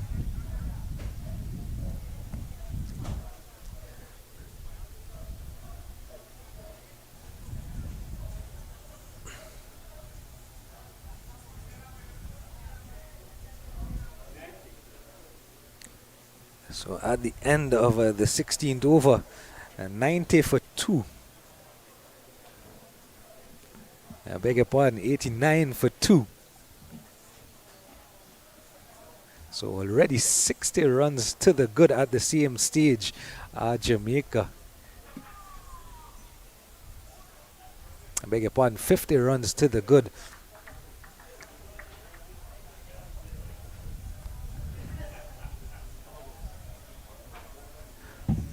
Of course, this 44-run partnership between Scott and his skipper really just channeling this Jamaica under-17 team to victory.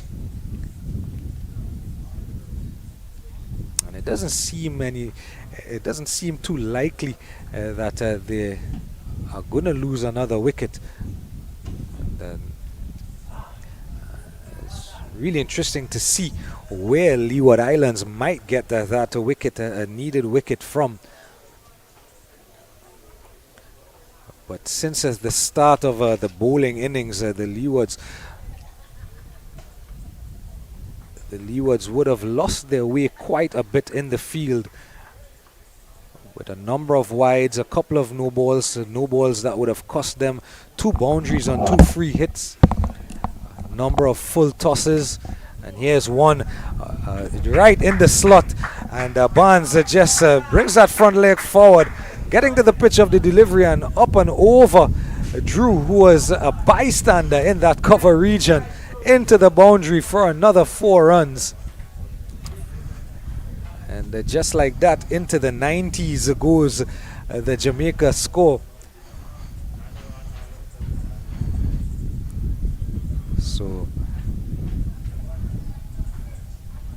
93 for 1, the total. Just 20 runs needed. This one short on this occasion from Morton, and helped around the corner by Barnes, and nice and easy 2 runs once again.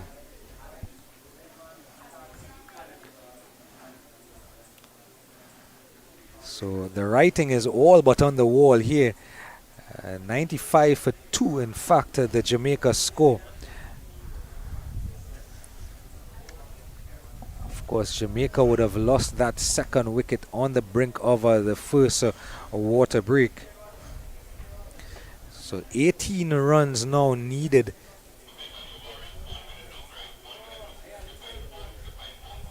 And they still have some 163 deliveries in which to do it. Pretty much through their innings, they have scored at just in and around that 4 runs to the over mark. And if this is any sign of what's to come in this championship, remember Jamaica are the CPL champs, they're the Super 50 champs, and they're the Under 19 boys champions. And if these are some of the signs of the batting and bowling possessed by Jamaica, they're definitely in the running, you would think, to make it a 4th championship in the last 12 months. Watchful is Scott. You can hear in the background there's some advice coming from the management and the rest of the players who are perched in the pavilion right in front of us. The Jamaica lads at our left, and the Leewards are directly in front of us on the left side of the pavilion. This one, another full toss here from Honoré. And that's really been the story in the last 6 or 7 overs. This one too short on this occasion, and just letting it go by was Scott. And it's really been the story of the last 6 or 7 overs, Hamza, that the Leewards have really lost their way. A lot of misfields and a lot of full tosses, and if not a full toss, too many short deliveries. Of course, this one, on this occasion, a better length delivery from Honoré. Yeah, even their spin bowlers, Gerard, they haven't really bowled to try and extract the spin from the surface. Again, another short delivery. Yeah, and a diving effort there from a young Jared Batiste, but not able to hold in the ball. And Drew does the fielding coming off of the cover point boundary, and easy single. Takes the total on even further to 96 for 2, I beg your pardon. Yeah, this Jamaican team, as you mentioned before, they look like a really good all-round outfit out there in the middle. The fielding has been good, the bowling, now the batting coming to show here. They're chasing down 113 for victory. They're doing so quite comfortably. Score now 96. Just another 23, 17 required for victory. Scotty's still out there. He's just muscling it down.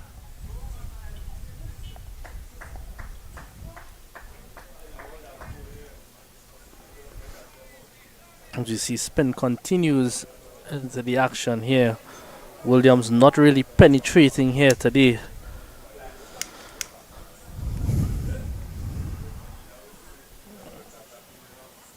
And that's played really nicely. Good piece of work by the fielder there in the slip position.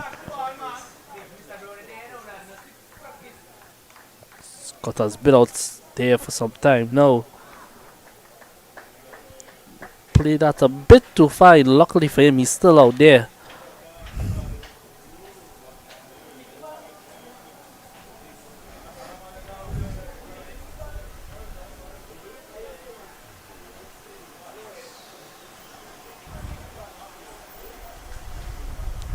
Again, just trying to play that late cut. Not sure if he'll be better suited to just stand up and play the ball. Drive the ball through the offside. Just trying to cut that ball lead there is Scott.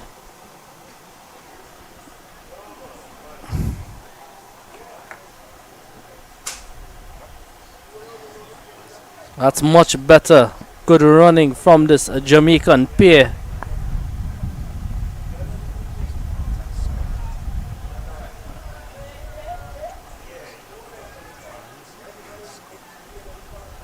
Really sloppy work in the field there from the Leeward Islands team.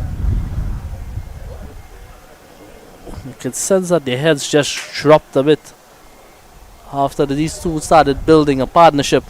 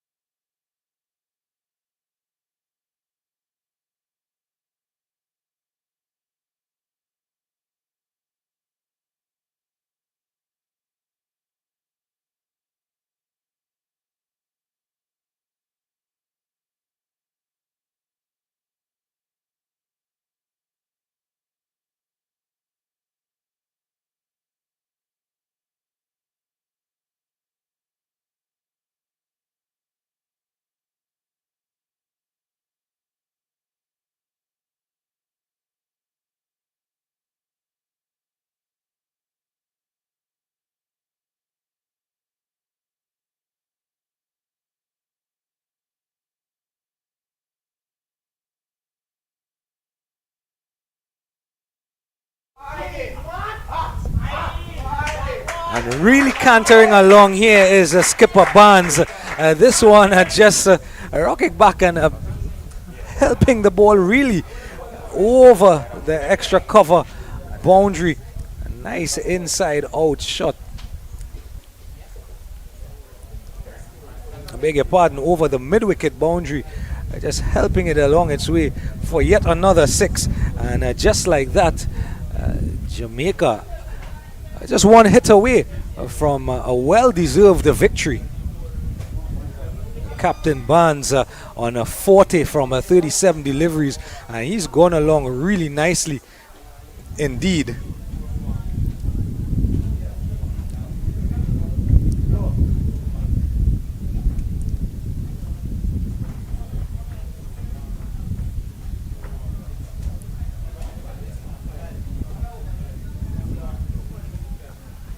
Morton shorter on this occasion, and just helping it to that short fine leg fielder is Barnes, and 107, as you see there, evidence of the 40 runs from the skipper. And this one he punched down to the fine leg region and backward square, and it's actually not well fielded down there by Tong, and it runs into the boundary for another 4 runs, and right at the door of a victory. The Jamaica Scorpions under 17 team,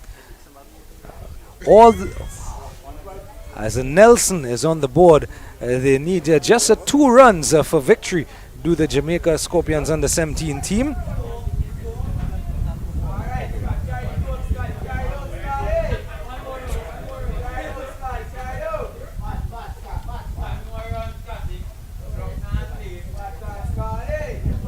In fact, the boundary earlier in that previous over was adjudged to be a no ball, so they're actually just 1 run away from victory.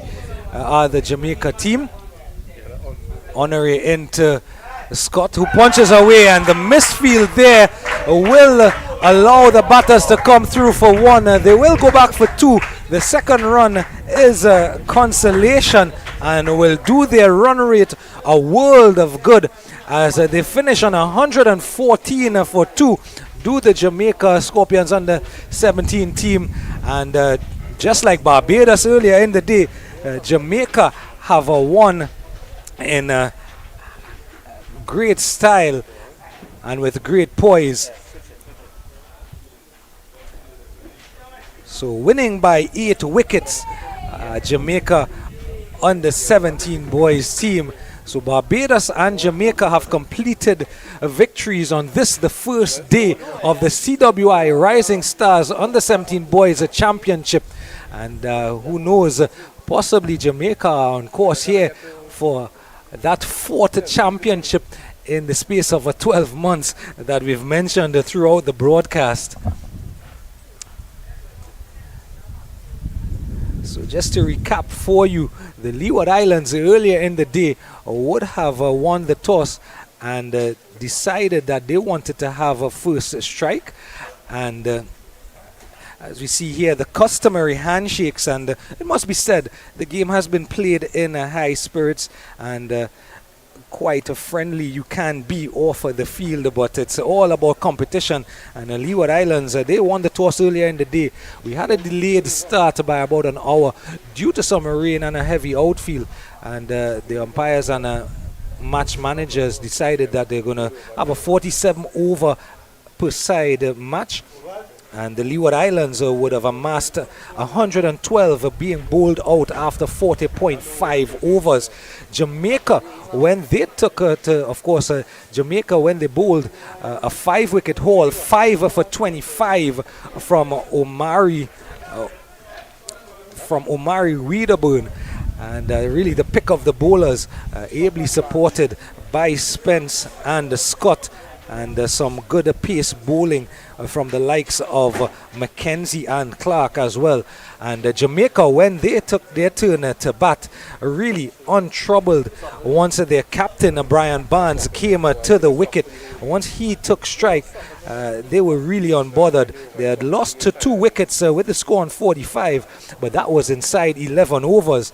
And at that point, when that second wicket went down at the drinks break, Jamaica looked well on course, just needing some 58 runs again for victory at that point.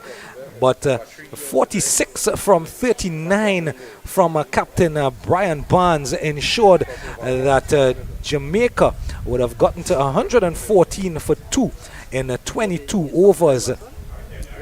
Some 25 overs unused.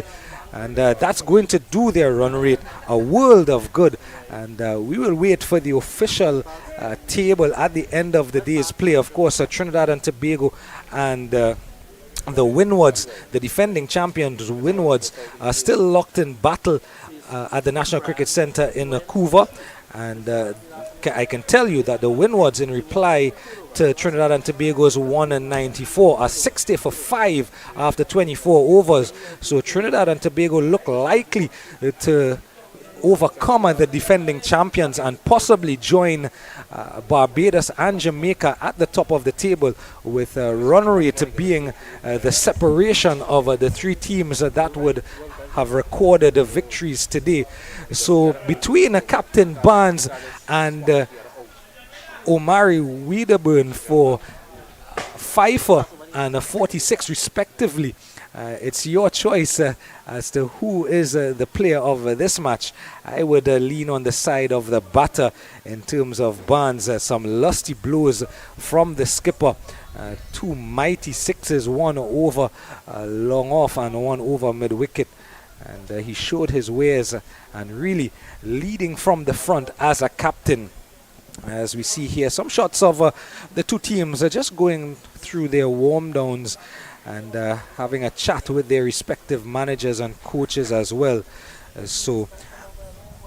And that brings us to the end of this game in the first round of the CWI Rising Stars Under 17 Boys Championship. Of course, there are going to be 5 rounds, just to remind you, of 50 overs per side matches. And then there are going to be 3 rounds of 2-day cricket. And at the end of those 8 rounds of matches, we will know who will be the 2023 CWI Rising Stars Under 17 Boys Champions. But for now, it's well played to Jamaica. Congratulations to Jamaica Congratulations to Barbados at Gilbert Park, the two teams that have pulled off victories so far. We await the results from the game at the National Cricket Centre.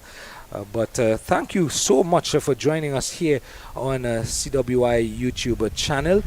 And thank you to the entire team of 360 TV and Cricket 360, a production team here. Producer Michael, cameraman Matthew, my co-commentator Hamza.